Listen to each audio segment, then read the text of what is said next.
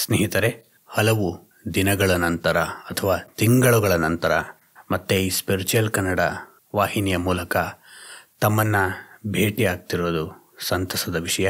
ಸುಮಾರು 6 ತಿಂಗಳೇ ಆಗಿತ್ತು. ಭಾರತೀಯ ಋಷಿ ಪರಂಪರೆಯ ದೊಡ್ಡ ಯೋಗಿಗಳಲ್ಲಿ ಒಬ್ಬರಾಗಿದ್ದ ಶ್ರೀ ಅರವಿಂದರು ಒಂದು ಅದ್ಭುತವಾದಂತಹ ಮಾತನ್ನು ತಮ್ಮ ಲೈಫ್ ಡಿವೈನ್ ಅನ್ನುವ ಪುಸ್ತಕದಲ್ಲಿ ಹೇಳ್ತಾರೆ.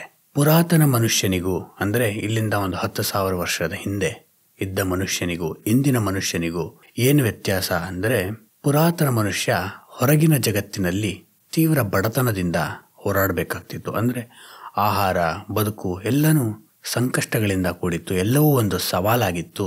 ಆದ್ದರಿಂದ ಹಿಂದಿನ ಮನುಷ್ಯ ಹೊರಜಗತ್ತಿನಲ್ಲಿ ಬಡವ, ಇಂದಿನ ಮನುಷ್ಯ ಅಷ್ಟೇ ಬಡವ ಆದರೆ ಒಳಜಗತ್ತಿನಲ್ಲಿ ಅಂತ. ಅಂದರೆ ಇವತ್ತು ನಮ್ಮ ಸುತ್ತಮುತ್ತಲೂ ನೂರಾರು ರೀತಿ ತಾಂತ್ರಿಕತೆಗಳು, ಅಡ್ವಾನ್ಸ್ಮೆಂಟ್ಗಳು ಬಂದು ಭೌತಿಕ ಜಗತ್ತನ್ನು ಸುಲಭೀಕೃತಗೊಳಿಸಿವೆ ಅಥವಾ ಸಿಂಪ್ಲಿಫೈ ಮಾಡಿವೆ. ಆದರೆ ಒಳಗಿನ ಜಗತ್ತು ಮತ್ತಷ್ಟು ಸಂಕೀರ್ಣಾವಸ್ಥೆಯನ್ನು ತಲುಪಿದೆ.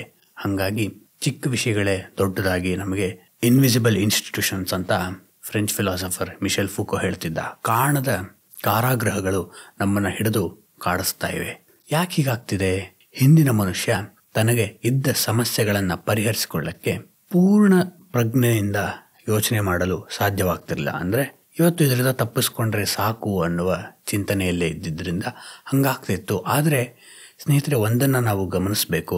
ಮನುಷ್ಯನ ಪ್ರಗತಿ ಸಾಧ್ಯವಾಗಿರೋದು ಎಲ್ಲರೂ ಸುಮಾರು ಇಲ್ಲಿವರೆಗೂ 3,000ದಿಂದ 4,000 ಕೋಟಿ ಜನ ಹುಟ್ಟಿ ಸತ್ತಿದ್ದಾರೆ ಅಂತ ಒಂದು ಎಸ್ಟಿಮೇಟ್ ಹೇಳುತ್ತೆ. ಅವರೆಲ್ಲರೂ ಏನು ಚಿಂತನೆ ಮಾಡಿದ್ರು ಅಂತಲ್ಲ, ಮನುಷ್ಯ ಪ್ರಗತಿ ಸಾಧ್ಯವಾಗಿರೋದು DVG ಅವರು ಹೇಳಿದಾಗೆ ಬಿದ್ದುದನ್ನು ನಿಲ್ಲಿಸುವುದೇ ನರನ ಮೃತ್ಯುಂಜಯತೆ. ಆ ಕೇಪಬಿಲಿಟಿ ಸ್ವಲ್ಪ ಜನರಲ್ಲಿ ಬಂತು. ಯಾವುದೋ ಒಂದು ಹೊಸ ತಾಂತ್ರಿಕತೆಯನ್ನು ಒಂದಿಷ್ಟು ಜನ, 1% ಅಥವಾ 0.5% ಜನ ಮನುಷ್ಯನ ಪ್ರಗತಿಗೆ ಚಿಂತಿಸಿದ್ರು. ಅಂದರೆ ಆ ಕಾನ್ಸ್ಟೆಂಟ್ ಆಕ್ಟಿವಿಟಿ ಆಫ್ ಮೈಂಡ್ ಇದೆಯಲ್ಲ, ಯಾವತ್ತೂ ನಾನು ತಪ್ಪಿಸ್ಕೊಂಡ್ರೆ ಸಾಕು ಅನ್ನುವ ಧಾವಂತದಿಂದ ವರ್ಕ್ ಮಾಡುತ್ತಲ್ಲ ಮನಸ್ಸು, ಅವತ್ತು ಅದು ಸರ್ವಾಂಗೀಣವಾದಂತಹ ಹೊಸತನ ಇರುವ ಒಂದು ಪರಿಹಾರವನ್ನು ಕಂಡುಕೊಳ್ಳೋಕೆ ಸಾಧ್ಯವಿಲ್ಲ. ಆದರೆ ಕೇವಲ ಸ್ವಲ್ಪ ಜನ ಮನುಷ್ಯನ ವಿಕಾಸದಲ್ಲಿ ಎಲ್ಲ ದೇಶಗಳಲ್ಲೂ ಎಲ್ಲ ಕಾಲಗಳಲ್ಲೂ ಒಂದಿಷ್ಟು ಜನ they made a big leap. ಆಗ ಮನುಷ್ಯನ ಪ್ರಗತಿ ಸಾಧ್ಯವಾಯಿತು. ಆದರೂ ಸಹ ಇಂದಿನ ಮನುಷ್ಯ ನೂರಾರು ತಾಂತ್ರಿಕತೆಗಳ ಮಧ್ಯ ಇದ್ದರೂ ಆ ಫಿಜೆಟಿ ಆ್ಯಕ್ಷನ್, ಅಂದರೆ ತಪ್ಪಿಸ್ಕೊಂಡ್ರೆ ಸಾಕು. ಫಿಜೆಟಿ ಅಂತ ನಾನು ಯಾಕೆ ಉಪಯೋಗಿಸ್ತಿದ್ದೀನಿ ಅಂದರೆ, ನಾವು ಯಾವಾಗೂ ಬೆರಳು ಒತ್ಕೋತಿರ್ತೀವಿ, ಹೆಬ್ಬೆಟ್ಟನ್ನ ನೆಲಕ್ಕೆ ಒತ್ತಿರ್ತೀವಿ, ಅಥವಾ ಗಡ್ಡ ಕೆರ್ಕೋತಿರ್ತೀವಿ, ತಲೆ ಕೆರ್ಕೋತಿರ್ತೀವಿ. ಇದು ಮನುಷ್ಯನ ಇನ್ವಾಲಂಟ್ರಿ ಲೆವೆಲಲ್ಲಿ ಆಗ್ತಾಯಿದೆ. ಅಂದರೆ ತಾನೇನು ಮಾಡಬೇಕು ಅದರಿಂದ ಏನೋ ಉಪಯೋಗ ಅಂತ ಮಾಡ್ತಿರಲ್ಲ, ಅದು ಅದಾಗೆ ಅದು ನಡೀತಿರುತ್ತೆ. ಈ ರೀತಿಯ ಪ್ರಕ್ರಿಯೆಯಿಂದ ನಮ್ಮ ದಿನನಿತ್ಯದ ಚಟುವಟಿಕೆಯಲ್ಲಿ ತೊಡಗಿದಾಗ ಅದು ಹೊಸ ರೀತಿಯ ಪರಿಹಾರವನ್ನು ನಮಗೆ ಸೂಚಿಸೋದಿಲ್ಲ. ಹಳೆಯ ಪರಿಹಾರವನ್ನೇ ಹೊಸ ಟಿಂಟ್ ಮೂಲಕ, ಹೊಸ ಬಣ್ಣದಲ್ಲಿ ಕಾಣಿಸಿ, ಏನೋ ನಾನು ತಪ್ಪಿಸ್ಕೋತೀನಿ. ಇದನ್ನು ನಾವು ಎಲ್ಲ ಕಡೆ ಕಾಣಿಸ್ತಿರುತ್ತೆ. ಟ್ರಾಫಿಕ್ ಸಮಸ್ಯೆ, ದಿನಾ ಟ್ರಾಫಿಕ್ ನನಗೆ ಸಮಸ್ಯೆ ಆಗ್ತಿದೆ ಅಂದರೆ ಯಾಕೆ ನಾನು ಸಿಗಾಕ್ಕೊಳ್ತಿದ್ದೀನಿ? ನಾನು ಬೆಳಗ್ಗೆ ಲೇಟಾಗಿ ಹೇಳ್ತಿದ್ದೀನಾ? ಅಥವಾ ಆಫೀಸ್ ದೂರವನ್ನು ನನಗೆ ಅಂದಾಜು ಮಾಡೋಕ್ಕಾಗ್ತಿಲ್ವಾ? ಈ ರೀತಿ ಪ್ರಶ್ನೆಗಳಿಗೆ ಯೋಚನೆ ನಾವು ಮಾಡೋಕ್ಕೆ ಹೋಗೋದೇ ಇಲ್ಲ. ಅಂದರೆ that is known as second order thinking in ಮನಃಶಾಸ್ತ್ರ. ನಾನು ಸ್ವಲ್ಪ ನಿಂತುಕೊಂಡು ಶಾಂತವಾಗಿ ಹೊಸದೇನಾದರೂ ಹುಡುಕ್ಬೋದಾ ಅಂತ ನೋಡ್ಬೋದು, ಇಲ್ಲ. ಆದರೆ ತಪ್ಪಿಸ್ಕೊಂಡ್ರೆ ಸಾಕು, ಮುಗಿಸ್ಕೊಂಡ್ರೆ ಸಾಕು ಅನ್ನುವ ಈ ಧಾವಂತದಲ್ಲಿ ನಮ್ಮ ಜೀವನ ಸಮಸ್ಯೆಗಳ ಸಂಕೋಲೆಗಳ ಮಧ್ಯೆ ಬಿದ್ದು ಒದ್ದಾಡ್ತಿದೆ. ನಾಳೆ ಚೆನ್ನಾಗಿರುತ್ತೆ ಅನ್ಕೋತೀವಿ ಸ್ನೇಹಿತರೆ, ಬೇಸರ ತಂದರೂ ಸತ್ಯ ಚೆನ್ನಾಗಿರಲ್ಲ. ಯಾಕೆ? ನಮ್ಮಲ್ಲಿ ಪ್ರಯತ್ನ ನಮ್ಮ ಅಹಂಕಾರವನ್ನು ಮೀರಿ ಬರ್ತಿಲ್ಲ, ಅಹಂಕಾರದಿಂದಲೇ ಬರ್ತಿದೆ. ಇದಕ್ಕೆ ಜಗದ್ಗುರು ಬಸವಣ್ಣನವರು ಹಿಂದೆ ತಮ್ಮ ವಚನಗಳಲ್ಲಿ ಅದ್ಭುತವಾಗಿ ಮನುಷ್ಯನ ಮನಸ್ಸಿನ ಸಮಸ್ಯೆಗಳನ್ನು ನಮಗೆ ಅಗೆದು ತಂದು ಉತ್ಖನನ ಮಾಡಿ ತೋರಿಸಿದ್ದರು. ಅದನ್ನು ಹಿಂದಿನ 2 ಡಾಸೆನ್ ಟಾಕ್ಸ್ಗಳಲ್ಲಿ ಡಿಸ್ಕಸ್ ಮಾಡಿದ್ವಿ ಸಹ. ಇವತ್ತು ಅದೇ ರೀತಿಯ ಮನುಷ್ಯನ ಆಳವಾದ ಮನಸ್ಸಿನ ಸಂವೇದನೆಗಳನ್ನು ಅರ್ಥ ಮಾಡಿಕೊಳ್ಳೋ ಒಂದು ಪ್ರಯತ್ನವನ್ನು ಬಸವಣ್ಣನವರ ವಚನಗಳ ಮೂಲಕ ಮಾಡೋಣ. ಮೊದಲ ವಚನ ಇವತ್ತು: ಹಾವಿನ ಬಾಯ ಕಪ್ಪೆ ಹಸಿದು ಹಾರುವ ನೊಣಕ್ಕೆ ಆಸೆ ಮಾಡುವಂತೆ ಶೂಲವ ನೇರುವ ಕಳ್ಳನು ಹಾಲು ತುಪ್ಪವ ಕುಡಿದು ಮೇಲೇಸು ಕಾಲ ಬದುಕುವನು. ಇಷ್ಟೊತ್ತು ನಾವು ಅದ್ರ ಬಗ್ಗೆನೇ ಮಾತಾಡ್ತಿದ್ವಲ್ಲ. ಹಾವಿನ ಬಾಯ ಕಪ್ಪೆ ಹಸಿದು ಹಾರುವ ನೊಣಕ್ಕೆ ಆಸೆ ಮಾಡುವಂತೆ. ದೊಡ್ಡದೇನೋ ನಮ್ಮ ಕೈ ಮೀರಿ ಹೋಗ್ತಿರೋವಾಗ ಚಿಕ್ಕದನ್ನು ಉಳಿಸ್ಕೊಂಡು ಗೆಲ್ಲುತ್ತೀವಿ ಅಥವಾ ಸೋಲ್ತೀವಿ ಅನ್ನೋ ಭ್ರಾಂತಿಯಲ್ಲಿ ಬದುಕ್ತಿದ್ದೇವಲ್ಲ, ಅದಕ್ಕೆ ಬಸವಣ್ಣನವರು ಒಂದು ಅದ್ಭುತವಾದಂತಹ ಹೋಲಿಕೆಯನ್ನು ಮಾಡ್ತಾರೆ. ಹಾವಿನ ಬಾಯ ಕಪ್ಪೆ ಹಸಿದು ಹಾರುವ ನೊಣಕ್ಕೆ ಆಸೆ ಮಾಡುವಂತೆ. ಎಷ್ಟು ಇಂಟ್ಯೂಟಿವ್ ಆಗಿದೆ ನೋಡಿ ಅದು. ಒಂದು ಕಪ್ಪೆನ ಹಾವು ತಿನ್ನತ್ತೆ, ಒಂದು ಕಪ್ಪೆ ಯಾವುದೋ ಒಂದು ನೊಣವನ್ನು ತಿನ್ನತ್ತೆ. ಇದು ಫುಡ್ ಚೈನ್ ಅಲ್ವಾ? ನಮಗೆ ಅದು ಸರಿನೋ ತಪ್ಪೋ ಅಂತ ನಿರ್ಧರಿಸೋ ಅವಶ್ಯಕತೆನೇ ಬರೋದಿಲ್ಲ. ಯಾಕೆ ನಗು ಬಂತು ಅಂದರೆ, ನಾವು ಇದನ್ನು ತಿನ್ನಬೇಕು, ಇದನ್ನು ತಿನ್ನಬಾರ್ದು, ಇಷ್ಟೆಲ್ಲ ಯೋಚನೆ ಮಾಡ್ತಿರ್ತೀವಿ. ಆದರೆ ಪ್ರಕೃತಿಯ ಆಹಾರ ಸರಪಳಿಯಲ್ಲಿ ಅದಾಗಿದೆ ನಡೀತಿರತ್ತೆ. ಭಾರತೀಯ ತತ್ವ ಪರಂಪರೆಯಲ್ಲಿ ಹೇಳಿದ ಹಾಗೆ ಜೀವೋ ಜೀವಸ್ಯ ಜೀವನಂ, ಒಂದು ಇನ್ನೊಂದನ್ನು ನುಂಗಿ ಬದುಕ್ತಾನೇ ಇರುತ್ತೆ. ಅದು ಅಸ್ತಿತ್ವದ ರೀತಿ, ವ್ಯವಸ್ಥೆ. ಹಂಗಿದ್ದಾಗ ಕಪ್ಪೆ ಹಾವಿನ ಬಾಯಲ್ಲಿ ಸಿಗಾಕೊಂಡ್ಬಿಟ್ಟಿದೆ, ತಿಂತಾ ಇದೆ, ಹಾವು ನುಂಗ್ತಾ ಇದೆ. ಆಗ ಕಪ್ಪೆಗೆ ಮೋಸ್ಟ್ ಇಂಪಾರ್ಟೆಂಟ್ ಪ್ರಯಾರಿಟಿ ಏನಿರಬೇಕು? ಮುಖ್ಯವಾದಂತಹ ಕೆಲಸ ಏನು? ಆದರೆ ತಪ್ಪಿಸ್ಕೋಬೇಕು, ತಪ್ಪಿಸ್ಕೊಳಕ್ಕಾಗಲ್ಲ. ಅದೇನು ಮಾಡ್ತಿದೆ? ಹಾರುವ ನೊಣಕ್ಕೆ ಆಸೆ ಮಾಡುವಂತೆ. ತನ್ನನ್ನೇ ಒಂದು ಹಾವು ನುಂಗುತ್ತಿರುವಾಗ ಅದು ಯಾವುದೋ ಒಂದು ನೊಣವನ್ನು ನೋಡಿ, ನೊಣ ನಾನು ಹೆಂಗಾರು ಪಕ್ಕಂತ ಹಿಡ್ಕೊಂಡು ತಿನ್ನಬೇಕು ಅಂತ ಪ್ಲ್ಯಾನ್ ಮಾಡ್ತಾ ಇದೆ. ಅಂದರೆ ಈ ಮೆಟಫರ್ನ, ರೂಪಕವನ್ನು, ಇಮೇಜ್ರಿನ ನಮಗೆ ಬಸವಣ್ಣನವರು ಅದ್ಭುತವಾಗಿ ಕಟ್ಕೊಡ್ತಿರೋ ಕಾರಣ, ನಾವು ಯಾವತ್ತೂ ಚಿಕ್ಕದನ್ನು ಗ್ರ್ಯಾಬ್ ಮಾಡೋ, ಹಿಡಿದುಕೊಳ್ಳುವ, ನಮ್ಮ ಬಲಕ್ಕೆ ತೆಗೆದುಕೊಳ್ಳುವ ಪ್ರಯತ್ನದಲ್ಲಿ ದೊಡ್ಡದನ್ನು ಮರಿತಿರ್ತೇವಲ್ವಾ? ಇದು ಹಿಂದಿನ ಮನುಷ್ಯನಿಗೆ ಎಷ್ಟು ಸತ್ಯವಾಗಿತ್ತೋ ಇವತ್ತು ನಮ್ಮ ಆಧುನಿಕ ಮನುಷ್ಯನಿಗೆ ಅದಕ್ಕಿಂತ ಹೆಚ್ಚು ಸತ್ಯ ಅಲ್ವಾ ಸ್ನೇಹಿತರೆ? ನಿನ್ನ ಆರೋಗ್ಯ ಕೂತು ಆಫೀಸ್ನಲ್ಲಿ ಲ್ಯಾಪ್ಟಾಪ್ ಮುಂದೆ ಕೆಲಸ ಮಾಡಿ ಕೆಡ್ತಾ ಇದ್ದರೆ ನನಗೆ ಖುಷಿಯೇನು? ಆಫೀಸ್ನಲ್ಲಿ ಕೊಡೋ ಫುಡ್ ಕೂಪನ್ಸು, ಫ್ರೀ ಬರ್ಗರು, ಕೋಕಾ-ಕೋಲಾ, ಇದರಿಂದ ಖುಷಿ ಪಡ್ತಿದ್ದೀನಲ್ಲ. ಅಂದರೆ ಆರೋಗ್ಯನೇ ಹಾಳಾಗ್ತಿದೆ. ಆರೋಗ್ಯ ಇಲ್ಲದ್ರೆ ನೀನಿರಲ್ಲ, ಬೆಡ್ ರಿಡನ್ ಆಗ್ತೀಯ. ನಿನ್ನ ಆಫೀಸ್ ಕೊಡೋ ಇನ್ಶೂರೆನ್ಸ್ ಯಾತಕ್ಕೂ ಉಪಯೋಗ ಇಲ್ಲ. ಆಹಾರ ಫ್ರೀಯಾಗಿ ಸಿಗ್ತಿದೆ. ಆಹಾರ ಅಂದರೆ ಆಹಾರನೂ ಅಲ್ಲ, ಜಂಕ್ ಫುಡ್ಡು ಫ್ರೀಯಾಗಿ ಸಿಗ್ತಿದೆ. ಆರೋಗ್ಯ ಕೆಡ್ತಿದೆ. You are trading your health for cheap junk food.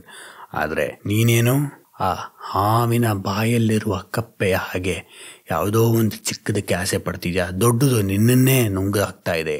ಈ ಥಿಯೋಸಫಿ ಮೂಮೆಂಟ್ನಲ್ಲಿ ಒರೊಬೊರಸ್ ಸ್ನೇಕ್ ಅಂತಾರೆ. ಅಂದರೆ ತನ್ನನ್ನೇ ತಾನು ನುಂಗುತ್ತಿರುವ ಒಂದು ಹಾವು.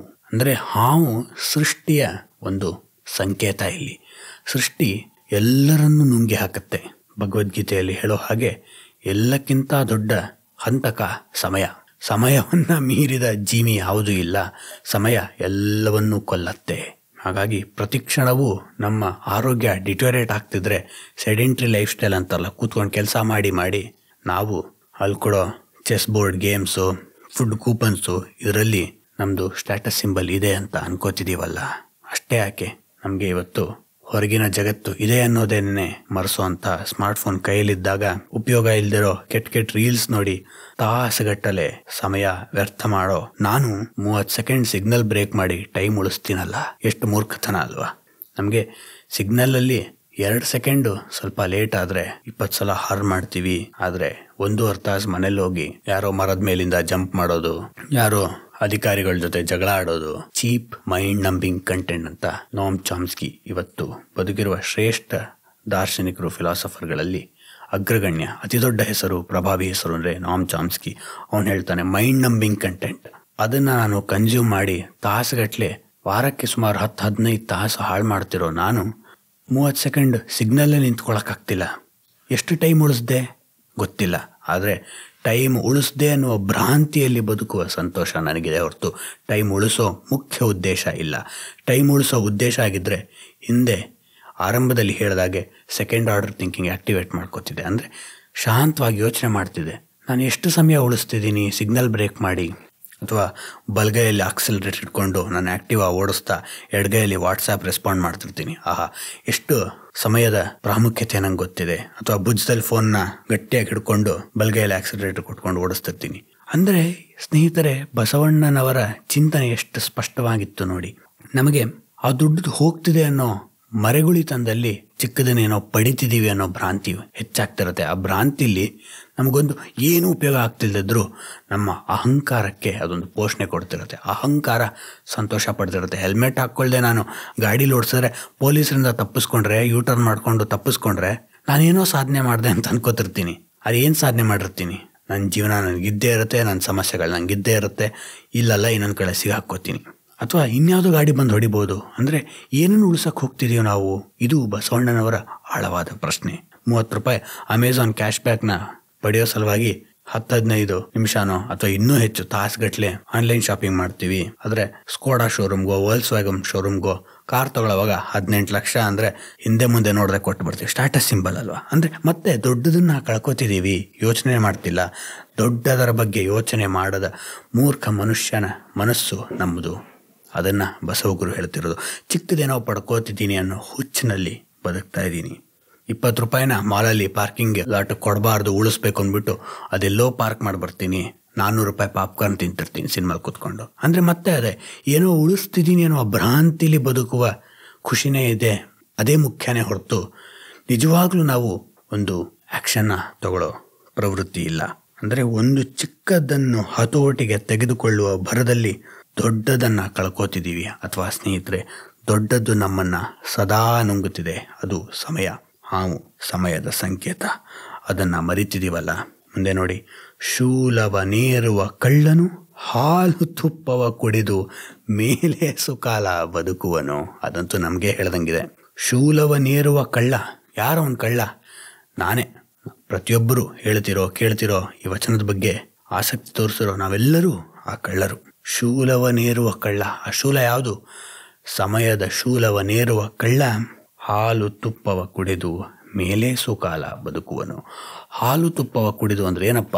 ಹಾಲು ತುಪ್ಪ ಕುಡಿಯೋದು ತುಂಬ ಮುಖ್ಯ ಅಲ್ವಾ? ಅಂದರೆ ಸ್ನೇಹಿತರೆ, ಆಗಿನ ಕಾಲದ ಪರಿಸ್ಥಿತಿಯಲ್ಲಿ ಹಾಲು ತುಪ್ಪ ಈಸ್ ಎ ಲಕ್ಸುರಿ, ಒಂದು ಐಷಾರಾಮಿ ಜೀವನದ. ಎಲ್ಲರಿಗೂ ಎಲ್ಲ ಅಫೋರ್ಡ್ ಮಾಡೋ ಸಾಧ್ಯತೆಗಳಿರಲಿಲ್ವಲ್ಲ. ಹಾಲು ಕುಡಿಬೋದಿತ್ತು. ಹಾಲಕ್ಕೆ ತುಪ್ಪ ಹಾಕ್ಕೊಂಡು ಕುಡಿಬೇಕು ಅಂದರೆ ಒಂದು ಮಟ್ಟಿಗೆ ಆರ್ಥಿಕ ಸುಭದ್ರತೆ ಇರಬೇಕಲ್ಲ. ಆಗ ಈಗಿನ ಥರ ಫುಡ್ ಕೂಪನ್ಸು, ಸ್ವಿಗ್ಗಿ, ಜೆಪ್ಟೋ ಇಲ್ಲದೆ ಇರೋದ್ರಿಂದ ಆರ್ಥಿಕ ಸಂಕೋಲೆಗಳು, ಸಂಕಷ್ಟಗಳು ಹೆಚ್ಚಿದ್ದು. ಹಾಗಾಗಿ ಒಂದು ಐಷಾರಾಮಿ ಜೀವನದ ಹುಚ್ಚಿಗೆ ಬಿದ್ದ ಕಳ್ಳ ಇನ್ನೆಷ್ಟು ದಿನ ಬದುಕ್ತಾನೋ? ಅಂದರೆ ನಮ್ಮ ಜೀವನ ನಮಗೆ ಅಹಂಕಾರ ಮಿಶ್ರಿತವಾಗಿ ಕಲಬೆರಿಕೆಯಿಂದಾಗಿ ಸಫರಿಂಗ್ ಆಗಿದೆ. ನಮ್ಮ ಆಸೆಗಳು ನಮ್ಮನ್ನು ದುಃಖಕ್ಕೆ ತಳ್ಳಿವೆ. ಅದನ್ನು ನಾನು ಒಪ್ಕೊಳ್ಳೋಕ್ಕೆ ತಯಾರಿಲ್ಲದೆ ಜೀವನವನ್ನು ಮರಿಬೇಕು. ಯಾವುದೇ ಒಂದು ಎಕ್ಸೆಸಿವ್ ಕನ್ಸಂಪ್ಷನ್ ಇದೆಯಲ್ಲ, ಜಾಸ್ತಿ ಕುಡಿತೀನಿ, ಜಾಸ್ತಿ ತಿಂತೀನಿ, ಅಥವಾ ಯಾವುದೋ ಹಿಂದೆ ಹೇಳ್ದಾಗೆ ರೀಲ್ಸ್ ನೋಡ್ತೀನಿ, ಯಾವುದೋ ವಿಡಿಯೋ ಕೇಳ್ತೀನಿ, ಯಾವುದು ಕೇಳಿದ್ರು ಯಾವ್ದು ನೋಡಿದ್ರು ನನಗೆ ಒಂದೇ ಮುಖ್ಯ, ಅಲ್ಲಿ ನನ್ನನ್ನು ನಾನು ಮರಿಬೇಕಾಗಿದೆ. Forgetting our self with consumption. ಏನೋ ಕನ್ಸ್ಯೂಮ್ ಮಾಡ್ತಿದ್ದಾಗ ಆ ಇಂದ್ರಿಯ ಲೋಲುಪತೆಯಿಂದ, ಸೆನ್ಷುಯಲ್ ಪ್ಲೆಷರ್ಸಿಂದ ಸ್ವಲ್ಪ ಹೊತ್ತು, ಕೆಲ ಹೊತ್ತು ನಮ್ಮನ್ನು ನಾವು ಮರಿತೇವಲ್ಲ. ಯಾವುದೋ ಒಂದು ಎಕ್ಸ್ಟ್ರೀಮ್ ಸೌಂಡ್ ಇರೋ ಹಾಡು ಕೇಳಿದಾಗ ನಮ್ಮನ್ನು ನಾವು ಮರ್ತಿರ್ತೇವೆ. ಅವಾಗ ಏನು ಅಂದ್ಕೊಂಡಿರ್ತೀವಿ? ನಮ್ಮ ಮನಸ್ಸು ರಿಲ್ಯಾಕ್ಸ್ ಆಗ್ತಿದೆ ಅಂತ. ಇಲ್ಲ, ಮತ್ತೆ ನಮಗೆ ನಾವು ಮರುಪ್ರವೇಶ ಮಾಡಲೇಬೇಕು. ಕೊನೆಗೆ ನಮ್ಮ ಜೊತೆ ನಾವೇ ಇರ್ತೀವಿ, ಇನ್ಯಾರೂ ಇರಲ್ಲ. ಆಗ ಇದ್ದಿದ್ದು ನಮ್ಮಲ್ಲಿ ಒಂಟಿತನ ಕಾಡುತ್ತೆ, ಲೋನ್ಲಿನೆಸ್ ಕಾಣುತ್ತೆ. ಮತ್ತಿನ್ನೊಂದು ಸಲ ಅದೇ ಇನ್ಸ್ಟಾಗ್ರಾಮ್ ಶಾರ್ಟ್ಸು, ರೀಲ್ಸು ನೋಡೋದ್ರಿಂದ ಸಮಯ ಉಪಯೋಗ ಆಗುತ್ತೆ ಅನ್ಕೋತೀವಿ. ಆಗಲ್ಲ. ಅಂದರೆ ಮತ್ತೆ ದೊಡ್ಡದನ್ನು ನಿಧಾನವಾಗಿ ಕಳ್ಕೊತಿದ್ಯಾ. You don't even know you are losing it. Slowly we are marching towards certain death. ನಿಶ್ಚಯವಾದಂತಹ ಸಾವಿನ ಕಡೆಗೆ ನಿಧಾನವಾಗಿ ಹೋಗ್ತಿದ್ಯಾ. ಅದರಲ್ಲಿ ಅದನ್ನು ಮರೆಯುವ ಪ್ರಯತ್ನದಲ್ಲಿ ನೀನು ಹಾಲು ತುಪ್ಪವ ಕುಡಿದು ಮೇಲೆ ಸುಕಾಲ ಬದುಕುವನು ಅನ್ನೋ ಪ್ರಶ್ನೆಯನ್ನು ಹೇಳಿಸ್ಕೋತಿಲ್ಲ. ಎಷ್ಟು ದಿನ ಇದೇ ರೀತಿ ನಾನು ಯಾವುದನ್ನೋ ಒಂದನ್ನು ಸೇವಿಸೋದ್ರಿಂದ, ನನ್ನನ್ನೇ ನಾನು ಮರೆಯೋದ್ರಿಂದ ಸಂತೋಷವಾಗಿರ್ಬೋದು ಅಂತ ಬಯಸ್ತಿರ್ತೀಯೋ? ಕಳ್ಳ, ಶೂಲವನೇರುವ ಕಳ್ಳ. ಶೂಲ ಅಂದರೆ ಸಾವಿನ ಕತ್ತಿ ನಮ್ಮ ಮೇಲೆ ತೇಲ್ತಿದ್ರು ಸಹ ನಾವು ಏನೂ ಇಲ್ಲ ಅನ್ನೋ ರೀತಿ ಬದುಕ್ತಿದ್ದೀವಿ. ನೀಲ್ ಪೋಸ್ಟ್ಮನ್ ಅನ್ನುವ ಅದ್ಭುತ ಚಿಂತಕ amusing our self to death ಅನ್ನೋ ಪುಸ್ತಕದಲ್ಲಿ ಇದನ್ನೇ ಹೇಳ್ತಾನೆ. ಆತ ಅದನ್ನು ಮೀಡಿಯಾ ಕನ್ಸಂಪ್ಷನ್ ಬಗ್ಗೆನೇ 3-4 ದಶಕಗಳ ಹಿಂದೆ ಮಾತಾಡಿದ್ದ. ಇವತ್ತದು ಇದ್ದಿದ್ದು ಸಮಂಜಸ ಅನಿಸುತ್ತೆ. ಅಂದರೆ ಸ್ನೇಹಿತರೆ, ನಮ್ಮನ್ನು ನಾವು ಮರೆಯುವ ಪ್ರಯತ್ನದಲ್ಲಿ ನಮ್ಮನ್ನೇ ನಾವು ಕಳ್ಕೋತಿದ್ದೇವೆ. ಇದು ಬಸವಣ್ಣನವರ ವಚನ ಆಗಿತ್ತು. ಕೆಡು ಒಡಲ ನಚ್ಚಿ ಕಡು ಹುಸಿಯನೇ ಹುಸಿದು ಒಡಲ ಹೊರೆವರ ಕೂಡಲ ಸಂಗಮ ದೇವಯ್ಯನೊಲ್ಲ ಕಾಣಿರಣ್ಣ. ಕೆಡು ಒಡಲ ನಚ್ಚಿ, ಒಡಲು ಅಂದರೆ ಅಂತರಂಗ. ಕೆಟ್ಟದನ್ನೇ ನೆಚ್ಕೊಂಡಿದ್ದೀವಲ್ಲ ನಾವು. ಕೆಟ್ಟ ಫುಡ್ ತಗೋತೀವಿ, ಜಾಸ್ತಿ ದುಡ್ಡು ಖರ್ಚು ಮಾಡ್ತೀವಿ. ಮುದ್ದೆನೋ ಜೋಳದ ರೊಟ್ಟಿನೋ ತಿಂದರೆ ಜಾಸ್ತಿ ಖರ್ಚಾಗಲ್ಲ, ಆರೋಗ್ಯನೂ ಬರ್ತಾ ಯಾರೋ ನಮ್ಗೆ ಇಷ್ಟ ಇಲ್ಲ ಅಲ್ವಾ? ನಮಗೆ 300 ರೂಪಾಯಿ ಫ್ರೆಂಚ್ ಫ್ರೈಸ್ ಪೆರಿ ಪೆರಿ ಬೇಕೇ ಬೇಕು. ಅದು ಕೇವಲ ಆಹಾರಕ್ಕಲ್ಲ, ನಾವು ಸೇವಿಸೋ ಯಾವುದೇ ರೀತಿಯ ಪದಾರ್ಥಗಳಿಗೂ ನಿಜ ಅಲ್ವಾ? ಹೆಚ್ಚು ಸಕ್ಕರೆ ಪದಾರ್ಥಗಳನ್ನ ತಿಂತೀವಿ, ಹೆಚ್ಚು ಉಪಯೋಗ ಇಲ್ಲದ ಕಾಂಟ್ರವರ್ಷಿಯಲ್ ಕಂಟೆಂಟ್ನ, ಗಾಸಿಪ್ನ ಕೇಳ್ತೀವಿ, ಕಡು ಹುಸಿಯನೇ ಹುಸಿದು ಜೊತೆಗೆ ಸುಳ್ಳುಗಳನ್ನ ಹೇಳ್ತೀವಿ. ಸುಳ್ಳುಗಳು ಅಂದ ತಕ್ಷಣ ಏನಪ್ಪ ಎಷ್ಟೋ ನಿಜ ಹೇಳ್ತೀನಿ ಅದರಲ್ಲಿ ಒಂದೇ ಸುಳ್ಳು ಹೇಳೋದು ತಪ್ಪ, ಹಂಗಲ್ಲ. ಸುಳ್ಳನ್ನು ನಮಗೆ ನಾವೇ ಹೇಳ್ಕೊತಿದ್ದೀವಿ. ನನ್ನ ಜೀವನವನ್ನು ನಾನು ಜವಾಬ್ದಾರಿಯುತವಾಗಿ ರೆಸ್ಪಾನ್ಸಿಬಲ್ ಆಗಿ ಲೀಡ್ ಮಾಡ್ತಿದ್ದೀನಿ ಅಂತ ನನಗೆ ನಾನೇ ಸುಳ್ಳು ಹೇಳ್ಕೊತಾನೆ ಇದ್ದೀನಿ. ಯಾಕೆ? ನಾನು ಶೂಲ ಏರುವ ಕಳ್ಳ, ನಮ್ಮಿಂದ ನಾವು ತಪ್ಪಿಸ್ಕೊಳ್ಳೋಕೆ ಪ್ರಯತ್ನ ಮಾಡ್ತಿದ್ದೀವಿ. ಕಡು ಹುಸಿಯನೇ ಹುಸಿದು ಒಡಲ ಹೊರೆವರ ಕೂಡಲಮ ಸಂಗಮ ದೇವಯ ನೊಲ್ಲ. ಅಂದರೆ ಈ ರೀತಿ ತಮ್ಮ ಜೀವನವನ್ನು ನಡೆಸುವರ್ನ ಕೂಡಲ ಸಂಗಮ ದೇವ ಬೇಡ ಅಂತಾನೆ. ಅಂದರೆ ಹಿಂದೆ ಹೇಳಿದಾಗೆ ಕೂಡಲ ಸಂಗಮ ದೇವ ಅಂದರೆ ಬಸವಣ್ಣನವರು ಅದನ್ನು ನಮ್ಮ ಅಂತರಂಗ ಶುದ್ಧಿಯನ್ನು ನೆನೆಸೋಕ್ಕೆ ಮತ್ತೆ ಮತ್ತೆ ತಮ್ಮ ಅಂಕಿತನಾಮದ ಮೂಲಕ ಪ್ರಯತ್ನಿಸಿದರು. ಹಾಗಾಗಿ ನಮ್ಮ ಬಗ್ಗೆ ನಾವು ಪ್ರಜ್ಞೆಯನ್ನು ವಹಿಸ್ಕೋಬೇಕು ಅನ್ನುವ ಒಂದು ನೋಟಿಫಿಕೇಶನ್ ಈ ಕೂಡಲ ಸಂಗಮ ದೇವ. ಅದರಿಂದ ನಮಗಿಲ್ಲೇನು ಮುಖ್ಯವಾಗಿ ತಿಳ್ಕೊಬೇಕು ಅಂದರೆ ಸ್ನೇಹಿತರೆ, 1-2 ನಿಮಿಷ ಶಾಂತವಾಗಿ ಕೂತ್ಕೊಂಡು ನಾನು ಚಿಕ್ಕದನ್ನು ಪಡಿತಿದ್ದೀನಿ ಅನ್ಕೋತಿದ್ದೀನಿಲ್ಲ, ಅದು ನಿಜವಾಗ್ಲೂ ನನ್ನ ಜೀವನದಲ್ಲಿ ಬದಲಾವಣೆಯನ್ನು ತರ್ತಿದ್ಯಾ, ಅಥವಾ ಆ ಹಾತೊರೆತದಲ್ಲಿ ನಾನು ದೊಡ್ಡದನ್ನ ಏನಾದ್ರು ಕಳ್ಕೊತಿದ್ದೀನ ಅಂತ ಸ್ವಲ್ಪ ಯೋಚನೆ ಮಾಡೋಣ. ಆಗ ಜೀವನದಲ್ಲಿ I am losing something, I am missing something ಅನ್ಕೋತಿರ್ತೀವಲ್ಲ, ಅದರ ಸತ್ಯ ನಮಗೆ ಅರಿವಾಗತ್ತೆ. ಈಗ ಮುಂದಿನ ವಚನಕ್ಕೆ ಹೋಗೋಣ. ಮರ್ತ್ಯಲೋಕವೆಂಬುದು ಕರ್ತಾರನ ಕಮ್ಮಟವಯ್ಯ, ಇಲ್ಲಿ ಸಲ್ಲುವರು ಅಲ್ಲಿಯೂ ಸಲ್ಲುವರಯ್ಯ, ಇಲ್ಲಿ ಸಲ್ಲದವರು ಅಲ್ಲಿಯೂ ಸಲ್ಲರಯ್ಯ ಕೂಡಲ ಸಂಗಮ ದೇವ. ಮರ್ತ್ಯ ಅಂದರೇನು ಸ್ನೇಹಿತರೆ? ಮರ್ತ್ಯ ಅನ್ನುವ ಪದ ಮೃತ್ಯು ಅನ್ನುವ ಪದದಿಂದ ಬಂದಿದೆ. ಮೃತ್ಯುಲೋಕ ಅಂತ ಅರ್ಥ ಆಗುತ್ತೆ. ಏನು ಮೃತ್ಯುಲೋಕ ಅಂದರೆ? ಎಲ್ಲಿದೆ ಇದು ಮೃತ್ಯುಲೋಕ? ನಮ್ಮ ಮುಂದೆ ಇದೆಯಲ್ಲ, ನಮ್ಮ ಜೀವನ ಯಾವ ಲೋಕದಲ್ಲಿ ನಡೀತಿದೆಯೋ ಅದೇ ಮೃತ್ಯುಲೋಕ ಅಥವಾ ಮರ್ತ್ಯಲೋಕ. ಅಂದರೆ ಇಲ್ಲಿ ಇರುವ ಎಲ್ಲ ವಸ್ತುಗಳಿಗೂ ಆನಿಮೇಟ್ ಅಂಡ್ ಇನ್ಯಾನಿಮೇಟ್ ಅಂದರೆ ಜೀವ ಇರುವಂತಹ ವಸ್ತುಗಳು, ಜೀವ ಇಲ್ಲದ ವಸ್ತುಗಳು ಎರಡಕ್ಕೂ ಕೊನೆ ಅನ್ನೋದಿದೆ, ಮೃತ್ಯು ಅನ್ನೋದಿದೆ. ಅಸ್ತಿತ್ವ ಅನ್ನೋದು ನಮಗೆ ಯಾವುದು ದುಃಖ, ನಮಗೆ ಯಾವುದು ಸಂತೋಷ ಅನ್ನೋದನ್ನ ತಲೆ ಕೆಡಿಸ್ಕೊಳ್ಳೋ ಅವಶ್ಯಕತೆ ಇಲ್ಲ. ಅಸ್ತಿತ್ವಕ್ಕೆ ಒಂದು ಬಂಡೆ ಹೇಗೋ, ಒಂದು ಹುಳ ಹೇಗೋ, ಹಾಗೆ ನಾನು ಮತ್ತು ತಾವುಗಳು ಸಹ. ಆ ಅದ್ಭುತ ಸತ್ಯವನ್ನು ತಿಳ್ಕೊಂಡಾಗ ನಮಗೆ ಭಯಗಳನ್ನು ಮೀರಿದ ಒಂದು ಆಳವಾದ ಮನೋಲಯ ಉಂಟಾಗತ್ತೆ. ಆಗ ನಮಗೆ ಗೊತ್ತಾಗೋದು, ಹೌದು ಇದು ಇರುವ ವಸ್ತುಸ್ಥಿತಿ, ಹೌದು ಮರ್ತ್ಯಲೋಕ ಅನ್ನೋದು ನಿಜ. ಮರ್ತ್ಯಲೋಕವೆಂಬುದು ಕರ್ತಾರನ ಕಮ್ಮಟವಯ್ಯ. ಕರ್ತಾರನ ಕಮ್ಮಟ, ನಾವಿರೋ ಲೋಕ ಕರ್ತಾರನ ಕಮ್ಮಟ. ಹಿಂದೆ ಬಸವಣ್ಣನವರ ವಚನಗಳನ್ನು 6 ತಿಂಗಳಿಂದ ಮಾಡಿದಾಗ ಅಲ್ಲಿ ಮಾತಾಡಿದ್ವಿ. ಬಸವಣ್ಣನವರು ನಿಜ ಜೀವನದ ಉದಾಹರಣೆಗಳನ್ನು ತೆಗೆದುಕೊಂಡು ನಮಗೆ ಬೋಧಿಸಿದ್ರು.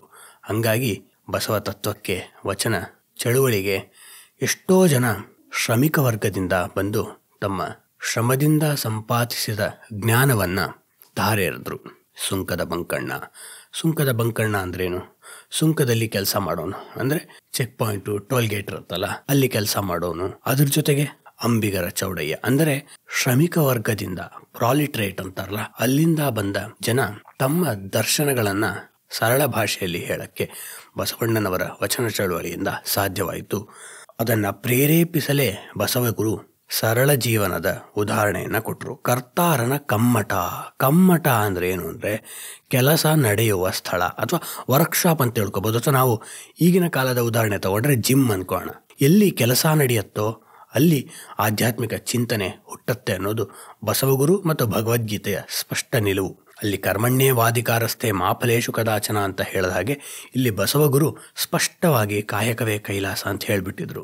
ಹಾಗಾಗಿ ನಮ್ಮ ವೃತ್ತಿ ಕ್ಷೇತ್ರದ ಮಧ್ಯದಲ್ಲಿಯೇ ನಮಗೆ ಆಗದ ದರ್ಶನ ಹಿಮಾಲಯದಲ್ಲಿ ಕಾಡಿನೊಳಗೆ ಆಗಲ್ಲ, ಅದು ಪಲಾಯನವಾದ ಅನ್ನುವುದು ಭಾರತೀಯ ದರ್ಶನ ಶಾಸ್ತ್ರದ ಒಂದು ಸ್ಪಷ್ಟ ನಿಲುವು. ನಮಗೆಲ್ಲರಿಗೂ ಅನಿಸ್ತಿರತ್ತೆ, ವೃತ್ತಿ ಬೇಸರ ಬರ್ತಿರತ್ತೆ, ಅಯ್ಯೋ ಇದನ್ನೆಲ್ಲ ಬಿಟ್ಟು ಒಂದ್ಸಲ ಹೋಗ್ಬಿಡ್ಬೇಕಪ್ಪ, ಅದೊಂದು ದೊಡ್ಡ ಆಧ್ಯಾತ್ಮಿಕ ಚಿಂತನೆ ಅಂತ ನಮ್ಗೆ ಯಾಕೋ ಅನ್ನಿಸ್ತಿರತ್ತೆ. ಯಾರೂ ದೊಡ್ಡವರು ಹೇಳಿಲ್ಲ. DVG ಅವ್ರು ಬಿಟ್ಟು ಹೋಗ್ಬೋದಿತ್ತು, ಕುವೆಂಪುರವರು ಬಿಟ್ಟು ಹೋಗ್ಬೋದಿತ್ತು ಸಮಾಜವನ್ನು, ಯಾಕಂದರೆ ತಾವು ದರ್ಶನವನ್ನು ಕಂಡುಕೊಂಡಿದ್ರು. ಆದರೆ ಮತ್ತೆ ಸಮಾಜಕ್ಕೆ ತಾವೇ ಕೊಡ್ತಾ ಹೋದ್ರಲ್ಲ, ಅದು ತುಂಬ ಮುಖ್ಯ. ಆಗ ಮನುಷ್ಯ, ಸಾಧಾರಣ ಮನುಷ್ಯನು ಋಷಿ ಆಗ್ತಾನೆ. ಭಾರತದಲ್ಲಷ್ಟೇ ಅಲ್ಲ, ಜಗತ್ತಿನಲ್ಲಿ ಎಲ್ಲ ಕಡೆ ಶ್ರೇಷ್ಠ ಚಿಂತಕರು, ಶ್ರೇಷ್ಠ ಸಮಾಜ ಸುಧಾರಕರೆಲ್ಲರೂ ಈ ತತ್ವವನ್ನೇ ನಂಬಿದವರು. Martin Luther King, Ambedkar, Leo Tolstoy ಎಲ್ಲರೂ ತಮಗೇನೋ ಸಿಕ್ತು ಅನ್ನೋದಕ್ಕಿಂತ ತಾವೇನು ಕೊಟ್ವಿ. ಯಾಕೆ? ಅವರು ಸ್ಪಷ್ಟವಾಗಿ ನಂಬಿದ್ದು ಈ ತತ್ವವನ್ನ. ಮರ್ತ್ಯಲೋಕವೆಂಬುದು ಅಂದರೆ ನಮಗೆ ಕೊನೆ ಅನ್ನೋದಿದೆ, ಅದರಲ್ಲಿ ಎಷ್ಟು ಸಾಧ್ಯವೋ ಅದನ್ನ ಮಾಡಿ ಜನರಿಗೆ ಉಪಯೋಗ ಆಗಬೇಕು. ಯಾಕೆ? ಕರ್ತಾರನ ಕಮ್ಮಟ, ಕರ್ತಾರ ಕರ್ತೃ ಇಂದ ಬಂದಿರೋ ಪದ, ಅದು ಸೃಷ್ಟಿಯ ವರ್ಕ್ಶಾಪೇ ಈ ಜಗತ್ತು ಅಷ್ಟೇ. ನೀನು ಇದನ್ನ ಬಿಟ್ಟು ಇನ್ನೆಲ್ಲೋ ಏನೋ ಕಂಡುಕೋತೀಯಾ? ವಿವೇಕಾನಂದರು ಕಂಪ್ಲೀಟ್ ವರ್ಕ್ಸ್ ಅಲ್ಲಿ ಅದ್ಭುತವಾಗಿ ಹೇಳ್ತಾರೆ, this world is a gym to make our minds strong. ಎಷ್ಟೆಷ್ಟೋ ನೋವುಗಳು, ಅಕಾಲಿಕ ಮೃತ್ಯುಗಳು, ಸೋಲುಗಳು ನಮಗೆ ಜೀವನದಲ್ಲಿ ಕಾಡತ್ತೆ. ಅದನ್ನು ಹೆಂಗೆ ಸ್ವೀಕರಿಸಬೇಕು, ಜೊತೆಗೆ ಅದರ ಮೇಲೆ ಹೇಗೆ ಮೆಟ್ಟಿ ನಿಲ್ಲಬೇಕು, ನಮ್ಮ ಅಹಂಕಾರವನ್ನು ಕತ್ತರಿಸಿ ಪರಿಶ್ರಮವನ್ನು ತಾಳ್ಮೆಯಿಂದ ಹಾಕುವಾಗ ನಮಗೆ ಮನಸ್ಸು ಬಿಗಿ ಆಗ್ತಾ ಹೋಗುತ್ತೆ. ಅದಕ್ಕೆ ಈ ಜಗತ್ತು ಒಂದು ಮನಸ್ಸಿಗೆ ಜಿಮ್ ಅಂತ 150 ವರ್ಷದಿಂದನೇ ವಿವೇಕಾನಂದರಿಗೆ ಹೇಳಕ್ಕಾಯಿತು. ಅದನ್ನೇ ಇಲ್ಲಿ ಬಸವಗುರು ಹೇಳ್ತಿರೋದು. ನಾವಿರುವ ಲೋಕದಲ್ಲೇನೆ ನಾವು ದರ್ಶನವನ್ನು ಕಂಡುಕೋಬೇಕು. ಇನ್ನೆಲ್ಲೋ ಯಾವುದೋ ಲೋಕದಲ್ಲಿ ಹೆಂಗಸರು ಮಾತ್ರ ಡ್ಯಾನ್ಸ್ ಮಾಡ್ತಾರೆ ಅನ್ನೋದು ಅದು ಗಂಡು ಕೇಂದ್ರಿತ ಸಮಾಜದ ಒಂದು ಸೀಮಿತ ಚಿಂತನೆಯಿಂದ ಬಂದಿರೋದಷ್ಟೇ. ಹಿಂದೆ ಎಷ್ಟೊಂದು ವಿಡಿಯೋಗಳಲ್ಲಿ ಹೇಳಿದ್ದೀನಿ, ಸ್ವರ್ಗದಲ್ಲಿ ಯಾರೋ ಡ್ಯಾನ್ಸರ್ಸ್ ಇರ್ತಾರೆ ಹೆಂಗಸರು, ಅವ್ರನ್ನ ನೀವು ನೋಡ್ಬೋದು, ಒಳ್ಳೇದು ಮಾಡಿ ಈ ಜಗತ್ತಿನಲ್ಲಿ. ಅದು ಬಸವಗುರು ಒಪ್ತಿರ್ಲಿಲ್ಲ. ಸ್ವರ್ಗ ನರ್ಕವೆಂಬುದು ಬೇರಿಲ್ಲ ಕಾಣಿಭೋ, ಅಲ್ಲೆಲ್ಲೋ ಇಲ್ಲ. ಅದಕ್ಕೆ ಈ ವಚನ ಕರೋಲರಿ ಆಗತ್ತೆ, ಸಂವಾದಿ ಆಗ್ತಾ ಹೋಗುತ್ತೆ. ಯಾಕೆ? ಎಲ್ಲೋ ಯಾವತ್ತೋ ನೀನು ಸುಖವಾಗಿರಕ್ಕೆ ಸಾಧ್ಯವಿಲ್ಲ. ವೃತ್ತಿಯ ಮಧ್ಯವೇ ಪ್ರಜ್ಞೆಯಿಂದ ಬದುಕಿದ್ರೆ ಆನಂದವನ್ನ ಪಡೆದುಕೋಬಹುದು. ಅದು ಕೇವಲ ಲೌಕಿಕವಲ್ಲ, ಅಲೌಕಿಕ ಆನಂದವೂ ಆಗತ್ತೆ. ಅದಕ್ಕೆ ಸ್ಪಷ್ಟವಾಗಿ ಅವರು ಹೇಳ್ತಿರೋದು, ಇದೊಂದೇ ನಿನಗಿರೋದು, ಇನ್ಯಾವುದೋ ಲೋಕ ಇಲ್ಲ. That you have to be very clear. DVG ಅವರು ಅದನ್ನ ಹೇಳಿದ್ದಾರೆ, ಹೋಗಿ ಬಂದವರಿಲ್ಲ, ವರದಿ ತಂದವರಿಲ್ಲ ಅಂತ. ಅಂದರೆ ಅವೆಲ್ಲ ಮನುಷ್ಯನ ಗಂಡು ಕೇಂದ್ರಿತ ಸಮಾಜದಲ್ಲಿ ಜಗತ್ತು ನಮ್ಮ ಭೋಗಕ್ಕೆ ಇದೆ ಅಂದಾಗ, ಎಲ್ಲವೂ ನಮಗೆ ಈ ಜಗತ್ತಲ್ಲಿ ಸಿಗಲ್ಲ ಅಂದಾಗ ಆ ಊಹೆಗಳು ಹುಟ್ಕೊಂಡು ಅಲ್ಲಿ ಎಷ್ಟು ಬೇಕೋ ಅಷ್ಟು ಕುಡಿಬೋದು, ತಿನ್ಬೋದು, ಯಾವಾಗೂ ಸಂತೋಷ ಇರುತ್ತೆ, ದಿನ ಡ್ಯಾನ್ಸ್ ಮಾಡ್ತಿರ್ತಾರೆ. ಯಾಕೆ? ನಮಗೆ ಅಮ್ಯೂಸ್ಮೆಂಟ್ ಬೇಕಲ್ವಾ? ಅಂದರೆ ಇವತ್ತು ನಾವು ಯಾರು ಫೋನ್ ಅಡಿಕ್ಷನ್ಗೆ ಬೀಳ್ತಾ ಇದೀವೋ ಅದೇ ಚಿಂತನೆ ಸ್ಮಾರ್ಟ್ಫೋನ್ಗಳಿಲ್ಲದಾಗ ಈ ಪರಿಕಲ್ಪನೆಗಳನ್ನು ಸೃಷ್ಟಿ ಮಾಡಿತ್ತು. ತಪ್ಪು ಸರಿ ಅಂತಲ್ಲ, ಆದರೆ ಅವು ಸೀಮಿತವಾಗಿದ್ವು ಅನ್ನೋದನ್ನ ತಿಳ್ಕೊಬೇಕು ನಾವು. ಯಾಕೆ ಅಲ್ಲಿ ಗಂಡಸರ ನಾಟ್ಯ ಇರಬಾರ್ದು ಅಂದರೆ ಹೆಂಗಸರಲ್ಲಿ ಹೋಗೋಕ್ಕೆ ಸಾಧ್ಯವಿಲ್ಲ ಅನ್ನುವ ಅಂಡರ್ಲೈನ್ ಸಬ್ಕಾನ್ಷಿಯಸ್ ಅಸಂಪ್ಷನ್ ಅಂತ ಫ್ರಾಯ್ಡ್ ಹೇಳ್ದಂಗೆ, ನಮ್ಮ ಗಂಡು ಕೇಂದ್ರಿತ ಸಮಾಜದ ಸುಪ್ತ ಪ್ರಜ್ಞೆಯಲ್ಲಿ, ಸಬ್ಕಾನ್ಷಿಯಸ್ನಲ್ಲಿ, ಕಲೆಕ್ಟಿವ್ ಸಬ್ಕಾನ್ಷಿಯಸ್ ಅಂತ ಯುಂಗು ಹೇಳ್ತಾನೆ ಅದನ್ನ, ಅದರಲ್ಲಿ ಸ್ವರ್ಗಕ್ಕೆ ಹೋಗೋದ್ರಲ್ಲಿ ಇವ್ರು ಹೋಗ್ಬೋದು, ಅವ್ರು ಹೋಗದೇ ಇರ್ಬೋದು, ಆದರೆ ಹೆಂಗಸರಂತೂ ಹೋಗಕ್ಕೆ ಸಾಧ್ಯವಿಲ್ಲ. 50% ಆಫ್ ಪಾಪ್ಯುಲೇಷನ್ ಇನ್ವ್ಯಾಲಿಡ್. ಹಾಗಾಗಿ ಅಲ್ಲಿ ಎಂಟರ್ಟೈನ್ಮೆಂಟ್ ಸೆಕ್ಟ್ರಲ್ಲಿರೋರು ಮಾತ್ರ ಹೆಂಗಸಿರ್ತಾರೆ. ಅಂದರೆ ಇದನ್ನೆಲ್ಲ ಇಷ್ಟು ವಿಸ್ತಾರವಾಗಿ ಯಾಕೆ ಹೇಳ್ತಿರೋದಂದರೆ, ನಾವು ಈ ಥರ ಊಹೆಗಳು ಬರೋದೇ ನಮ್ಮ ವೃತ್ತಿಯಲ್ಲಿ ನಮಗೆ ಸಂತೃಪ್ತಿ ಇಲ್ಲದಿದ್ದಾಗ. ವೃತ್ತಿಯಲ್ಲಿ ಸಂತೃಪ್ತಿಯನ್ನು ಕಂಡುಕೊಳ್ಳಲು ಸಾಧ್ಯವಿದ್ದ ವ್ಯಕ್ತಿ ಕಾರಂತ ಹೇಳಿದಾಗೆ ಅಲ್ಲೇನೋ ಇದೆ ಅನ್ನುವ ಭ್ರಾಂತಿಯಲ್ಲಿ ಬದುಕೋದ್ರಕ್ಕಿಂತ ತನ್ನ ಮುಂದಿರುವ ಸತ್ಯವನ್ನು ಉಪಯೋಗಿಸಿಕೊಂಡು ಬದುಕಿ he goes towards liberation or she goes towards liberation. ಅದಕ್ಕೆ ಅವ್ರು ಹೇಳೋದು, ಇಲ್ಲಿ ಸಲ್ಲುವರು ಅಲ್ಲಿಯೂ ಸಲ್ಲುವರಯ್ಯ. ಇಲ್ಲಿ ಸಲ್ಲುವರು, ಇಲ್ಲಿ ಅಂದ್ರೇನು? ನಮ್ಮ ಮುಂದಿರುವ ಸತ್ಯ. ಕಮ್ಮಟದಲ್ಲಿ ಅಂದರೆ ನಿನಗೆ ದೇಹ ಸದೃಢವಾಗಿರಬೇಕು ಅಂದರೆ ಗರಡಿ ಮನೆಗೋ ಅಥವಾ ಜಿಮ್ಗೋ ಹೋಗಿ, ಅಥವಾ ಇನ್ಯಾವುದೋ ದೈಹಿಕ ಕ್ಷಮತೆಯನ್ನು ಹೆಚ್ಚಿಸುವ ಅವೆನ್ಯೂಗಳಿಗೆ ಹೋಗಿ, ಪಥಗಳಿಗೆ ಹೋಗಿ ನಮ್ಮ ದೇಹವನ್ನು ಸದೃಢಗೊಳಿಸ್ಕೋಬೇಕು. ದಟ್ಸ್ ಅ ಓನ್ಲಿ ವೇ ಅನ್ನೋದು ನಮ್ಗೆ ಗೊತ್ತಾದಾಗ ಅದು ಮನಸ್ಸಿಗೂ ಅಪ್ಲೈ ಆಗುತ್ತೆ. ಯಾಕೆ? ಮನಸ್ಸಿರೋದು ಮೆದುಳಿನಲ್ಲಿ, ಮೆದುಳು ದೇಹದ ಒಂದು ಪ್ರಮುಖ ಅಂಗ. ಹಾಗಾಗಿ ಮನಸ್ಸನ್ನ ಗಟ್ಟಿ ಮಾಡ್ಕೋಬೇಕಂದ್ರೆ ಅದೂ ಸಹ ಯಾವುದೋ ಒಂದು ಆಚೆಯ ಶಕ್ತಿಯಿಂದ ಸಾಧ್ಯವಿಲ್ಲ. ಯಾರು ತಮ್ಮ ಮನಸ್ಸನ್ನು ಅಂದರೆ ಇಚ್ಛಾಶಕ್ತಿಯನ್ನು, ನಮ್ಮಲ್ಲಿರುವ ಕೃಷ್ಣ ಪ್ರಜ್ಞೆಯನ್ನು ಎಚ್ಚರಿಸಿ ಬೆಳೆಸ್ತಾರೋ, ಮೈಂಡ್ ಬಿಲ್ಡಿಂಗ್, ಬಾಡಿ ಬಿಲ್ಡಿಂಗ್ ಅಷ್ಟೇ ಅಲ್ಲ, ಮೈಂಡ್ ಬಿಲ್ಡಿಂಗ್, ಅಥವಾ ನಮ್ಮ ಗುರುಗಳು ಹೇಳ್ತಿದ್ದು ಸೆಲ್ಫ್ ಸ್ಕಲ್ಪ್ಟಿಂಗ್ ಅಂತ. ಸ್ಕಲ್ಪ್ಟಿಂಗ್ ಅಂದರೆ ಕೆತ್ತೋದು, ಶಿಲೆಗಳನ್ನ ಕೆತ್ತಾರಲ್ಲ, ನಮ್ಮನ್ನೇ ನಾವು ಕೆತ್ಕೋತೀವಲ್ಲ, ನಮ್ಮ ವ್ಯಕ್ತಿತ್ವವನ್ನು ನಾವು ಕೆತ್ಕೋತೀವಲ್ಲ, ಅವರಿಗೆ ಮಾತ್ರ ಇಲ್ಲಿ ಬೆಲೆ. ಇಲ್ಲಿ ಸಲ್ಲುವರು ಅಲ್ಲಿಯೂ ಸಲ್ಲುವರಯ್ಯ. ಇಲ್ಲಿ ಈ ಸತ್ಯವನ್ನು ನಂಬ್ಕೊಂಡವರು, ನಾನು ನನ್ನ ಮನಸ್ಸನ್ನು ಸರಿ ಮಾಡ್ಕೋತೀನಿ, ನನ್ನ ಪರಿಶ್ರಮದಿಂದನೇ ಸರಿ ಮಾಡ್ಕೋತೀನಿ, ಯಾರೂ ಅದನ್ನು ಸರಿ ಮಾಡೋಕ್ಕೆ ಸಾಧ್ಯವಿಲ್ಲ ಅನ್ನುವ ತಮ್ಮ ಜೀವನದ ಜವಾಬ್ದಾರಿಯನ್ನು ತಾವು ತೆಗೆದುಕೊಂಡವರು ಯಾವುದೇ ಜಾತಿ ಧರ್ಮ ಲಿಂಗ ತಾರತಮ್ಯಗಳಿಂದನೂ ದೂರ ಇದ್ದೂ ಸಹ ಸಾಧಿಸ್ಬೋದು.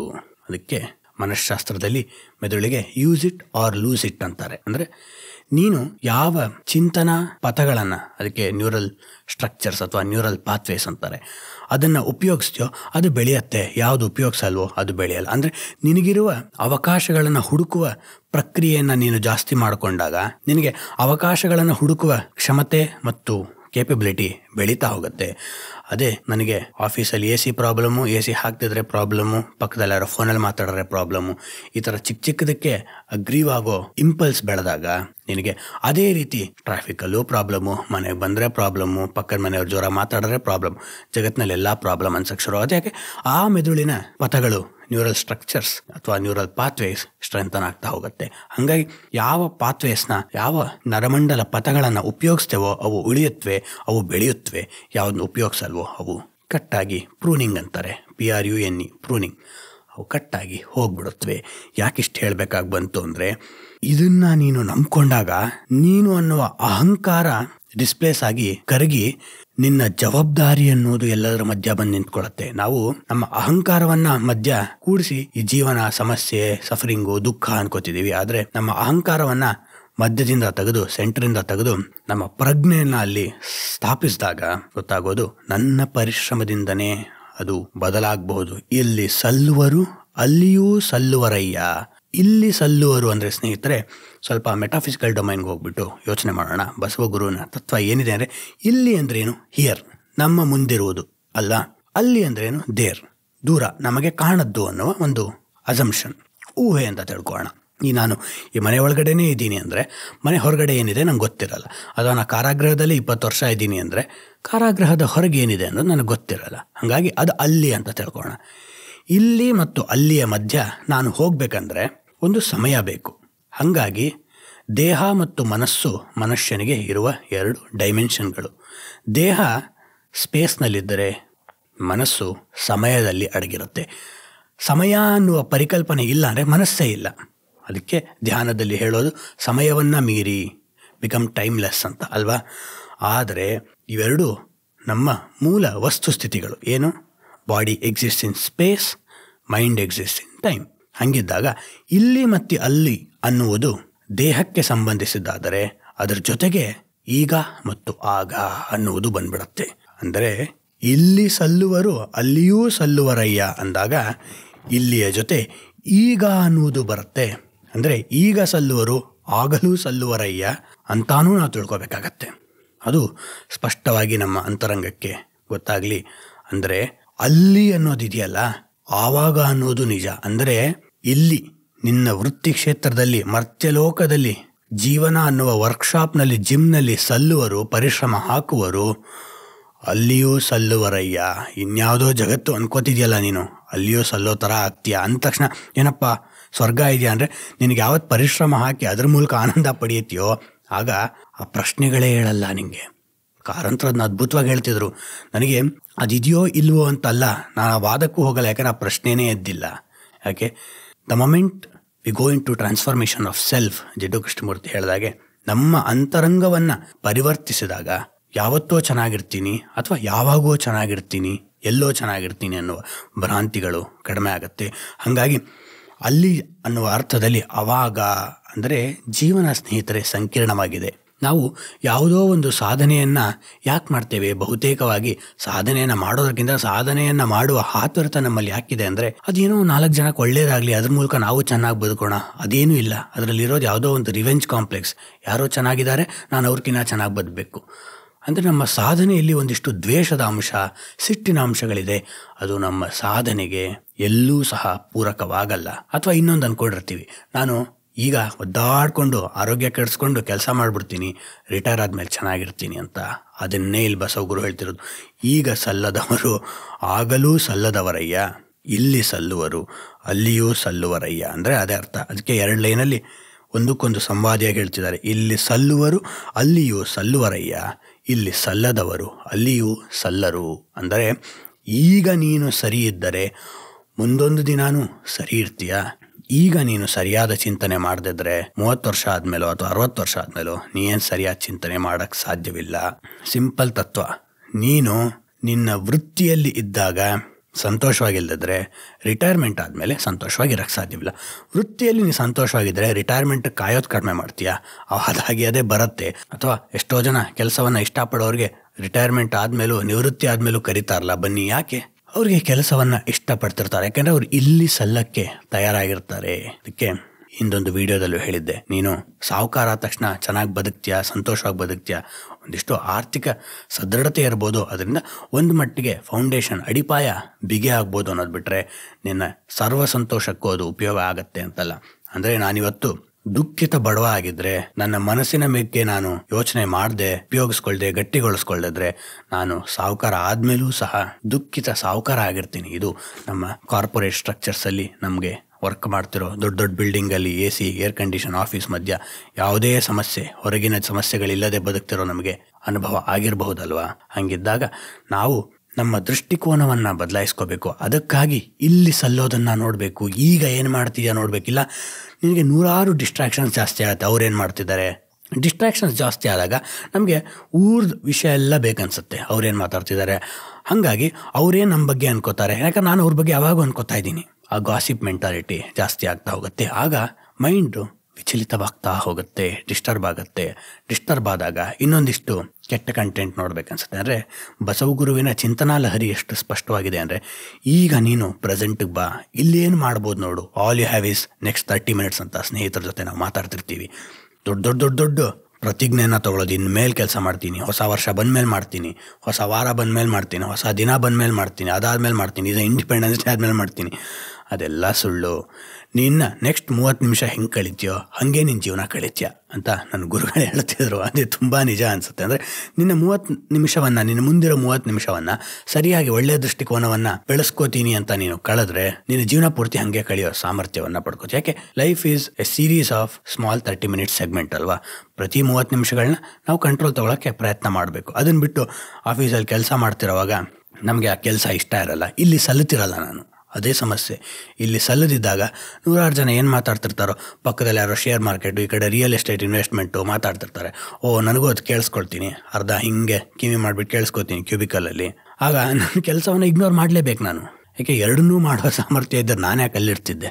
ಹಾಗಾಗಿ ನನ್ನ ಕೆಲಸವನ್ನು ಇಗ್ನೋರ್ ಮಾಡಿ ಸಹಜವಾಗಿಯೇ ಅವ್ರು ಹೇಳ್ತಿರೋ ವಿಷಯವನ್ನು ಇಂಟರ್ನೆಟ್ಟಲ್ಲಿ ಹುಡುಕಕ್ಕೆ ಶುರು ಮಾಡ್ತೀನಿ. ಯಾವುದೋ share market, real estate investment ಅಂತ. ಎರಡೂ ಮಾಡೋಕ್ಕೆ ಸಾಧ್ಯವಿಲ್ಲದೆ ಅಲ್ಲಿಯೂ ಸಲ್ಲದಂಗೆ ಆಗ್ಬಿಡ್ತೀಯ ನೀನು. ಇಲ್ಲಿ ಸಲ್ಲುತ್ತಿರಲಿಲ್ಲ, ಅಲ್ಲಿ ಸಲ್ಲುತ್ತೀನಿ ಅಂದ್ಕೊಂಡ, ಖಂಡಿತವಾಗ್ಲೂ ಸಲ್ಲಕ್ಕೆ ಸಾಧ್ಯವಿಲ್ಲ.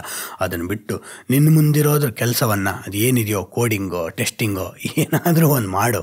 ಅದನ್ನು ಮಾಡಿದ ಮೇಲೆ ಸರಿಯಾಗಿ ಮಾಡಿದಾಗ ಹೊರಗಿನ ಯಾವುದೋ ಶೇರ್ ವ್ಯಾಲ್ಯೂ ಜಾಸ್ತಿ ಆಗೋದ್ರಿಂದ ನೀನು ಸರಿಯಾಗಬೇಕಾಗಿಲ್ಲ. ನಿನ್ನ ಜೀವನದ ವ್ಯಾಲ್ಯೂ ಜಾಸ್ತಿ ಆಗ್ತಾ ಹೋಗುತ್ತೆ, ಸಮಯದ ಬೆಲೆ ಜಾಸ್ತಿ ಆಗುತ್ತೆ. ನಮ್ಮ ಸಮಯದ ಬೆಲೆ ಜಾಸ್ತಿ ಆದಾಗ ಮಾತ್ರ ನಾವು ಆರ್ಥಿಕ ಸದೃಢತೆಯನ್ನು ಸಂಪಾದಿಸ್ಕೋಬೋದು, ಹೊರತು ಇನ್ಯಾರೋ ನಮ್ಮನ್ನು ಸಾಹುಕಾರ ಮಾಡೋಕ್ಕೆ ಕಾಯ್ತಿದ್ದಾರೆ ಅನ್ನೋ ಭ್ರಾಂತಿಯಿಂದ ಅಲ್ಲ. ಅಂದರೆ ಅಲ್ಲಿ ಸಲ್ಲುವ ರಯ್ಯ ಅದು ಎಷ್ಟೊಂದು ಜನಕ್ಕಾಗತ್ತೆ. ಸ್ನೇಹಿತರು NRIಗಳಿಗೆ ಹೇಳ್ತಿರ್ತೀನಿ ನಾನು, ಅಲ್ಲಿ ಇನ್ವೆಸ್ಟ್ ಮಾಡಿಬಿಡಿ, ಇಲ್ಲಿ ಇನ್ವೆಸ್ಟ್ ಮಾಡಿಬಿಡಿ, ನೂರಾರು ಸಜೆಷನ್ಸ್ ಬರ್ತಿರುತ್ತೆ. ಯಾಕೆ ಅಂದರೆ ಅವ್ರ ಹತ್ರ ಸ್ವಲ್ಪ ಮಟ್ಟಿಗೆ ಆರ್ಥಿಕ ಸದೃಢತೆ ಇರುತ್ತೆ ಅಂತ.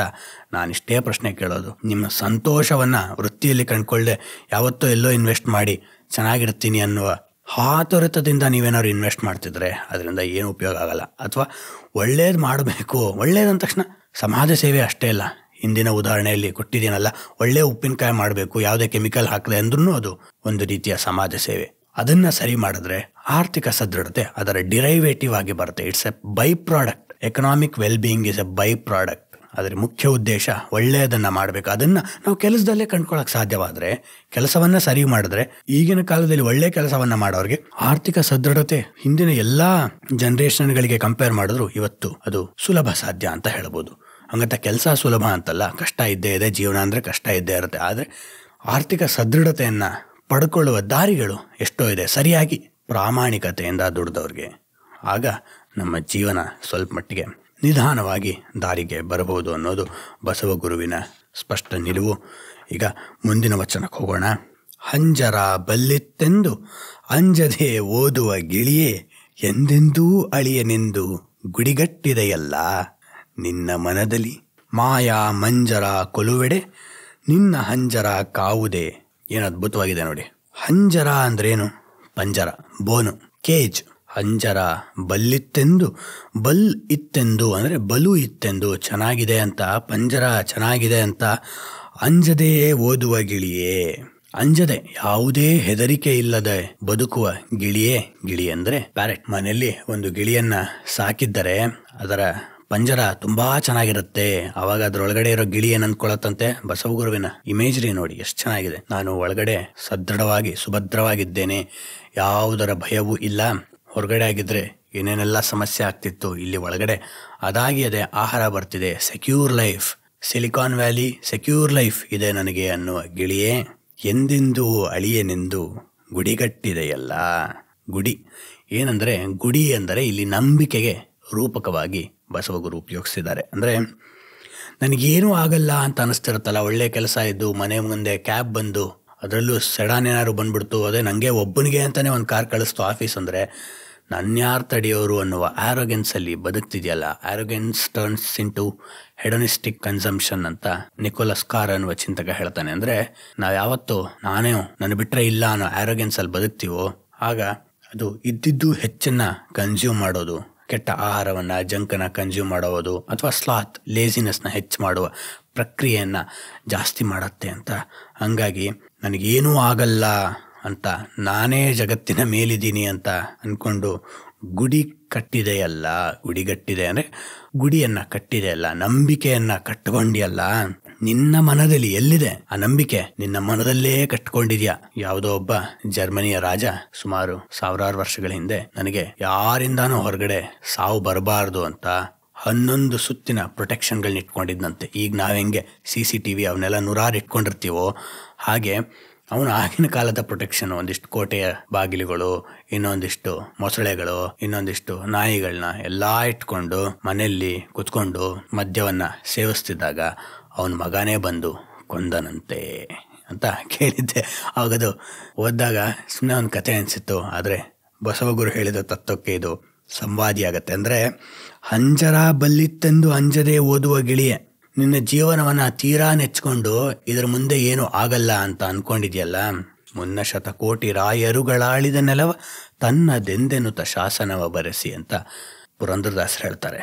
ಯಾರ್ಯಾರೋ ಎಷ್ಟೆಷ್ಟೋ ವರ್ಷ ಆಳಿದ ದೊಡ್ಡ ದೊಡ್ಡ ರಾಜರು ಆಳಿದ ನೆಲವನ್ನ, ಅಂದರೆ ಅವ್ರಿಗೆ ಈ ಥರ ನಮ್ಮ ಥರ 30-40 20-30 ಕಾರ್ಪೆಟ್ ಏರಿಯಾ ಈ ಥರ ನೆಗೋಷಿಯೇಷನ್ ಇಲ್ಲದೆ ಲ್ಯಾಂಡ್ನ ಓನ್ ಮಾಡಿದ್ರಲ್ವಾ, ಭೂಮಿಯನ್ನ ಸಂಪಾದಿಸ್ಕೊಂಡಿದ್ರು. ಅವರಿಗೆ ಆ ಭೂಮಿ ಏನು ತಡಿಲಿಲ್ಲ ಹೋಗೋದನ್ನ.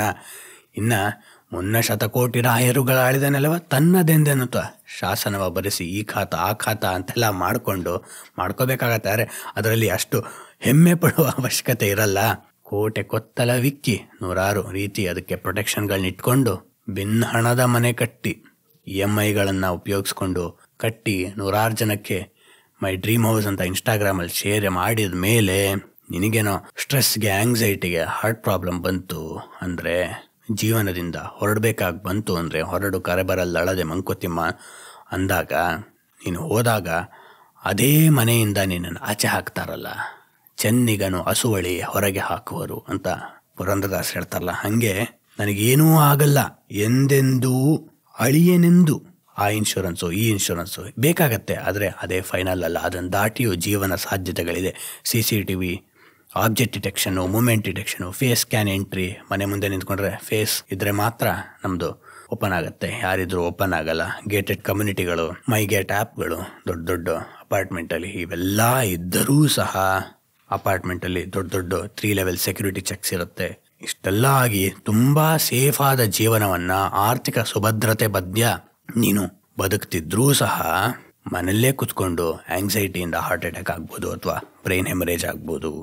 ಅಂದರೆ ಹಿಂದಿನ ವಚನದಲ್ಲಿ ನಿನ್ನ ಪರಿಶ್ರಮದ ಬಗ್ಗೆ ನಂಬಿಕೆ ಇಡು ಅಂತ ಹೇಳಿದ್ರೆ, ಇಲ್ಲಿ ಹೊರಡು ಕರೆಬರಲ್ಲಳದೆ ಮಂಕುತಿಮ್ಮ ಅಂತ ಇರುವ ಕೆಲಸವ ಮಾಡು ಕಿರಿದೆನದೆ ಮನವಿಟ್ಟು ದೊರೆತಿದ ಹಸಾದವೆಂದುಣ್ಣು ಗೊಣಗಿಡದೆ. ಅಂದರೆ ಇರೋ ಕೆಲಸವನ್ನು ಸರಿಯಾಗಿ ಮಾಡು, ದೊರೆತಿದ್ದನ್ನು ಸೇವಿಸು ಖುಷಿಯಿಂದ ಅಂತ ಹೇಳ್ತಿದ್ದಾಗ ಅದರ ಕೊನೆ 2 ಲೈನಲ್ಲಿ DVG ಅವರು ಹೇಳೋದೇನು, ಭರಿಸು ಲೋಕದ ಭರವ ಪರಮಾರ್ಥವನ್ನು ಬಿಡದೆ ಹೊರಡು ಕರೆ ಬರಲ್ಲಳದೆ ಮಂಕುತಿಮ್ಮ. ಟೈಮ್ ಬಂದಾಗ ಹೊರಡಬೇಕಾಗತ್ತಪ್ಪ ಅಂತ ಅವೆರಡನ್ನೂ ಸೇರಿ ಈ 2 ವಚನಗಳನ್ನ ಅರ್ಥ ಮಾಡ್ಕೋಬೋದು ನಾವು. ಹಿಂದಿನ ವಚನದಲ್ಲಿ ಹೇಳಿದ್ದು ನೀನು ಇರುವ ಕೆಲಸವನ್ನು ಮಾಡಬೇಕು, ಪರಿಶ್ರಮವನ್ನು ಹಾಕಬೇಕು, ಇಲ್ಲಿ ಸಲ್ಲುವರು ಅಲ್ಲಿಯೂ ಸಲ್ಲುವರಯ್ಯ. ಅಂದರೆ ಇರುವ ಕೆಲಸವ ಮಾಡು ಕಿರಿದನದ ಮನವಿಟ್ಟು, ಅರ್ಥ ಸೇಮ್ ಸಂವಾದಿಯಾಗಿದೆ. ಇಲ್ಲಿ ಹೊರಡು ಕರೆಬರಲ್ಲಳದೆ ಮಂಕುತಿಮ್ಮ ಅಂದ ಅರ್ಥದಲ್ಲಿ ಮಾಯಾ ಮಂಜರ ಕೊಲುವೆಡೆ ನಿನ್ನ ಹಂಜರ ಕಾವುದೇ. ಇಲ್ಲಿ DVG ಅವರು ಸ್ವಲ್ಪ ಸಾಫ್ಟ್ ಸ್ಪೋಕನ್, ಬಸವಗುರು ಸ್ವಲ್ಪ ಸ್ಕೂಲ್ ಟೀಚರ್ ತರ ನಮಗೆ ರೇಗ್ಸಿನೇ ಹೇಳ್ತಾರೆ. ಅಂದ್ರೆ ತುಂಬಾ ಸೆಕ್ಯೂರ್ ಜೀವನ ಅಂತ ನೀ ಅನ್ಕೋಬೇಡ, ಎಂತೆಂತ ಸೆಕ್ಯೂರ್ ಸಾಮ್ರಾಜ್ಯಗಳೇ ನಿರ್ನಾಮ ಆಗೋಗಿವೆ.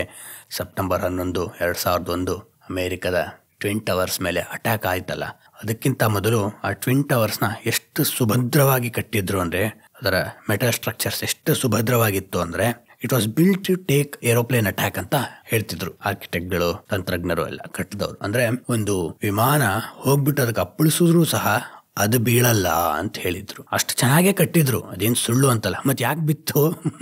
ಎಷ್ಟು ವಿಚಿತ್ರ ನೋಡಿ, ಬಸವಗುರು ಹೇಳ್ತಿರೋದು ಎಷ್ಟು ನಂಗೆ ಅದಕ್ಕೆ ನಗು ಬರ್ತಿರೋದು. ನಗು ಅಂದ್ರೆ ಇಲ್ಲಿ ವಿಷಣ್ಣವಾದಂತಹ ನಗು, ವಿಷಾದದ ನಗುನೇ ಹೊರತು ಮಾಯಾ ಮಂಜರ ಕೊಲುವೆಡೆ. ಮಾಯಾ ಮಂಜರ ಅಂದ್ರೆ, ಮಂಜರ ಅಂದ್ರೇನು? ಬೆಕ್ಕು, ಮಾಯಾ ಬೆಕ್ಕು. ಬೆಕ್ಕು ಒಂದು ಇಲ್ಲಿ ಸೃಷ್ಟಿಯ ಸಾಧ್ಯತೆಗಳ ಸಂಕೇತವಾಗಿ, ರೂಪಕವಾಗಿ ಬಸವಗುರು ಉಪಯೋಗಿಸಿದ್ದಾರೆ. ಮತ್ತೆ ಯಾಕೆ ಟ್ವಿನ್ ಟವರ್ಸ್ ಬಿತ್ತು ಅಂದ್ರೆ, ಅದು ವಿಮಾನದ ಅಪ್ಪಳಿಸುವಿಕೆಯನ್ನ ತಡ್ಕೊಳ್ಳೋ ಶಕ್ತಿಯನ್ನ ಪಡ್ಕೊಂಡಿತ್ತಂತೆ. ಆದ್ರೆ ಆ ಎರಡೂ ವಿಮಾನಗಳು ತುಂಬಾ ಫ್ಯೂಯಲ್ ತುಂಬಿಕೊಂಡು ಆಗಿನ ಸ್ವಲ್ಪ ಹೊತ್ತು ಮೊದ್ಲೇನೆ ಏರ್ಪೋರ್ಟ್ ಇಂದ ಫ್ಲೈಟ್ ತಗೊಂಡಿದ್ವಂತೆ. ಹಂಗಾಗಿ ಅವುಗಳಲ್ಲಿ ತುಂಬಾ ಹೆಚ್ಚು ಇಂಧನ ಇತ್ತಂತೆ.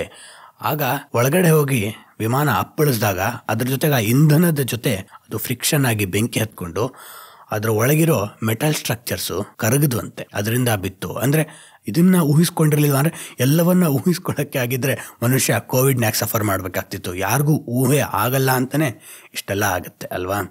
ಅಂದ್ರೆ ಅವರು ಮಾಡಿದ ಸೆಕ್ಯೂರಿಟಿ ಸ್ಟ್ರಕ್ಚರ್ಸು ಅಥವಾ ಭದ್ರತೆಯ ತಯಾರಿಗಳು ತಪ್ಪು ಅಂತಲ್ಲ, ಆದ್ರೆ ಅದಾದ್ಮೇಲೂ ಸಹ ಮಾಯಾ ಮಂಜರ ಅನ್ನೋದು ಸಾಧ್ಯತೆಗಳಾಗಿ ಇದ್ದೇ ಇರುತ್ತೆ. ಹೀಗೆ ಮಾಯಾ ಮಂಜರ ಕೊಲುವೆಡೆ ನಿನ್ನ ಹಂಜರ ಕಾವುದೇ. ಆ ಗಿಳಿ ನನಗೆ ಯಾರು ಏನು ಮಾಡೋಕ್ಕಾಗಲ್ಲ ಅಂತ ಖುಷಿ ಪಟ್ಕೋತಿದ್ರೆ, ರಾತ್ರಿ ಹೊತ್ತು ಬೆಕ್ಕು ತುಂಬ ಸ್ಮಾರ್ಟ್ ಅಲ್ವಾ, ಸಾವು ತುಂಬ ಸ್ಮಾರ್ಟ್ ಅನ್ಸುತ್ತೆ. Because it always out smarts us.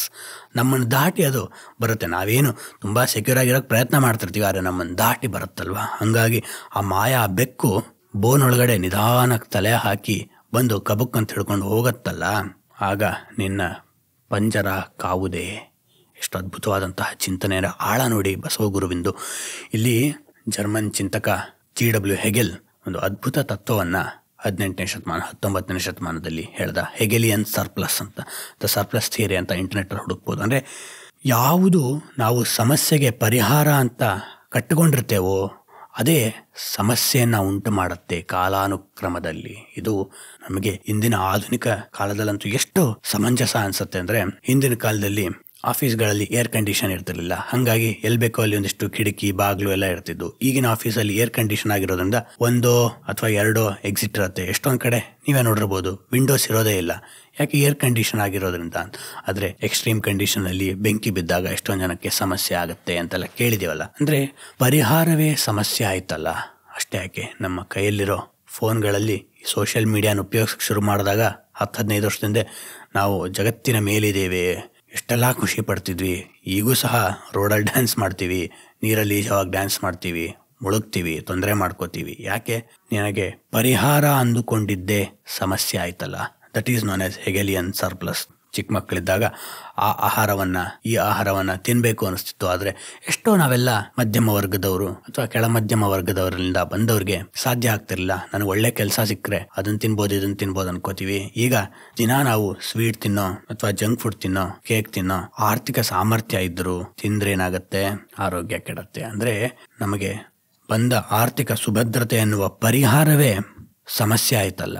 ಒಳ್ಳೆ ಕಾರ್ ತಗೊಂಡೆ ಅಂತ 170 ಕಿಲೋಮೀಟರ್ ಸ್ಪೀಡಲ್ಲಿ ಓಡಿಸೋಕೆ ಹೋಗಿ ಆಕ್ಸಿಡೆಂಟ್ ಆಗಿ ಹೋದ್ರು ಅಂತ ನ್ಯೂಸ್ ಎಷ್ಟು ಕೇಳ್ತಿರ್ತೀವಿ. ಅಂದರೆ ಮೊದಲು ಸೈಕಲಲ್ಲಿ ಓಡಾಡ್ತಿದ್ವಿ, ಎತ್ತಿನ ಗಾಡಿಯಲ್ಲಿ ಓಡಾಡ್ತಿದ್ವಿ, ನೆಲಕ್ಕೆ ಬೀಳ್ತಿದ್ವಿ, ಏಟ್ ಮಾಡ್ಕೊತಿದ್ವಿ, ಅಷ್ಟೇ ಕಾಲು ತರಿಸ್ತಿತ್ತು, ಕೈ ಕಾಲು ಮುರಿತಿತ್ತು. ಈಗ ಯಾವುದೋ ಒಂದು ವಿಡಿಯೋ ನೋಡ್ತಿದ್ವಿ, ದೇಹವೇ ನುಚ್ಚುನೂರಾಗಿತ್ತು. ಎಷ್ಟು ವಿಚಿತ್ರವಾದಂತಹ ಪರಿಸ್ಥಿತಿ ಅಲ್ವಾ? ಅಂದ್ರೆ ಹೇಗೆ ಪರಿಹಾರವೇ ಸಮಸ್ಯೆ ಆಗ್ಬಿಡ್ಬೋದು. ಇಲ್ಲಿ ಆ ಗಿಳಿ ಯಾರು ನನ್ನ ಏನೂ ಮಾಡಲ್ಲ ಅನ್ನುವ ಆತ್ಮವಿಶ್ವಾಸದಲ್ಲಿ, ಒಂದು ಮಟ್ಟಿನ ಪೊಳ್ಳು ಆತ್ಮವಿಶ್ವಾಸದಲ್ಲಿ ಬದುಕಿದೆ. ಆದರೆ ಆ ಬೆಕ್ ಬಂತು ಅಂದ್ರೆ ಬೇರೆ ಹೊರಗಡೆ ಆಗಿದ್ರೆ ಗಿಳಿ ತಪ್ಪಿಸ್ಕೊಂಡು ಹೋಗ್ಬೋದಿತ್ತು. ಈಗ ಆ ಪಂಜರ, the so-called security became N obstacle. ಅದೇ ಸಮಸ್ಯೆ ಆಗೋಯ್ತಲ್ವಾ? ನಿನ್ನನ್ನು ಕಾಯತ್ತ ಆ ಪಂಜರ, ಕಾಯಲಿಲ್ಲ, ಅದೇ ನಿನ್ನ ಸಾವಿಗೆ ಕಾರಣ ಆಯ್ತಲ್ಲ. ಮೊದಲು ಮುದ್ದೆ ಉಪ್ಸಾರು ತಿನ್ಕೊಂಡು ಬದುಕ್ತಿದ್ವಿ, ಈಗ ಹಣ ಬರುತ್ತೆ ಅನ್ಬಿಟ್ಟು ಕೆಟ್ಟ ಆಹಾರ ತಿಂದು, ಅದಕ್ಕೂ ತುಂಬಾ ದುಡ್ಡು ಖರ್ಚು ಮಾಡಿ ಕೆಟ್ಟ ಆಹಾರ ತಿಂದು, I don't care for money, I don't care dam ಹಿಂಗೆಲ್ಲ ಮಾತಾಡ್ಕೊಂಡು ಓವರ್ ಕಾನ್ಫಿಡೆನ್ಸ್ ನ ತೋರಿಸಿದ್ರೆ ಸ್ನೇಹಿತರೆ, ರೈಟ್ ಕಾನ್ಫಿಡೆನ್ಸ್ ತಪ್ಪಲ್ಲ, ಅರೆ ಓವರ್ ಕಾನ್ಫಿಡೆನ್ಸ್ ಬಿಕಮ್ಸ್ ಆರೋಗೆನ್ಸ್. ಆ ಓವರ್ ಕಾನ್ಫಿಡೆನ್ಸ್ ಇಂದ ಆರೋಗೆನ್ಸ್ ಇಂದ ಬದುಕಿದ್ರೆ ದೇಹ ಎನ್ನುವ ಪಂಜರ ಎಷ್ಟು ತಡೆಯತ್ತೆ. ಹಂಗಾಗಿ ಹಂಜರ ಬಲ್ಲಿತ್ತಂದು ಅಂದ್ರೆ ಇವತ್ತೇನೋ ಚೆನ್ನಾಗಿ ನಡೀತಿದೆ ಅಂದ್ರೆ ಅದನ್ನ ಪ್ರಜ್ಞೆಯಿಂದ ಸರಿಯಾಗಿ ಉಪಯೋಗಿಸ್ಕೋ ಹೊರತು ಅತಿಯಾಗಿ ಬೀಗಬೇಡ. ಯಾಕೆ ಸಮಯ ಇದೇ ತರ ಇರಲ್ಲ. ಯಾರೋ ನಿನಗೆ ಕೆಟ್ಟದ್ದು ಮಾಡಬೇಕು ಅಂತ ಪ್ರಯತ್ನ ಮಾಡಬೇಕಾಗಿಲ್ಲ. ಈಗ ನಿನ್ನ ಕೆಲಸ ಹೋಗ್ಬೇಕಂದ್ರೆ ಅದೆಲ್ಲೋ ರಿಸೆಷನ್ ಆಗಬಹುದು. ನಿನ್ನನ್ನು ಕೆಟ್ಟದಾಗಿ ಬದುಕುವಂತೆ ಮಾಡಬೇಕು ಅಂತ ಅವ್ರಿಗೇನು ಇರಲ್ಲ, ಆದ್ರೆ ಪರಿಸ್ಥಿತಿಗಳು ಬದಲಾಗತ್ತೆ. ಹಂಗಾಗಿ I am on the top of the world ಅಂತೆಲ್ಲ ಅನ್ಬೇಡ ಅಥವಾ ಅನ್ಕೋಬೇಡ. ಮುಂದಿನ ವಚನ, ಸಂಸಾರವೆಂಬುದೊಂದು ಗಾಳಿಯ ಸೊಡರು, ಸಿರಿ ಎಂಬುದೊಂದು ಸಂತೆಯ ಮಂದಿ ಕಂಡಯ್ಯ, ಇದನೆಚ್ಚಿ ಕೆಡಬೇಡ, ಸಿರಿ ಎಂಬುದ ಮರೆಯಲು ಪೂಜಿಸು ನಮ್ಮ ಕೂಡಲ ಸಂಗಮ ದೇವನ. ಸಂಸಾರ ಅಂದ್ರೇನು? ಸಂಸಾರ ಎಲ್ಲ ಬಿಟ್ಟು ಹೋಗ್ಬೇಕಪ್ಪ ಅಂದ್ರೆ ಫ್ಯಾಮಿಲಿ ಅಷ್ಟೇ ಅಲ್ಲ ಸ್ನೇಹಿತರೆ. ಬೌದ್ಧ ತತ್ವದಲ್ಲಿ, ಭಾರತೀಯ ಪರಂಪರೆಯಲ್ಲಿ ಸಂಸಾರ ಅಂದಕ್ಕೆ ಎಷ್ಟೊಂದು ಮಲ್ಟಿಟ್ಯೂಡಿನಲ್ ಮೀನಿಂಗ್ ಇದೆ, ಹಲವಾರು ಅರ್ಥಗಳಿದೆ. ಈಗ ನಾವು ನಮ್ಮ ಸುತ್ತಮುತ್ತಲು ಕಟ್ಕೊಂಡಿದ್ದೇವಲ್ಲ ಜಗತ್ತು, ಅದೆಲ್ಲವೂ ಸಂಸಾರದ ಪರಿಧಿಗೆ ಸೇರುತ್ತೆ. ಅಂದರೆ ನನ್ನ ಆಫೀಸು, ನಾ ಯಾವುದೋ ಕ್ಲಬ್ಬಲ್ಲಿ ಮೆಂಬರ್ಶಿಪ್ ಮಾಡಿಸಿದ್ರೆ ಅದು, ಕೋವರ್ಕಿಂಗ್ ಸ್ಪೇಸಲ್ಲಿ ನನಗೇ ಒಂದು ಜಾಗ, ಅಲ್ಲೊಂದು ಆಟೋಮೇಟೆಡ್ ಕಾರ್ ಪಾರ್ಕಿಂಗು, ನನ್ನ ಕಂಪ್ನಿ ಕೊಡೋ ಸೊಡೆಕ್ಸೋ ಕೂಪನ್ನು, ಅನ್ಲಿಮಿಟೆಡ್ ಫುಡ್ಡು, ಶುಕ್ರವಾರ ಕೊಡಿಸೋ ಪಿಜ್ಜಾ ಬರ್ಗರು, ಎಲ್ಲವೂ ಸಂಸಾರ. ಯಾಕಿಂತ ಹೇಳಿದೆ ಅಂದರೆ, ಸಂಸಾರವೆಂಬುದೊಂದು ಗಾಳಿಯ ಸೊಡರು ಅಂದ್ರೇನು? ದೀಪದ ಸಂಕೇತವನ್ನ ಯಾಕೆ ಉಪಯೋಗಿಸಿದ್ದಾರೆ? ದೀಪ ಎಲ್ಲಿವರೆಗೂ ಉರಿಯತ್ತೆ ಸ್ನೇಹಿತರೆ? ಸ್ವಲ್ಪ ಯೋಚನೆ ಮಾಡೋಣ. ಇಂಧನ ಇರೋವರೆಗೂ ಅಲ್ವಾ? ಅಂದ್ರೆ ಈ ಆಫೀಸು, ಕ್ಲಬ್ಬು, ಮೆಂಬರ್ಶಿಪ್ಪು, ನಂದೇ ಕಾರ್ ಪಾರ್ಕಿಂಗು, ಆಫೀಸ್ ಹತ್ರ ಇಳಿಯುವಾಗ ಕಾರ್ ತೆಗೆಯಕ್ಕಿರೋ ಸೆಕ್ಯೂರಿಟಿ ಗಾರ್ಡು, ನಮಸ್ಕಾರ ಸರ್ ಅನ್ನೋ ಸೆಕ್ಯೂರಿಟಿ ಗಾರ್ಡು, ಎಲ್ಲವೂ ಗಾಳಿಯ ಸೊಡರು. ಅಂದ್ರೆ ಇರೋವರೆಗೂ ಇರತ್ತೆ ಅಷ್ಟೇ. ಯಾರೊಬ್ರು ಹೇಳ್ತಿರು, ಯಾವುದೋ ಒಂದು ಪ್ರಖ್ಯಾತವಾದಂತಹ ಕಂಪ್ನಿಗೆ 2005 ಸೇರಿದಾಗ ನಮ್ಮನ್ನೆಲ್ಲ ಏರ್ಪೋರ್ಟ್ ಇಂದ ಮರ್ಸಿಡಿಸ್ ಅಲ್ಲಿ, ಮ್ಯಾನೇಜರ್ಸ್ ಅಂದ್ಬಿಟ್ಟು ಮರ್ಸಿಡಿಸ್ ಅಲ್ಲಿ ಕರ್ಕೊಂಡು ಹೋಟೆಲ್ಗೆ ಹೋಗಿದ್ರು ಅಂತ. ಆಮೇಲೆ ಅದು ಸ್ಕ್ಯಾಮ್ ಆಯ್ತು, ಆ ಕಂಪ್ನಿ ದೊಡ್ಡ ಕಂಪ್ನಿ ಹೆಸರು ಕೆಡ್ತು, ಮುಚ್ಚೆ ಹೋಯ್ತು, ಎಲ್ಲ ಆಯ್ತು. ಯಾಕಂದ್ ಹೇಳ್ದೆ ಅಂದ್ರೆ, ಗಾಳಿಯ ಸೊಡರು. ನೀನ್ ಬೀಗಿರ್ತೀಯ, ಮರ್ಸಿಡೀಸ್ ಅಲ್ಲಿ ಹೋಗ್ಬೇಕಾ, ನೋಡು ಎಷ್ಟು ನನ್ನ ಬಗ್ಗೆ ನಾನೇ ಗ್ರೇಟು ಅಂತ ಅನ್ಕೊಂಡಿರ್ತೀನಿ. ಆದ್ರೆ ಇವೆಲ್ಲ ನಿನಗೆ ಬಂದಿರೋ ಕಂಫರ್ಟ್ಸ್, ಐಷಾರಾಮಿ ಜೀವನದ ಅಂಗಗಳು, ಅಂಶಗಳು, ಗಾಳಿಯ ಸೊಡರುಗಳು. ಅಂದರೆ ಯಾವುದೋ ಒಂದು ಹೊರಗಿನ ಕಾರಣಗಳಿಂದನೂ ನೀನು ಕಲ್ತಿರೋ ಒಂದು ಕೆಲಸಕ್ಕೆ ಹೆಚ್ಚಿನ ಬೆಲೆ ಆಗ ಬಂದಿರುತ್ತೆ. ಈಗ ನನಗೆ ಯಾವುದೋ ಒಂದು ಇನ್ಫೆಕ್ಷಿಯಸ್ ಡಿಸೀಸಸ್ ಬಗ್ಗೆ ಸ್ಪೆಷಲೈಸೇಷನ್ ಮಾಡ್ಕೊಂಡಿದ್ದೀನಿ ಅಂದರೆ, ನಾನು ವೈದ್ಯ ಆದರೆ ಸಹಜವಾಗಿ ಒಂದು ಮಟ್ಟಿಗೆ ನನಗೊಂದು ಡಿಮ್ಯಾಂಡ್ ಇರುತ್ತೆ. ಆದರೆ ಯಾವುದೋ ಒಂದು ದೊಡ್ಡ ಪ್ಯಾಂಡಮಿಕ್ ಬಂತು ಅಂದರೆ ನನಗೆ ತುಂಬ ಡಿಮ್ಯಾಂಡ್ ಬರುತ್ತೆ. ಆದರೆ ಎಲ್ಲಿವರೆಗೂ ನೀನು ನಂಗೆ ಒಳ್ಳೆ ಈಗ ಆರ್ಥಿಕತೆ ಚೆನ್ನಾಗಾಗ್ತಿದೆ ಅಂದ್ಬಿಟ್ಟು ಸಿಕ್ಕಂಗೆ ಸಾಲ ಮಾಡಿ ಇನ್ವೆಸ್ಟ್ ಮಾಡ್ತೀನಿ ಅಂದರೆ, ಗಾಳಿಯ ಸೊಡರು ಕಡಿಮೆ ಆಗತ್ತೆ. That which rises goes down, because the existence is like a flowing river. There is ebb and the flow. ಅಂದರೆ ಏರುತ್ತೆ ಇಳಿಯತ್ತೆ, ಏರ್ತಿದೆ ಅಂದರೆ ಇಳದೇ ಇಳಿಯುತ್ತೆ. ಅದು ಅಸ್ತಿತ್ವಕ್ಕೆ ನೋವು ನಲಿವುಗಳಿಲ್ಲ. ಅದನ್ನು ನಾವು ಸ್ಪಷ್ಟವಾಗಿ ತಿಳ್ಕೋಬೇಕು. ಅಸ್ತಿತ್ವ ಅದ್ರ ಪಹಾಡ್ಗದು ಆಡ್ತಾ ಇದೆ, ಅದಕ್ಕೆ ಯಾವುದೇ ಕಾರಣ ಇಲ್ಲ, ಉದ್ದೇಶವಿಲ್ಲ. ಅದರಲ್ಲಿ ನಾವು ಯಾವ ಭಾಗದಲ್ಲಿ ಇರ್ತೀವಿ ಅನ್ನೋದ್ರ ಕಡೆ ನಮಗೆ ನೋವೋ ಸಂತೋಷನೋ ಆಗ್ತಿರತ್ತೆ. ಹಾಗಾಗಿ ತೀರಾ ಅಂಟ್ಕೋಬೇಡ. ನೀ ಏನೋ ಕಲ್ತಿದ್ಯಾ, ಸ್ಕಿಲ್ ಇದೆ ಅಂತ ನಿಂಗೆ ಒಂದಿಷ್ಟು ಐಷಾರಾಮಿ ಜೀವನ ಇರ್ಬೋದು. ಅದಕ್ಕೆ ಡಿಮಾಂಡ್ ಇಲ್ಲ ಅಂದರೆ, ರಿಸೆಷನ್ನು, ಲೇ ಆಫು ಶುರುವಾದಾಗ ಯಾವ ಆಟೋಮೇಟೆಡ್ ಕಾರ್ ಪಾರ್ಕಿಂಗು, ಆಫೀಸಲ್ಲಿ ಕರ್ಕೊಂಡೋಗೋ ಟೀಮ್ ಔಟು ಉಪಯೋಗಕ್ಕೆ ಬರಲ್ಲ. ಹಂಗಾಗಿ ನಾವು ಇವುಗಳ ಜೊತೆಗೇ ಹುಟ್ಟಿದೀನಿ ಅನ್ನುವ ಭ್ರಾಂತಿ ಬೇಡ. ಯಾಕಿದನ್ನ ಹೇಳ್ಬೇಕಾಗಿ ಬಂತು ಅಂದರೆ, ಥಿಯೋಡೋರ್ ಅಡೋರ್ನೋ ಅನ್ನುವ ಜರ್ಮನಿಯ ಶ್ರೇಷ್ಠ ಚಿಂತಕ ಅದ್ಭುತವಾಗಿ ಹೇಳ್ತಾನೆ, ಈ ಕನ್ಸ್ಯೂಮರಿಸ್ಟ್ ವರ್ಲ್ಡ್ ಇದೆಯಲ್ಲ, ನಾವು ಒಂದು ಯಾವುದನ್ನೋ ಸೇವಿಸೋದ್ರಿಂದ ಸಂತೋಷ ನಮಗೆ ಬರುತ್ತೆ ಅಂತ ನಂಬಿಸೋ ಜಗತ್ತಿದೆಯಲ್ಲ, ಆಹಾರ ಆಗಿರ್ಬೋದು, ಒಂದಿಷ್ಟು ಡ್ಯಾನ್ಸ್ ಮಾಡೋ ಕಂಟೆಂಟ್ ಇರ್ಬೋದು, ಅಥವಾ ಕಾಂಟ್ರವರ್ಷಿಯಲ್ ನ್ಯೂಸ್ ಇರ್ಬೋದು, ಈ ವಿಷಯಗಳನ್ನ ಸೇವಿಸೋದ್ರಿಂದ ನಮಗೇನೋ ತುಂಬ ಸಂತೋಷ ಆಗತ್ತೆ ಅಂತ ನಂಬಿಸಿದೆಯಲ್ಲ ಈ ಕೊಳ್ಳುಬಾಕ ಸಮಾಜದಲ್ಲಿ, ನಾನ್ ಎಸೆನ್ಷಿಯಲ್ ಬಿಕಮ್ಸ್ ಎಸೆನ್ಷಿಯಲ್. ಯಾವುದು ಅಮುಖ್ಯವೋ ಅದು ಮುಖ್ಯವಾಗ್ತಾ ಹೋಗುತ್ತೆ. ಅಪಾರ್ಟ್ಮೆಂಟಲ್ಲಿ ಸ್ನೂಕರ್ ಇಲ್ಲ ಅಂದರೆ ನಂಗೆ ಅಪಾರ್ಟ್ಮೆಂಟ್ ಇಷ್ಟ ಆಗಲ್ಲ ತಗೊಳ್ಳೋವಾಗ. ನಾನು ದಿನ ಏನು ಸ್ನೂಕರ್ ಆಡ್ತಿರ್ತೀನ ಅಥವಾ ಸ್ನೂಕರ್ ಆಡ್ಕೊಂಡೇ ಹುಟ್ಟಿದ್ನ ಅಂದರೆ ನಮ್ಮಲ್ಲಿ ಆ ಥರ ತೋರಿಸ್ಕೊಳ್ಳೋದು ಅವಶ್ಯಕತೆ ಇರುತ್ತೆ. ನಾನಲ್ಲಿ ಹೋಗ್ತೀನಿ, ಸ್ಕ್ವಾಶ್ ಆಡ್ತೀನಿ ಅಂತ. ಆದರೆ ನಾನು ಅದ್ರ ಜೊತೆಗೇ ಹುಟ್ಟಿಲ್ಲ. ಬಂದಿದೆ ಕಂಫರ್ಟು, ಸಂತೋಷವಾಗಿ ಅನುಭವಿಸು, ಅದರಲ್ಲಿ ಏನೂ ತಪ್ಪಿಲ್ಲ. ಆದರೆ ಅದ್ರ ಜೊತೆಗೇ ಹುಟ್ಟಿದ್ದೀನಿ ಅಂತ ಅನ್ಕೋಬೇಡ. ಯಾಕೆ ಬಸವಣ್ಣನವ್ರು ಹೇಳೋದು, ಸಿರಿ ಎಂಬುದೊಂದು ಸಂತೆಯ ಮಂದಿ ಕಂಡಯ್ಯ. ಇದನ್ನೆಚ್ಚಿ ಕೆಡಬೇಡ, ಇದನ್ನು ನೆಚ್ಕೊಂಡ್ಬಿಡ್ಬೇಡ, ಅತಿಯಾಗಿ ನೆಚ್ಕೋಬೇಡ. I got this job in this company ಅಂತ ಲಿಂಕ್ಡ್ಇನಲ್ಲಿ ಹಾಕ್ಕೋತಿರ್ತೀವಲ್ಲ, ನಂದು ಜೀವನದ ಕನಸು ಅದೇನೋ. ರಿಸೆಷನ್ ಬಂತು ಅಂದರೆ ಹೋಗ್ಬಿಡ್ಬೋದಲ್ವಾ? ಅಂದರೆ ನೀ ಹೇಳ್ಕೊಂಡಿದ್ದು ತಪ್ಪಲ್ಲ, ನಿನ್ನ ಸಾಧನೆಯಲ್ಲಿ ಎಷ್ಟೊಂದು ಅಗೋಚರ ಅಂಶಗಳು ಇರುತ್ತೆ. ಹಂಗಾಗಿ ಎದ್ದೆದ್ದು ಬೀಳುತ್ತಿಹೆ, ಗುದ್ದಾಡಿ ಸೋಲುತ್ತಿಹೆ. ಟಿ ವಿ ಜಿಯವ್ರು ಹೇಳ್ದಂಗೆ ಪ್ರಸಿದ್ಧನಾಗಕ್ಕೆ ಪ್ರಯತ್ನ ಮಾಡ್ತಿದ್ಯಾ, ನಿನ್ನುದ್ಧಾರ ಅಂತರಂಗ ಎಲ್ಲಿದೆ? ನಿನ್ನದು ಅಂತರಂಗ ನೆಮ್ಮದಿ ಇದೆಯಾ? ನಿಜವಾಗ್ಲೂ ಅಂತರಂಗದಲ್ಲಿ ಶಾಂತಿ ಇದೆಯಾ? ಇದ್ದಿದ್ರೆ ನೀ ಇಷ್ಟೆಲ್ಲ ಮಾಡಬೇಕಾಗ್ತಿತ್ತ? ಯೋಚನೆ ಮಾಡಿದಾಗ ನಮಗೆ ಗೊತ್ತಾಗತ್ತೆ. ಇಲ್ಲಿ ಬಸವಗುರು ಹೇಳ್ತಿರೋದು, ಸಿರಿ ಎಂಬುದೊಂದು ಸಂತೆಯ ಮಂದಿ. ಸಂತೆಯ ಮಂದಿ, ಸಂತೆಗೆ ಬಂದು ಹೋಗೋ ಜನ. ಏನಿದು ಅರ್ಥ? ಎಷ್ಟು ಚಿತ್ರಣಗಳನ್ನ ಉಪಯೋಗಿಸಿದ್ದಾರೆ ನೋಡಿ ಬಸವಣ್ಣನವರು. ಸಂತೆಯ ಮಂದಿ ಅಂದರೆ that which comes and goes.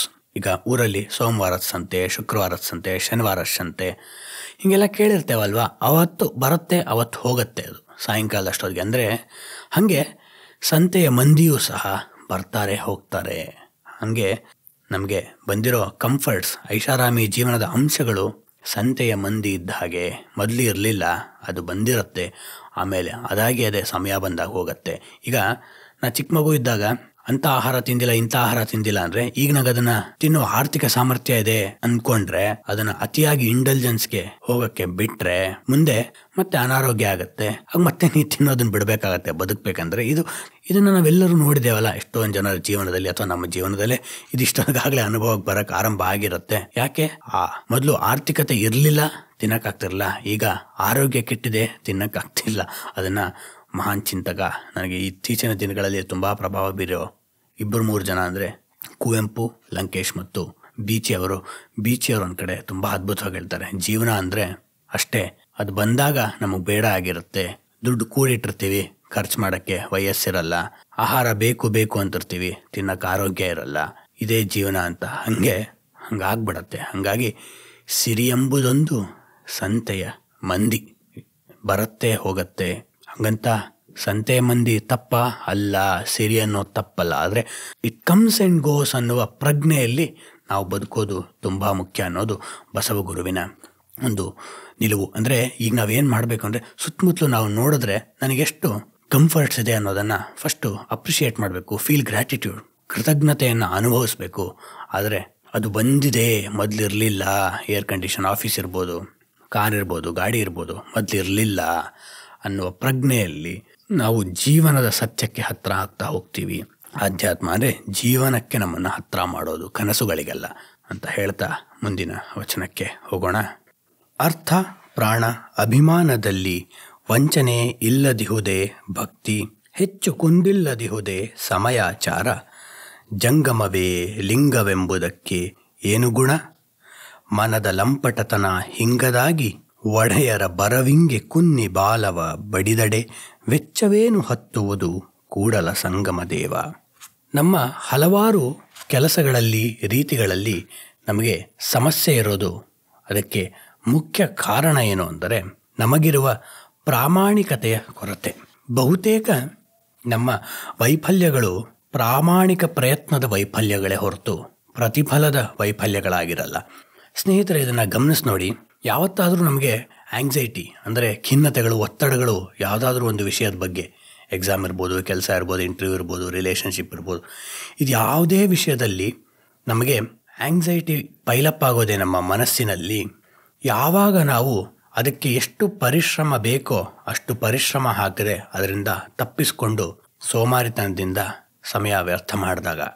ಕರೆಕ್ಟಾಗಿ ಇನ್ನು 3 ದಿನ ಇದೆ, ದಿನಕ್ಕೆ 8 ಅವರ್ ಓದಬೇಕು ಅಂದರೆ 24 ಅವರ್ ಓದ್ತೀನಿ ಅಂದರೆ ಅದಕ್ಕಿಂತ ಹೆಚ್ಚು ಓದೋಕ್ಕಾಗಲ್ಲ ಅನ್ನೋ ಕ್ಲಾರಿಟಿ ಇದ್ದಾಗ ಅಷ್ಟು ಪರಿಶ್ರಮವನ್ನು ನಾವು ಹಾಕಿದ್ರೆ ನಮಗೆ ಸಹಜವಾಗಿಯೇ ಆ ಆಂಗ್ಸೈಟೀಸ್ ತುಂಬ ಲೋ ಆಗುತ್ತೆ. ಆದರೆ ನಾವು ಅದನ್ನು ಮಾಡಲ್ಲ. ಅಂದರೆ ಪ್ರಾಮಾಣಿಕತೆ ನಮಗೆ ಇವತ್ತು ಸಮಸ್ಯೆ. ಯಾವತ್ತೂ ಮನುಷ್ಯ ಪ್ರಾಮಾಣಿಕತೆಯನ್ನು ಸಹಜವಾಗಿ ಆರಾಧಿಸಿಲ್ಲ. ಆದರೆ ಇವತ್ತು ಅಪ್ರಾಮಾಣಿಕತೆಯ ಸೆಲೆಬ್ರೇಷನ್ಗೆ ತುಂಬ ಅವಕಾಶಗಳಿದೆ. ಅದಕ್ಕೆ ಬಸವಣ್ಣನವರ ಈ ವಚನ ಪ್ರಾಮಾಣಿಕತೆಯ ಮತ್ತು ಅದರ ಇಲ್ಲದಿರುವಿಕೆ ಇದ್ದಾಗ, ಅಂದರೆ when we are not sincere, ಏನು ಸಮಸ್ಯೆ ಉಂಟಾಗತ್ತೆ ಅನ್ನೋದನ್ನು ಹೇಳ್ತಾರೆ. ಅರ್ಥ ಪ್ರಾಣ ಅಭಿಮಾನದಲ್ಲಿ ವಂಚನೆ ಇಲ್ಲದಿಹುದೇ ಭಕ್ತಿ. ಅರ್ಥ. ಅರ್ಥ ಅಂದರೆ ಜೀವನದ ಏನರ್ಥ, ಮೀನಿಂಗ್ ಅಂತಲೂ ಬರುತ್ತೆ. ಅದ್ರ ಜೊತೆಗೆ ನಾವು ಎಲ್ಲ ಕಡೆ ಕೇಳಿರ್ತೇವೆ ಅರ್ಥಶಾಸ್ತ್ರ, ಆರ್ಥಿಕತೆ ಅಂದರೆ ಎಕನಾಮಿಕ್ಸ್. ಆ ರೀತಿಯೂ ಹಣ ಅನ್ನೋದು ಒಂದು ಅರ್ಥವನ್ನು ಕೊಡುತ್ತೆ. ಇಲ್ಲಿ ಅರ್ಥ ಅಂದರೆ ಮೀನಿಂಗ್ ಅಥವಾ ಏಮ್, ಉದ್ದೇಶ. ನಾವೊಂದು ಡ್ರೈವ್ ಅಂತಾರಲ್ಲ, ಒಂದನ್ನು ಯಾಕೆ ಮಾಡ್ತೀವಿ, ಒಂದೇನೋ ಒಂದು ಕೆಲಸದಲ್ಲಿ ಯಾವ ಉದ್ದೇಶಕ್ಕೆ ಇದ್ದೇವೆ ಅನ್ನೋದು ಅರ್ಥ ಅನ್ನುವ ಕಾಂಟೆಕ್ಸ್ಟಲ್ಲಿ ಇಲ್ಲಿ ಬಂದರೆ ಪ್ರಾಣ. ಪ್ರಾಣ ಅನ್ನೋದು central essence for some effort, ಮೂಲ ಧಾತು. ಅಂದರೆ ಇವೆರಡಕ್ಕೂ ಒಂದೇ ಅರ್ಥ ಬರುತ್ತೆ, ಒಂದೇ ಮೀನಿಂಗ್ ಬರುತ್ತೆ. ಅಂದರೆ ವ್ಯತ್ಯಾಸವನ್ನು ಕಂಡುಕೊಳ್ಳೋಕ್ಕೆ short term goals and long term goals ಅಂತ ಅನ್ಕೋಬೋದು. ಅರ್ಥ ಅಂದರೆ ಶಾರ್ಟ್ ಟರ್ಮ್ ಗೋಲ್, ಪ್ರಾಣ ಅಂದರೆ ಲಾಂಗ್ ಟರ್ಮ್ ಗೋಲ್.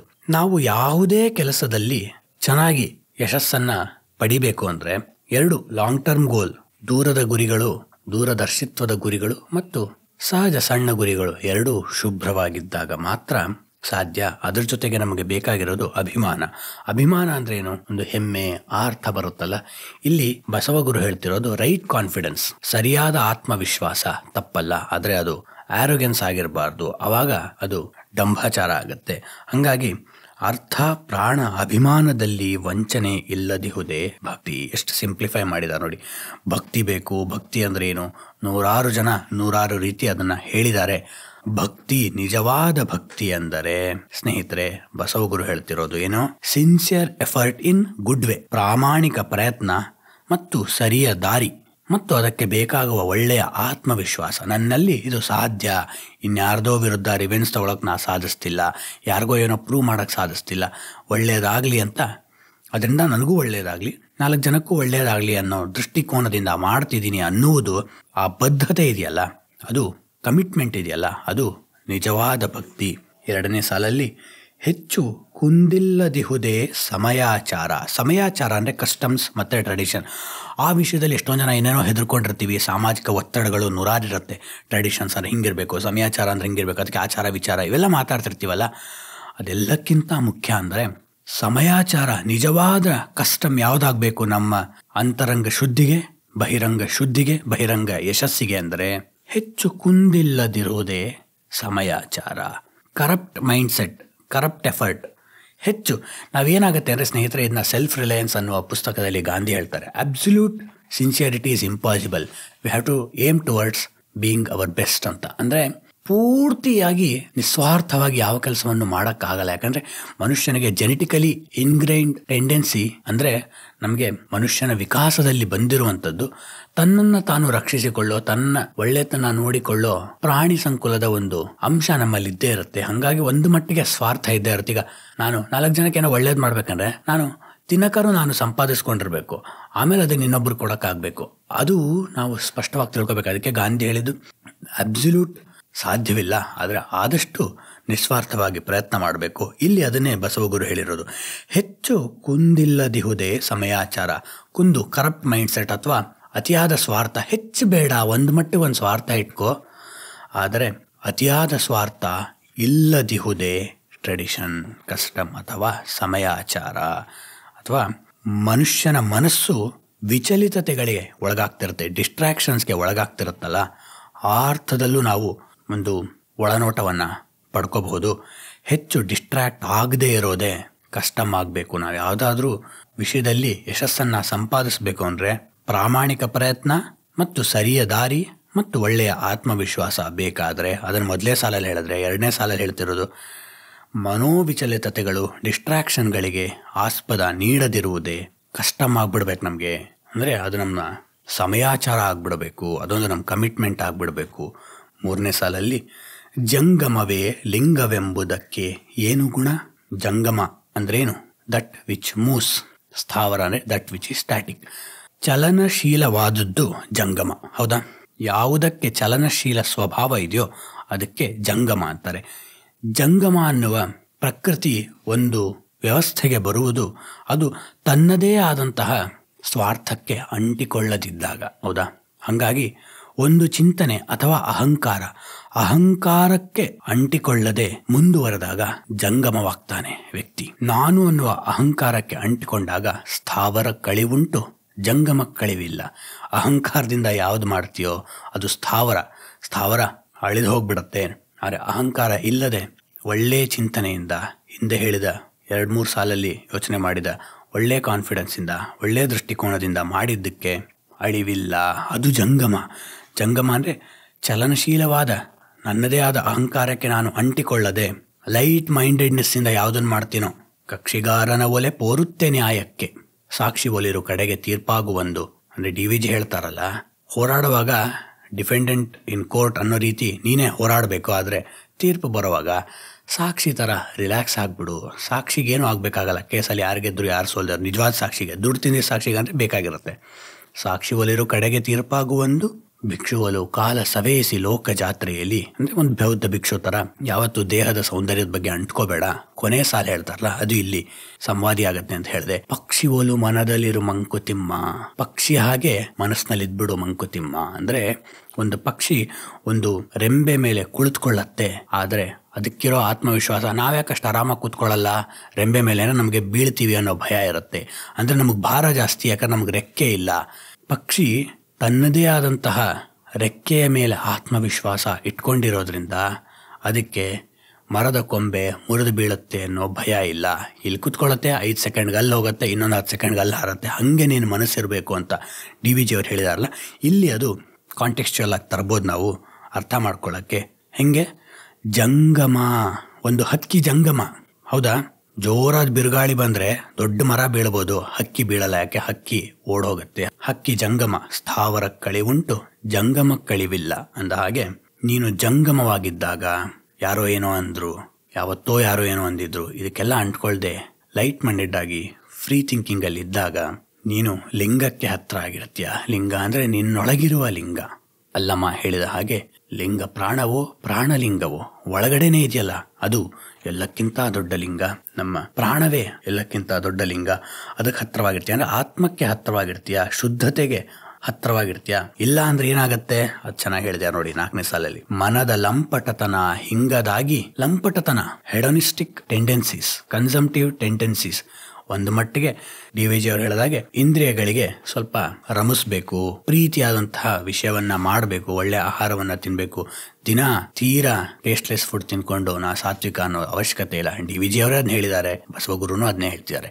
ಏನಂದ್ರೆ ತೀರಾ ರಿಪ್ರೆಸ್ ಮಾಡ್ತಾ ಹೋದಷ್ಟು ಸೆನ್ಶುವಲ್ ಪ್ಲೆಷರ್ಸು ನಮ್ಮನ್ನ ರಿವೋಲ್ಟ್ ಮಾಡುತ್ತೆ, ಫ್ರಾಯ್ಡಿಯನ್ ಥಿಯರಿ ಪ್ರಕಾರ. ಅದಕ್ಕೊಂದು ಮಟ್ಟಿಗೆ ಮಾಡರೇಷನ್ನಲ್ಲಿ, ಸೀಮಿತ ಪರಿಧಿಯಲ್ಲಿ, ಫ್ರೇಮ್ವರ್ಕ್ ಚೌಕಟ್ಟಿನಲ್ಲಿ ನಾವು ಅದನ್ನು ನೆರವೇರಿಸಿದ್ರೆ ಅವು ಸಹ ನಮಗೆ ಉಪಯೋಗ ಆಗತ್ವೆ. ಇಂದ್ರಿಯಗಳು ಕುದುರೆಗಳ ಹಾಗೆ ಕೃಷ್ಣ ಅನ್ನುವ ಇಚ್ಛಾಶಕ್ತಿಯ ಕೆಳಗಿರಬೇಕು. ಯಾವತ್ತು ಕುದುರೆಗೆ ಕೃಷ್ಣ ಅನ್ನೋ ಇಚ್ಛಾಶಕ್ತಿ ಇಲ್ವೋ, ಹೆಂಗೆ ಬೇಕೋ ಹಾಗೆ ರಥ ಓಡಕ್ಕೆ ಶುರುವಾಗತ್ತೆ, ದೇಹ ಅನ್ನೋ ರಥ. ಹಾಗಾಗಿ ಅದಿಲ್ಲದಿದ್ರೆ ಏನಾಗತ್ತೆ? ಮನದ ಲಂಪಟತನ ಹಿಂಗದಾಗಿ, ಎಷ್ಟು ತಿಂದರೂ ನಂಗೆ ಸಾಲ್ತಿಲ್ಲ, ಎಷ್ಟು ಕುಡಿದ್ರೂ ಸಾಲ್ತಿಲ್ಲ, ಎಷ್ಟು ಭೋಗಗಳನ್ನ ಸ್ವೀಕರಿಸಿದ್ರೂ ಸಾಲ್ತಿಲ್ಲ, ಮತ್ತೆ ಬೇಕನ್ನಿಸ್ತಿದೆ, ಸುಸ್ತಾಗ್ತಿದೆ, ಬಾಸ್ ಮೇಲೆ ಸಿಟ್ಟು ಬರ್ತಿದೆ, ಮನೆಯವ್ರ ಮೇಲೆ ಸಿಟ್ಟು ಬರ್ತಿದೆ, ಗಂಡ ಹೆಂಡತಿ ಮಕ್ಕಳು ಎಲ್ಲರ ಮೇಲೆ ಸಿಟ್ಟು ಬರ್ತಿದೆ, ತಂದೆ ತಾಯಿ. ಯಾಕೆ? ಮನದ ಲಂಪಟತನ ಹಿಂಗದಾಗಿ. ಮುಂದೆ ಇದು ಅದ್ಭುತವಾಗಿದೆ ನೋಡಿ. ಈ ಚೀಪ್ ಡಿಸೈರ್ಸ್, ಅಗ್ಗದ ಆಸೆಗಳಿಗೆ ಬಿದ್ದ ಮನಸ್ಸು ಎಷ್ಟು ಅಪ್ರಾಮಾಣಿಕತೆಯ ದಾಸನಾಗತ್ತೆ ಅಂದರೆ, ಒಡೆಯರ ಬರವಿಂಗೆ ಕುನ್ನಿ ಬಾಲವ ಬಡಿದಡೆ ವೆಚ್ಚವೇನು ಹತ್ತುವುದು ಕೂಡಲ ಸಂಗಮ ದೇವ. ಒಡೆಯರ ಬರವಿಂಗೆ ಕುನ್ನಿ ಬಾಲವ ಬಡಿದಡೆ ಅಂದರೆ, ಒಡೆಯ ಬರೋವಾಗ ಕುನ್ನಿ ನಾಯಿ ಮರಿ ನಾಯಿ ಯಾತಕ್ಕೆ ಇಟ್ಕೊಂಡಿರ್ತೀವಿ? ಟೆರಿಟೋರಿಯಲ್ ಪ್ರೊಟೆಕ್ಷನ್ಗಲ್ವಾ, ನಮ್ಮ ಕಾಂಪೌಂಡು ನಮ್ಮ ಹೊಲ ಕಾಯಕ್ಕೆ ಇಟ್ಕೊಂಡಿರ್ತೀವಿ. ಹಾಗೆ ಅಲ್ವಾ ಬಂದಿದ್ದು ವಿಕಾಸದಲ್ಲಿ.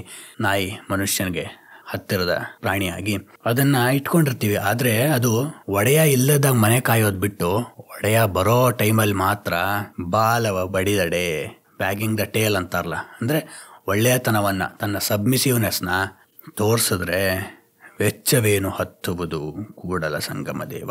ಇದು ಯಾರೀ ಕುನ್ನಿ ಅಂದರೆ ನಾವೇ. ಪ್ರಾಮಾಣಿಕ ಪ್ರಯತ್ನವನ್ನು ಮಾಡಿದ್ರೆ ನಾವು ಯಾರನ್ನೂ ಓಲೈಸೋ ಅವಶ್ಯಕತೆ ಬರಲ್ಲ. ಅಪ್ರಾಮಾಣಿಕತೆ ಹೆಚ್ಚಿದಾಗ ಓಲೈಸೋ ಹುಚ್ಚು ಶುರುವಾಗತ್ತೆ. ಆಫೀಸಲ್ಲಿ ಏನು ಪ್ರಾಜೆಕ್ಟ್ ಕೊಟ್ಟಿದ್ದಾರೋ, ವರ್ಕ್ ಫ್ರಮ್ ಹೋಮೋ, ವರ್ಕ್ ಫ್ರಮ್ ಆಫೀಸೋ, ವರ್ಕ್ ಫ್ರಮ್ ಟೆರೆಸೋ, ಎಲ್ಲರೂ ಮಾಡೋ ಕೆಲಸ ಮಾಡಿದ್ರೆ ಅದನ್ನೇ ಮೊದಲ ಸಾಲ ಹೇಳ್ದಂಗೆ, ಅರ್ಥ ಪ್ರಾಣ ಅಭಿಮಾನದಲ್ಲಿ ವಂಚನೆ ಇಲ್ಲದಿಹುದೇ ಭಕ್ತಿ, ಹೆಚ್ಚು ಕುಂದಿಲ್ಲದಿಹುದೇ ಸಮಯಾಚಾರ. ಅದನ್ನೊಂದು ಟ್ರೆಡಿಷನ್ ಥರ ಒಂದು ಶೆಡ್ಯೂಲ್ ಹಾಕೊಂಡು ಕೆಲಸ, ಯಾವುದೇ ವೃತ್ತಿಯಲ್ಲಿ ಕೆಲಸವನ್ನು ಮಾಡಿದ್ರೆ ನಾವು ಯಾರನ್ನೂ ಓಲೈಸೋದು ಬೇಕಾಗಲ್ಲ. ಆದರೆ ನಾವೇನು ಮಾಡ್ತೀವಿ? ಕೆಲಸ ಮಾಡದೆ ಟೈಮ್ ಉಳಿಸ್ಕೊಂಡು ಯಾವುದೋ ಉಪಯೋಗ ಇಲ್ಲದ ವಿಷಯಕ್ಕೆ ಸಮಯವನ್ನು ಹಾಳು ಮಾಡಿ, ಒಡೆಯರ ಬರವಿಂಗೆ ಕುನ್ನಿ ಬಾಲವ ಬಡಿದಡೆ, ಆಫೀಸಲ್ಲಿ ಬಾಸ್ ಬರೋ ಟೈಮ್ಗೆ ನಾನು ತುಂಬ ಹಾರ್ಡ್ ವರ್ಕಿಂಗ್ ಅಂತ ತೋರಿಸ್ಬೇಕು. ಅದಕ್ಕೆ ಬಾಸ್ನ ಇಂಪ್ರೆಸ್ ಮಾಡೋಕ್ಕೆ ಲ್ಯಾಪ್ಟಾಪ್ ನೋಡ್ತಾ ರಾತ್ರಿವರೆಗೂ, ಬಾಸ್ ಹೊರಡೋವರೆಗೂ, ಅಥವಾ ಬಾಸ್ ಆಮೇಲೆ CCTV ನೋಡ್ತಾರೆ ಅಂತ ಗೊತ್ತು, ಅದಕ್ಕೆ ರಾತ್ರಿ 10 ಗಂಟೆಗೆ ಹೊರಡೋದು. ಏನಂದರೆ ತುಂಬ ಪರಿಶ್ರಮ ಹಾಕ್ತಿದ್ದೀನಿ ಅಂತ ನಾನು ನನ್ನ ಬಾಸಿಗೆ ತೋರಿಸ್ಬೇಕು. ತುಂಬ ಹಾರ್ಡ್ ವರ್ಕಿಂಗು, ನಮ್ಮ ಆಫೀಸಲ್ಲಿ ಯಾರೂ ನನ್ನಷ್ಟು ಹಾರ್ಡ್ ವರ್ಕಿಂಗ್ ಇಲ್ಲ ಅಂತ ತೋರ್ಸೋಕ್ಕೆ ಪ್ರಯತ್ನ ಮಾಡ್ತಿದ್ರೆ ನಿಜ ಸತ್ಯ ನಮಗೆ ಮಾತ್ರ ಗೊತ್ತಿರುತ್ತೆ. ನಾನು ಯಾಕೆ ಲೇಟಾಗಿ ಹೊರಡ್ತಿರ್ತೀನಿ ಅಂದರೆ ಟ್ರಾಫಿಕ್ ಇರುತ್ತೆ ಅಂತ ಅಷ್ಟೇ, ಇನ್ನೇನೂ ಅಲ್ಲ. ಇದು ನಮ್ಮ ಸತ್ಯ ಅಲ್ವಾ?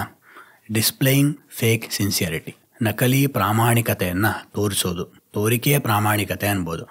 ಅದನ್ನು ಮಾಡಿದ್ರೆ ಬಾಸ್ ಬರ್ತಾರೆ ಅಂತ ಅವ್ರ ಮುಂದೆ ನಾವು ಸಿನ್ಸಿಯರ್ ಆಗಿ ಇದ್ದು ಎಸ್ ಸರ್ ಡೆಫಿನೆಟ್ಲಿ ಸರ್ ಅಂತ ಅಂತಿರ್ತೀವಿ. ಆಮೇಲೆ ಅವ್ರು ಹೇಳಿದ ಕೆಲಸ ಮಾಡ್ತಿರಲ್ಲ, ಆಮೇಲೆ ಏನೋ ಸುಳ್ಳು ಹೇಳ್ತೀವಿ, ಅವ್ರಿಗೆ ಹುಷಾರಿಲ್ಲ, ಹೀಗೆಲ್ಲ ಮಾಡಿ ಮಾಡಿ ಮಾಡಿ ಈ ಬಾಸ್ನೇನೋ ಓಲೈಸಿಟ್ಕೊಂಡಿರ್ತೀಯ, ಕೆಲಸ ಕಲ್ತಿರಲ್ಲ. ಮುಂದೆ ಈ ಬಾಸ್ನ ತೆಗೆದು ಇನ್ನೊಂದು ಬಾಸ್ ಬರ್ತಾನೆ, ಅಥವಾ ನಿನ್ನೆ ಇನ್ಯಾವುದೋ ಬಾಸ್ ಕೆಳಗೆ ಹಾಕ್ತಾರೆ. ಆಗ ಮುಂದೆ ಬಾಸ್ ಚೇಂಜ್ ಆದಾಗ ಸಮಸ್ಯೆ ಆಗುತ್ತೆ. ಯಾಕೆ? ಕೆಲಸ ಕಲ್ತಿರಲ್ಲ. ಏನೋ ಒಂದು ಇಶ್ಯೂ ಬಂತು ಕೆಲಸದಲ್ಲಿ ಅಂದರೆ ಅದನ್ನು ಫಿಕ್ಸ್ ಮಾಡೋದು ನಮಗೆ ಬರ್ತಿರಲ್ಲ. ಏನೋ ಸುಳ್ಳು ಪಳ್ಳು ಹೇಳಿ ಅದನ್ನು ಹಂಗಂಗೆ ನಡೆಸ್ತಿರ್ತೀವಿ. ಆಮೇಲೆ ಅದಕ್ಕಿಂತ ಸ್ಟ್ರಿಕ್ಟ್ ಬಾಕ್ಸ್ ಕೆಳಗೆ ಕೆಲಸ ಮಾಡಬೇಕಾದಾಗ ಉಪಯೋಗ ಆಗಲ್ಲ. ಅದನ್ನೇ ಬಸವಗುರು ಹೇಳ್ತಿರೋದು, ಒಡೆಯರ ಬರವಿಂಗೆ ಕುನ್ನಿ ಬಾಲವ ಬಡಿದಡೆ. ಯಾರೋ ಒಬ್ಬರು ಈ ವಿದೇಶದಲ್ಲಿ, ಎಸ್ಪೆಷಲಿ ಅಮೇರಿಕದಲ್ಲಿ ಭಯ ಇದೆ ಅಲ್ಲ, ದೇಶದಿಂದ ಕಳಿಸ್ಬಿಡ್ತಾರೆ ಅಂತ ಏನೇನೋ ನಡೀತಿರತ್ತಲ್ಲ, ಪೂರ್ತಿ ನಂಗೆ ಅದ್ರ ಬಗ್ಗೆ ಗೊತ್ತಿಲ್ಲ, H1B ವೀಸಾ ಏನೇನೋ. ಅವರು ಒಬ್ರು ಯಾರು ಹೇಳಿದ್ರು, ನಾನು ದೇಶಕ್ಕೆ ಬಂದರೂ ನನಗೆ ಏನಂತ ವಾಪಸ್ ಬರೋಕ್ಕೂ ಏನಂತ ಬೇಸರ ಇಲ್ಲ, ಈಗಲ್ಲಿ ಇದು ಒಳ್ಳೆಯ ಹಣ ಸಂಪಾದಿಸ್ತೀನಿ ಅಂತಿದ್ದೀನಿ. ನನ್ನ ಸ್ನೇಹಿತರೊಬ್ರು ಹೇಳಿದ್ರು, ನಾನಂತೂ ಬಾಸ್ ಮನೆಗೆ ಸಾರ್ಸಕ್ಕೆ ಕರೆದ್ರು ಹೋಗ್ತೀನಿ ಅಂತ, ಯಾಕಂದರೆ ನನಗೆ ಅಮೇರಿಕ ಅಂದ್ಬಿಟ್ಟು ಬರೋಕ್ಕಾಗಲ್ಲ ಅಂತ ಅವ್ರು ಹೇಳಿದ್ರು ಅಂತ ಅವ್ರ ಸ್ನೇಹಿತರು ಅವ್ರು ಹೇಳಿದ್ರು ಅಂತ ನನ್ನ ಸ್ನೇಹಿತರು ಹೇಳ್ತಿದ್ರು. ಒಡೆಯರ ಬರವಿಂಗೆ ಕುನ್ನಿ ಬಾಲವ ಬಡಿದಡೆ. ಎಷ್ಟು ದಿನ ಅಂತ ಒಡೆಯ ಮನೆ ಕೆಲಸಕ್ಕೆ ಮಾಡ್ಕೊಂಡಿರೋಕ್ಕೆ ಸಾಧ್ಯ? ಯಾವತ್ತೋ ಒಂದಿನ ಪ್ರಾಜೆಕ್ಟ್ ಚೇಂಜ್ ಆಗುತ್ತೆ, ಇನ್ನೂ ಯಾವುದೋ ಸ್ಟ್ರಿಕ್ಟ್ ಬಾಸ್ ಬಂದು ಎಲ್ಲಿಂದಾನೋ ಸಮಸ್ಯೆ ಬಂದೇ ಬರುತ್ತೆ. ಅಂದರೆ ಅಪ್ರಾಮಾಣಿಕತೆಗೆ ಸಮಸ್ಯೆಗಳು, ಪ್ರಾಮಾಣಿಕತೆಗೆ ಸಮಸ್ಯೆಗಳು ಬರುತ್ತವೆ. ಆದರೆ ಪ್ರಾಮಾಣಿಕತೆಯೇ ಆ ಸಮಸ್ಯೆಯನ್ನು ಬಗೆಹರಿಸೋ ದಾರಿನೂ ಕಂಡುಕೊಳ್ಳುತ್ತೆ.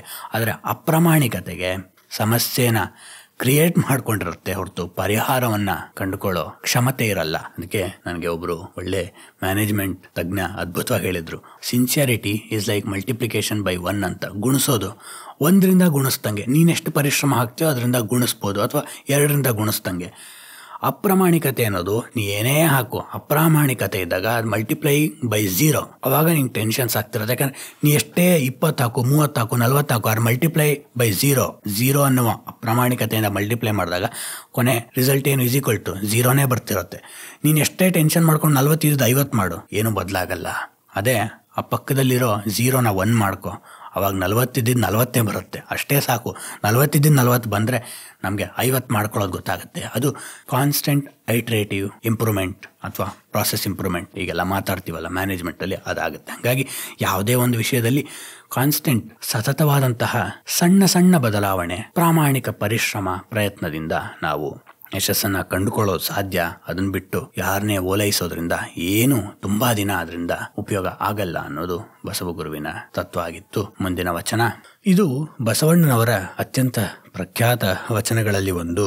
ಕಳಬೇಡ ಕೊಲಬೇಡ, ಹುಸಿಯ ನುಡಿಯಲು ಬೇಡ, ಮುನಿಯಬೇಡ, ಅನ್ಯರಿಗೆ ಅಸಹ್ಯ ಪಡಬೇಡ, ತನ್ನ ಬಣ್ಣಿಸಬೇಡ, ಇದಿರ ಹಳಿಯಲು ಬೇಡ, ಇದೇ ಅಂತರಂಗ ಶುದ್ಧಿ, ಇದೇ ಬಹಿರಂಗ ಶುದ್ಧಿ, ನಮ್ಮ ಕೂಡಲ ಸಂಗಮ ದೇವರ ನೊಲಿಸುವ ಪರಿ. ಇದು ಅತ್ಯಂತ ಪ್ರಖ್ಯಾತ ವಚನ ಅಷ್ಟೇ ಅಲ್ಲದೆ ತುಂಬಾ ಸರಳವಾದ, ಇಂಟ್ಯೂಟಿವ್ ಆದ ವಚನವು ಹೌದು ಅಲ್ವಾ? ಕಳಬೇಡ, ಕಳ್ಳತನ ಮಾಡಬೇಡ. ಅಂದರೆ ಕಳ್ಳತನ ಅಂದ್ಕೂಡ್ಲೆ ನಾವೇನು ಕಳ್ಳತನನೇ ಮಾಡಲ್ಲಪ್ಪ, ನಾವೇನು ಸಿನಿಮಾಲಿ ತೋರಿಸ್ತಾರಲ್ಲ, ತಲೆಗೆ ಬ್ಲ್ಯಾಕ್ ಮಾಸ್ಕ್ ಹಾಕ್ಕೊಂಡು ಕಿಟಕಿ ಹೊಡ್ಕೊಂಡು ಆ ಥರ ಏನಾದ್ರು ಕಳ್ಳತನ ಮಾಡ್ತೀವ? ನಮಗೆ ಯಾಕೆ ಹೇಳ್ತಿದ್ದಾರೆ ಅಂದರೆ, ಕಳ್ಳತನ ಅಂದರೆ ಪರಿಶ್ರಮದಲ್ಲಿ ಕಾಂಪ್ರಮೈಸ್ ಆದಾಗ ನಮಗೆ ಇನ್ನೂ ಕೆಟ್ಟ ದಾರಿಗಳು ಹೊಳೆಯೋಕ್ಕೆ ಆರಂಭ ಆಗುತ್ತೆ, ಅಹಂಕಾರಕ್ಕೆ. ಆಗ ಯಾರೋ ಏನೋ ದುಡ್ಡು ಕೊಟ್ಟಿರ್ತಾರೆ ಯಾವುದೋ ಒಂದು ಮ್ಯಾನೇಜ್ಮೆಂಟ್ಗೆ, ಇವೆಂಟ್ ಮ್ಯಾನೇಜ್ಮೆಂಟ್ ಇರ್ಬೋದು, ಏನೋ ಒಂದು ಕಾರ್ಯಕ್ರಮಕ್ಕೆ, ಅಥವಾ ಇನ್ವೆಸ್ಟ್ಮೆಂಟ್ ರೈಸ್ ಮಾಡಿರ್ತೀವಿ ಕಂಪ್ನಿಗೆ, ಅಥವಾ ಬ್ಯಾಂಕ್ ಸಾಲ ತೊಗೊಂಡಿರ್ತೀವಿ ಏನೋ ಕಟ್ಸೋಕ್ಕೆ, ಮನೇನೋ ಹಾಸ್ಪಿಟ್ಲ್ ಏನೋ ಇರುತ್ತಲ್ವ, ಅದನ್ನು ಸರಿಯಾದ ದಾರಿಯಲ್ಲಿ ಉಪಯೋಗಿಸ್ದೆ, ಪ್ರಾಮಾಣಿಕವಾಗಿ ಖರ್ಚು ಮಾಡಿದೆ, ಅದನ್ನು ಇನ್ಯಾವುದಕ್ಕೋ ಖರ್ಚು ಮಾಡಬೇಡ. ಅಂದರೆ ಡೋಂಟ್ ಟೇಕ್ ಕಿಕ್ ಬ್ಯಾಕ್ಸ್, ಯಾವುದ್ರಲ್ಲೋ ಏನೋ ಪರ್ಸೆಂಟೇಜು ಇದರಲ್ಲೇ ಇದ್ದರೆ ಈಗ ಯಾಕೆ ಕಿಕ್ ಬ್ಯಾಕ್ ತೊಗೋಬೇಕಾಗತ್ತೆ ಅಂದರೆ, ಯಾವುದೋ ಒಂದರಲ್ಲಿ ಕ್ಷಮತೆ ಕಡಿಮೆ ಇದ್ದಂತೆ ಆ ಕಾರಣಕ್ಕೆ, ಅಂದರೆ ಏನೋ ಸರಿ ಇಲ್ಲ ಅಂತಲೇ ನಮಗೆ ಲಂಚ ಕೊಡ್ತಿರ್ತಾರಲ್ವ, ಹಾಗಾಗಿ ಆ ರೀತಿಯಿಂದ ಸಂಪತ್ತನ್ನು ಸಂಪಾದಿಸೋದು ಬೇಡ. ಕೊಲಬೇಡ, ಇನ್ನೊಬ್ಬರಿಗೆ ಸಾವನ್ನು ಬಯಸಬೇಡ, ಕೆಟ್ಟದನ್ನೂ ಬಯಸಬೇಡ. ಲವ್ ದೈ ನೈಬರ್ ಅಂತ ಎಲ್ಲ ಧರ್ಮಗಳಲ್ಲೂ ಹೇಳಿದೆ ಅಲ್ವಾ, ಅದನ್ನೇ ಇಲ್ಲಿ ಹೇಳ್ತಿರೋದು. ಅಂದರೆ ನನ್ನ ಧರ್ಮಕ್ಕೆ ಸೇರಿದ, ನನ್ನ ಜಾತಿಗೆ ಸೇರಿದ ನೈಬರ್ ಮಾತ್ರ ಇಷ್ಟಪಡೋದಲ್ಲ. ಕುವೆಂಪು ಅವರು ಹೇಳಿದ ಹಾಗೆ ವಿಶ್ವಮಾನವರಾಗ ಎಲ್ಲ ಜಾತಿ ಎಲ್ಲ ಧರ್ಮವೂ ಒಂದೇ ಅನ್ನುವ ಅಂತರಂಗದಲ್ಲಿ ಆ ಭಾವನೆ ಇದ್ದಾಗ ನಮಗೆ ಇನ್ನೊಬ್ಬರ ಬಗ್ಗೆ ಕೆಟ್ಟದನ್ನು ಬಯಸೋದು, ಇನ್ನೊಬ್ಬರಿಗೆ ಸಾವನ್ನು ಬಯಸೋದು ಸಹ ನಮಗೇ ಬಯಸೋದು ಅಂತ ಅನ್ನಿಸ್ಕೊಂಡಾಗ ಈ ಧೋರಣೆ ನಮ್ಮಲ್ಲಿ ಬರುತ್ತೆ. ಜೊತೆಗೆ ಹುಸಿಯ ನುಡಿಯಲು ಬೇಡ. ಹುಸಿ ಸುಳ್ಳು ಹೇಳಬೇಡ. ಫೇಕ್ ಸಿಕ್ಲೀವ್ ಹಾಕ್ಬಿಟ್ಟು ಸಿನಿಮಾಗೆ ಹೋಗಿರ್ತೀನಿ, ಒಳಗಡೆ ಎಲ್ಲ ಮನಸ್ಸಿನಲ್ಲಿ ಟೆನ್ಷನ್, ಯಾರು ನೋಡಿಬಿಟ್ರೆ, ಆಫೀಸ್ ಅವರೇ ಬಂದುಬಿಟ್ಟಿದ್ರೆ, ಸಿಕ್ಲೀವ್ ಹಾಕಿದ್ದೀನಿ, ಸಿನಿಮಾಲಿ ಎಂಟರ್ಟೈನ್ಮೆಂಟ್ಗೆ ಮಜಾ ಮಾಡ್ತೀನಿ, ಯಾವುದೋ ನಮ್ಮ ಬಾಸ್ ಥರನೇ ಹೇರ್ ಸ್ಟೈಲೋ ಅಥವಾ ಡ್ರೆಸ್ ಇರೋರನ್ನ ನೋಡಿದ್ರೆ ನನಗೆ ಭಯ ಆಗ್ತಿರುತ್ತೆ. ಅದೇನಾಗಿರಲ್ಲ, ಆದರೆ ನನ್ನ ಅಂತರಂಗ ಕ್ಷೋಭೆಗೆ ಒಳಗಾಗ್ತಾ ಇರುತ್ತೆ. ಯಾಕೆ? ಅಪ್ರಾಮಾಣಿಕತೆಯ ಸಮಸ್ಯೆ. ಹುಸಿಯ ನುಡಿಯಲು ಬೇಡ ಅಂದರೆ ಅದೇ. ಅಥವಾ ಕೆಲಸ ಆಗಲಿಲ್ಲ ಅಂದರೆ ಸುಳ್ಳು ಕಾರಣ ಕೊಡೋದು, ಹಂಗಾಯಿತು ಹಿಂಗಾಯಿತು, ಚಿಕ್ಕಪ್ಪ ಹೋಗ್ಬಿಟ್ರು, ಅಜ್ಜಿ ಹೋಗ್ಬಿಟ್ರು, ಏನೋ ಒಂದು ಹೇಳ್ತಾನೆ ಇದ್ದರೆ ಕೆಲಸ ಆಗಲ್ಲ. ಹಾಗಾಗಿ ನೀನು ಆ ಅಪ್ರಾಮಾಣಿಕತೆಯಿಂದ ಆ ಸುಳ್ಳನ್ನು ಹೇಳಿ ಏನೋ ನಡೆಸ್ಕೋತಿದೆಯಲ್ಲ, ಅದರಲ್ಲೂ ನೀನು ಏನು ಮುಂದೆ ತುಂಬ ಏನು ಸಾಧನೆ ಮಾಡೋಕ್ಕೂ ಆಗಲ್ಲ. ಮುನಿಯಬೇಡ. ಪಾಯಿಂಟ್ಲೆಸ್ ಆ್ಯಂಗರ್, ಎಲ್ಲದಕ್ಕೂ ಸಿಡಿ ಸಿಡಿ ಸಿಡಿ ಮಾಡ್ತಿರೋದು ದೊಡ್ಡ ಸಾಧನೆ ಅಂತ ನಮಗನ್ನಿಸ್ತಿರುತ್ತೆ. Angry young man, angry young woman ಆಗ್ಬಿಡೋದು ನಾವು ತುಂಬ ದೊಡ್ಡ ಸಾಧನೆ ಅಂತ ಅಂದ್ಕೊಂಡಿರ್ತೇವೆ. ಆ್ಯಂಗರು, ಲಂಕೇಶ್ ಅವ್ರು ಹೇಳ್ತಿದ್ರಂತೆ, ಶಾಂತವಾದಂತಹ ಸಿಟ್ಟು ತುಂಬ ಮುಖ್ಯ ಸಾಧನೆಗೆ. ಅದೇ ಬಿಸಿ ಬಿಸಿಯಾದಂತಹ ಸಿಟ್ಟು, ಸಿಡಿಸಿಡಿ ಮಾಡೋ ಸಿಟ್ಟು ತುಂಬ ಹೊತ್ತಿರಲ್ಲ, ಅದರಿಂದ ಏನು ಸಾಧನೆ ಮಾಡೋಕ್ಕಾಗಲ್ಲ ಅಂತ. ಹಾಗಾಗಿ ಆ ಪಾಯಿಂಟ್ಲೆಸ್ ಆ್ಯಂಗರ್ ಇರುತ್ತಲ್ಲ, ಚಿಕ್ಕ ಚಿಕ್ಕ ವಿಷಯಕ್ಕೆ ತುಂಬ ಅಗ್ರಿವಾಗೋದು, ಅದೇನಾಗುತ್ತೆ ಅಂದರೆ ಕಾಲಾನುಕ್ರಮದಲ್ಲಿ ಇಟ್ ಟರ್ನ್ಸ್ ಇಂಟು ಹೇಟ್ರೆಡ್. ಅಂದರೆ ಅಸೂಯೆ, ಜಲಸಿ, ಹೊಟ್ಟೆ ಕಿಚ್ಚುಗಳಾಗತ್ತೆ ಹೊರತು ಅದರಿಂದ ಏನು ಹೆಚ್ಚು ಪ್ರೊಡಕ್ಟಿವಿಟಿ ಬರಲ್ಲ. ಅದರಿಂದ ಚಿಕ್ಕ ಚಿಕ್ಕದಕ್ಕೆ ಮುನಿಸ್ಕೋಬೇಡ, ಸ್ವಲ್ಪ ತಾಳ್ಮೆ ಇರಲಿ. ಅನ್ಯರಿಗೆ ಅಸಹ್ಯ ಪಡಬೇಡ. ಇದಂತೂ ಎಷ್ಟು ಅದ್ಭುತವಾಗಿ ಕ್ಲಿಯರಾಗಿ ಹೇಳಿಬಿಟ್ಟಿದ್ದಾರೆ. ಅಂದರೆ ಇನ್ನೊಬ್ಬರೇನೋ ನಮಗಿಂತ ಚೆನ್ನಾಗಿ ಸಾಧನೆ ಮಾಡಿದರೆ ಅದು ಅವರು ಪರಿಶ್ರಮ. ಆ ಪರಿಶ್ರಮವನ್ನು ಅಂಗೀಕರಿಸದೆ ಏನೋ ಹೇಳ್ತೀವಿ, ಅವರು ಮೋಸ ಮಾಡಿರ್ಬೋದು, ಅವರು ತಪ್ಪು ದಾರಿ ಹಿಡ್ದಿದ್ದಾರೆ. ಯಾಕೆ ಅವ್ರು ತಪ್ಪು ದಾರಿ ಹಿಡ್ದಿದ್ದಾರೆ ಅಂತಲ್ಲ ನಮಗೆ ಬೇಸರ, ಅವರು ನಮಗಿಂತ ಚೆನ್ನಾಗಿ ಅದರಲ್ಲಿ ಪರ್ಫಾರ್ಮ್ ಮಾಡ್ತಿದ್ದಾರೆ ಅಂತ. ಅದಕ್ಕೆ ಕಾರಣ ಅನ್ಯರಿಗೆ ಅಸಹ್ಯ ಪಡುವ ನಮ್ಮ ಮನಸ್ಸಿನ ದೌರ್ಬಲ್ಯ. ಅದು ದೌರ್ಬಲ್ಯ. ಯಾಕೆ? ನಾವೇನೂ ಕಳ್ಕೊಂಡಿರಲ್ಲ ಇನ್ನೊಬ್ಬರು ಚೆನ್ನಾಗೇನಾದ್ರು ಮಾಡಿದ್ರೆ, ಆದರೆ ನಮ್ಮ ಅಹಂಕಾರ ನಾವೇನೋ ಕಳ್ಕೊಂಡ್ವಿ ಅನ್ನುವ ಭ್ರಾಂತಿಯಲ್ಲಿ ನಮ್ಮನ್ನು ತಳ್ಳತ್ತೆ. ಅದೇ ಶಾಂತವಾಗಿ ಯೋಚನೆ ಮಾಡಿದ್ರೆ ಅವರಲ್ಲೂ ಒಂದೇನೋ ಜೀವನ ಪಾಠ ನಮ್ಗೆ ಅರಿವಾಗುತ್ತೆ. ಗಾಡ್ ಫಾದರ್ ಸಿನಿಮಾ ಸರಣಿಗಳಲ್ಲಿ 3ನೇ ಮತ್ತು ಕೊನೆಯ ಕಂತಿನಲ್ಲಿ ಒಂದು ಡೈಲಾಗ್ ಬರುತ್ತೆ, don't hate your enemies that affects your judgment ಅಂತ. ನಮ್ಮ ಥಿಂಕಿಂಗ್ ಕೇಪಬಿಲಿಟೀಸ್ ಅಂದರೆ ಯೋಚಿಸುವ ಕ್ಷಮತೆ ಇನ್ನೊಬ್ಬರನ್ನ ಹೇಟ್ ಮಾಡುವಾಗ ಕಡಿಮೆ ಆಗ್ತಾ ಹೋಗುತ್ತೆ. ಅದೇ ನಮ್ಮ ಕಾಂಪಿಟೇಟರ್ ಕಡೆ ಶಾಂತವಾದ ಗಮನ ಕೊಟ್ಟಾಗ, ಅವರು ಈ ದಾರಿಯಲ್ಲಿ ನಮಗಿಂತ ಚೆನ್ನಾಗಿ ಮಾಡ್ತಿದ್ದಾರೆ, ನಾವು ಇನ್ನೊಂದು ದಾರಿಯಲ್ಲಿ ಇನ್ನೂ ಚೆನ್ನಾಗಿ ಮಾಡ್ಬೋದು ಅನ್ನೋದು ಹೊಳೆಯುತ್ತೆ. ಹಾಗಾಗಿ ಈ ಅಸಹ್ಯ ಪಡೋದು ಅವೆಲ್ಲ ಅವಶ್ಯಕತೆ ಇಲ್ಲ, ಬಿಟ್ಟುಬಿಡು. ತನ್ನ ಬಣ್ಣಿಸಬೇಡ. ಬಣ್ಣಿಸೋದು ಅಂದರೆ ಹೊಗಳ್ಕೊಳ್ಳೋದು, ಸೆಲ್ಫ್ ಚೆಸ್ಟ್ ಥಂಪಿಂಗ್. ನಮ್ಮ ಭುಜ ನಾವೇ ತಟ್ಕೊಳ್ಳೋದು, ನಾವೇನೋ ಚೆನ್ನಾಗಿದ್ದೀವಿ ಅಂತ ತೋರಿಸ್ಕೊಳ್ಳೋದು ನಮಗಂತೂ ಹೇಳಿ ಮಾಡಿಸಿದ ಸಾಲಿದು. ಯಾಕೆ? ನಾವು ಏನು ಮಾಡಿದ್ರೂ ಅದನ್ನು ಇನ್ಸ್ಟಾಗ್ರಾಮಲ್ಲಿ, ವಾಟ್ಸಪ್ ಸ್ಟೇಟಸ್ ಅಲ್ಲಿ ಹಾಕಬೇಕು ಅಂದ್ಕೊಂಡಿರ್ತೇವೆ. ಸೋಷಿಯಲ್ ಮೀಡಿಯಾದಲ್ಲಿ ನಾನು ಮೆಕ್ಸಿಕನ್ ರೆಸ್ಟೋರೆಂಟಲ್ಲಿ ತಿನ್ನೋದು ತೊಗೊಂಡು ಆ ಫೋಟೋ ಜಗತ್ತು ನೋಡಿ ಏನಾಗಬೇಕಾಗಿದೆ ಅಂತ ಯೋಚನೆ ಮಾಡಲ್ಲ. ಆದರೆ ನಾನು ಇರೋದನ್ನೇ ಜಗತ್ತು ಮರೆತು ಬಿಡುತ್ತೆ ಅನ್ನೋ ಭಯದಲ್ಲಿ ಅದನ್ನು ಊರೆಲ್ಲ ಶೇರ್ ಮಾಡ್ತಿರ್ತೀನಿ. ಅದರಲ್ಲಿ ಜಗತ್ತು ಸ್ಪಂದಿಸ್ತಾ ಹೋಗುತ್ತೆ. ಆವಾಗ ನಾನು ಎಷ್ಟು ದೊಡ್ಡ ವ್ಯಕ್ತಿ ಅಂತ ಅನ್ಸಕ್ಕೆ ಶುರುವಾಗುತ್ತೆ. ಊಟಿಲಿ ನಾನು ಹಾರ್ಸ್ ರೈಡ್ ಮಾಡಿದ್ರೆ ಆ ಫೋಟೋ ನೋಡಿ ಯಾರಿಗೇನಾಗಬೇಕಾಗಿದೆ ಅದನ್ನು ನಾವು ಯೋಚಿಸೋದಿಲ್ಲ. ಇದೀರ ಹಳಿಯಲು ಬೇಡ. ಇದೀರ ಹಳಿಯೋದಂದ್ರೇನು? ಇನ್ನೊಬ್ಬರನ್ನ ಅಬ್ಯೂಸ್ ಮಾಡಬೇಡ, ಕೆಟ್ಟದಾಗಿ ಮಾತಾಡಬೇಡ ಅವ್ರ ಬಗ್ಗೆ. ಅಂದರೆ ಹಿಂದಿನದಕ್ಕೆ ಇದು ಕಂಟಿನ್ಯೂಯೇಷನ್. ನೀನು ಅತಿಯಾಗಿ ಹೊಗಳ್ಕೋಬೇಡ, ಇನ್ನೊಬ್ಬರನ್ನ ಬೈಬೇಡ. ಒಂದನ್ನು ಜಾಸ್ತಿ ಮಾಡಿದ್ರೆ ಇನ್ನೊಂದನ್ನು ಮಾಡುವ ಸಾಧ್ಯತೆ ಜಾಸ್ತಿ ಆಗುತ್ತೆ. ನೀನು ಯಾವಾಗ ನೀನು ಹೊಗಳ್ಕೊಳ್ಳೋ ಹುಚ್ಚಿಗೆ ಬೀಳ್ತೀಯೋ ಇನ್ನೊಬ್ಬರನ್ನ ಬೈಬೇಕಾಗತ್ತೆ. ಯಾಕೆ? ನಮ್ಮನ್ನು ಹೊಗಳ್ಕೊಳ್ಳೋದಕ್ಕೆ ಒಂದು ಲಿಮಿಟ್ ಇದೆ. ನಾನು ಅದನ್ನು ಮಾಡಿದ್ದೀನಿ, ಇದನ್ನು ಮಾಡಿದ್ದೀನಿ ಅಂತ ಎಷ್ಟಂತ ಹೇಳೋಕ್ಕಾಗತ್ತೆ?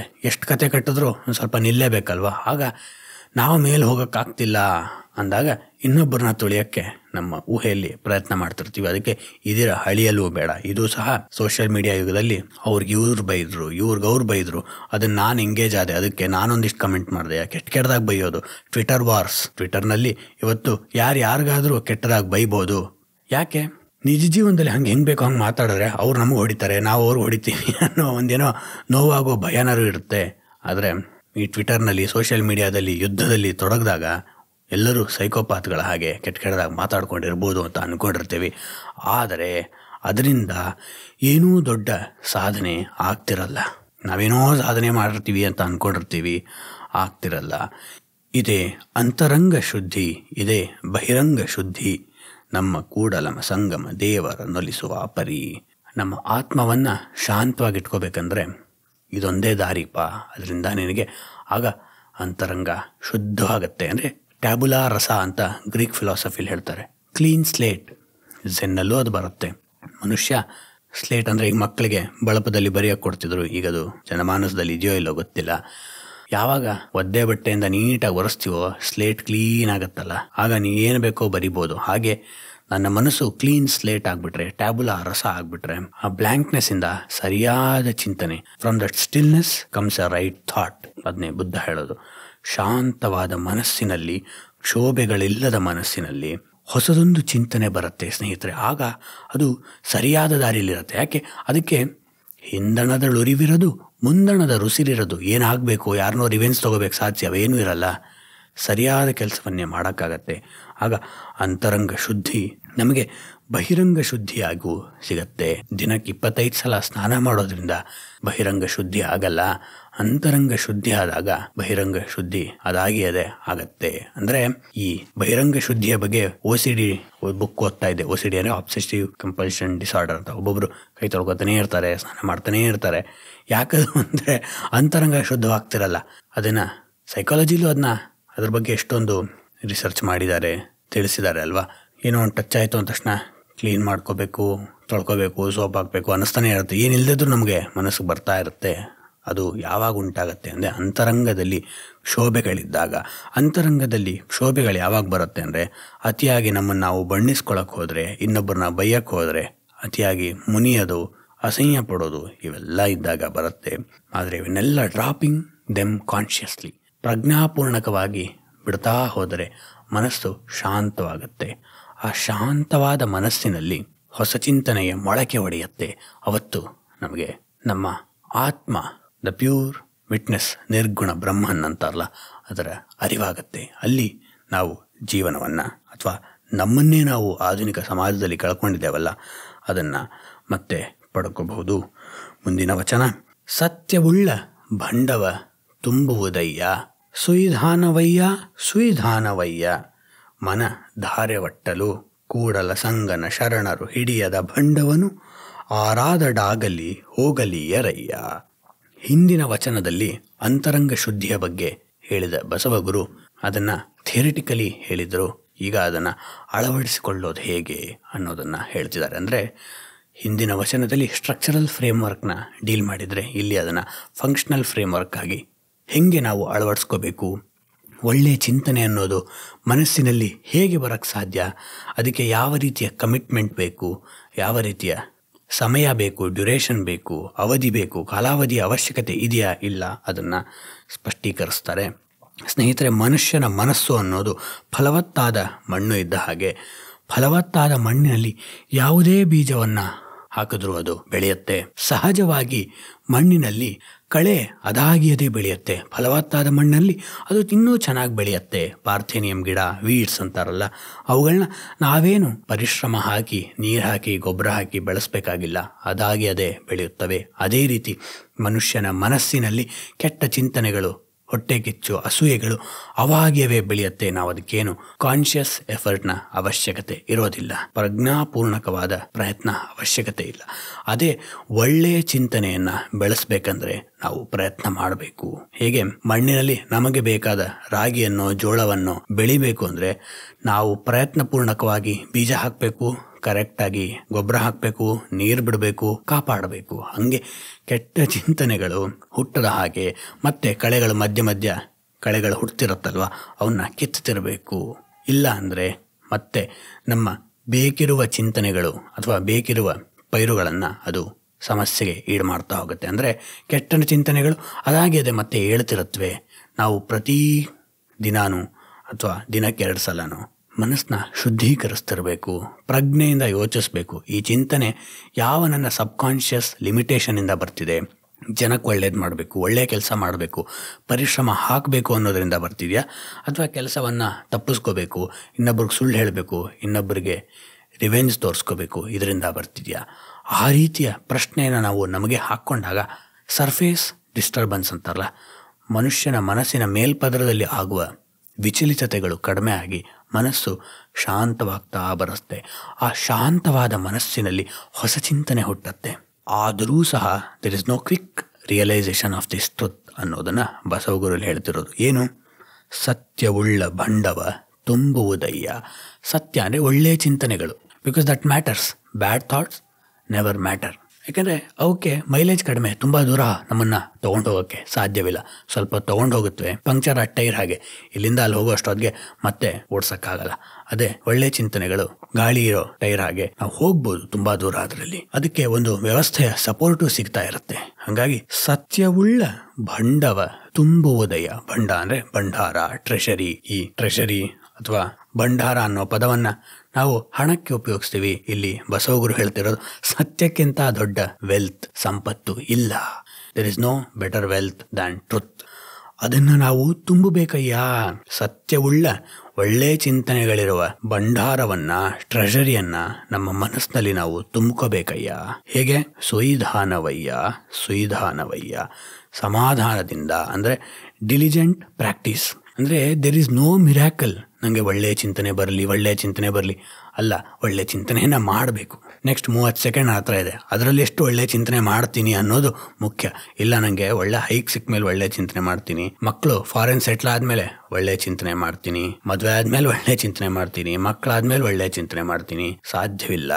ಅಥವಾ ಯಾವುದಾದ್ರೂ ಒಂದು ಮಿರಾಕಲ್ ಆಗಿಬಿಟ್ರೆ ನನ್ನ ಜೀವನದಲ್ಲಿ, ಪವಾಡ ಆಗಿಬಿಟ್ರೆ ಅದರಿಂದ ನಾನು ಒಳ್ಳೆಯ ಚಿಂತನೆ ಮಾಡೋಕ್ಕೆ ಸಾಧ್ಯ ಆಗುತ್ತೆ. ಅಂದರೆ ಹಿಂದೇನೆ ವಚನದಲ್ಲಿ ಹೇಳಿದ ಹಾಗೆ ಮಿರಾಕಲ್ಸ್ ಆಗಲ್ಲ, ಪವಾಡಗಳಾಗಲ್ಲ.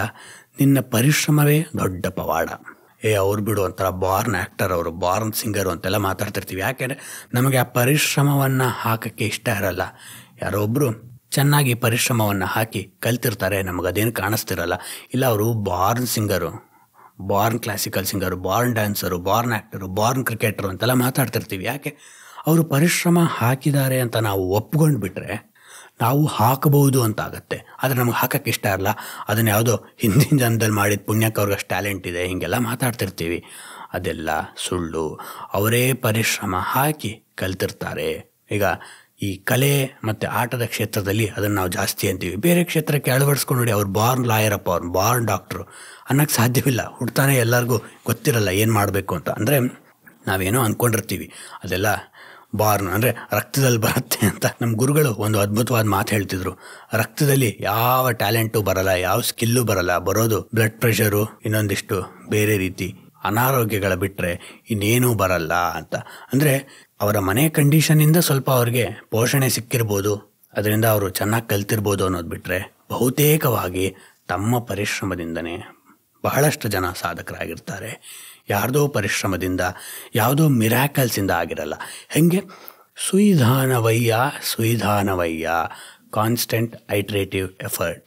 ಹಲ್ಲು ಶುದ್ಧವಾಗಿರಬೇಕು ಅಂದರೆ ದಿನಕ್ಕೆ 2ರಿಂದ 3 ನಿಮಿಷ ನೀಟಾಗಿ ಬ್ರಷ್ ಮಾಡಬೇಕು. ಇಲ್ಲ ನಾನು ಒಂದೇ ದಿನ 365 ದಿನ ಇದ್ದರೆ ಅದರಲ್ಲಿ 1 ದಿನ ಮಾತ್ರ ಇಡೀ ದಿನ ಬ್ರಷ್ ಮಾಡಿಬಿಡ್ತೀನಿ, ಇನ್ನು 364 ದಿನ ಏನು ಅಲ್ಲನ್ನು ಮೇಂಟೈನ್ ಮಾಡ್ಕೊಳ್ಳಲ್ಲ ಅಂದರೆ ಎಷ್ಟು ಮೂರ್ಖತನ ಆಗುತ್ತೋ.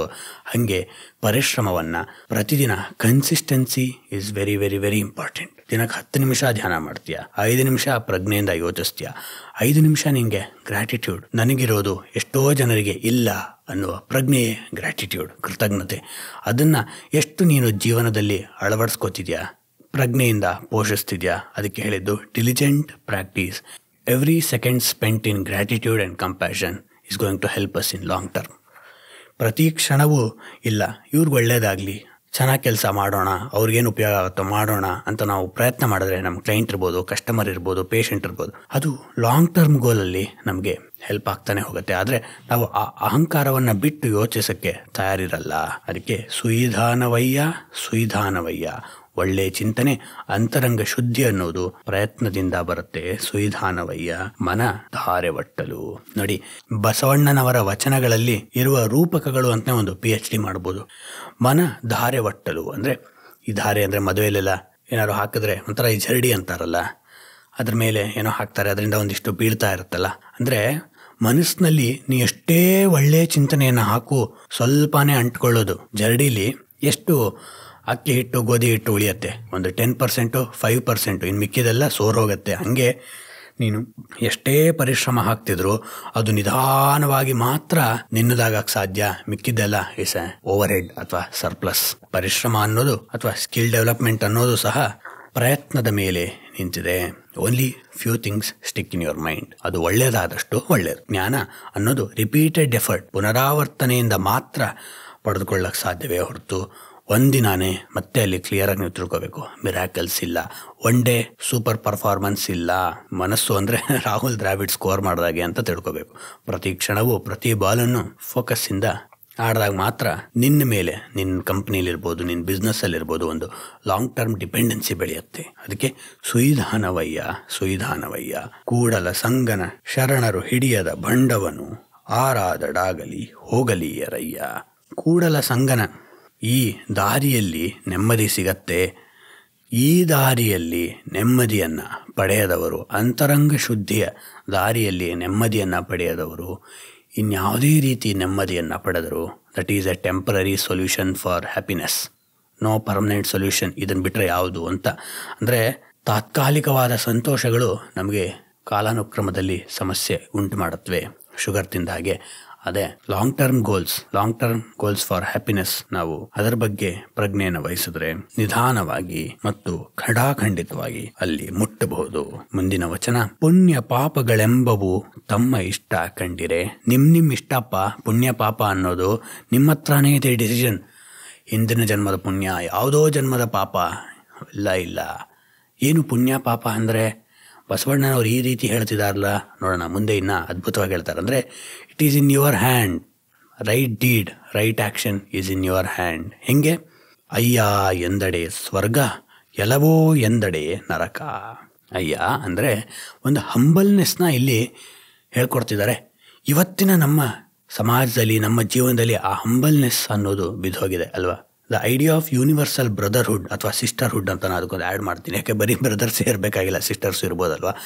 ಯೂನಿವರ್ಸಲ್ ಬ್ರದರ್ಹುಡ್ ಅಥವಾ ಸಿಸ್ಟರ್ಹುಡ್ನ ನಾವು ಕಳ್ಕೊತಾ ಇದ್ದೀವಿ.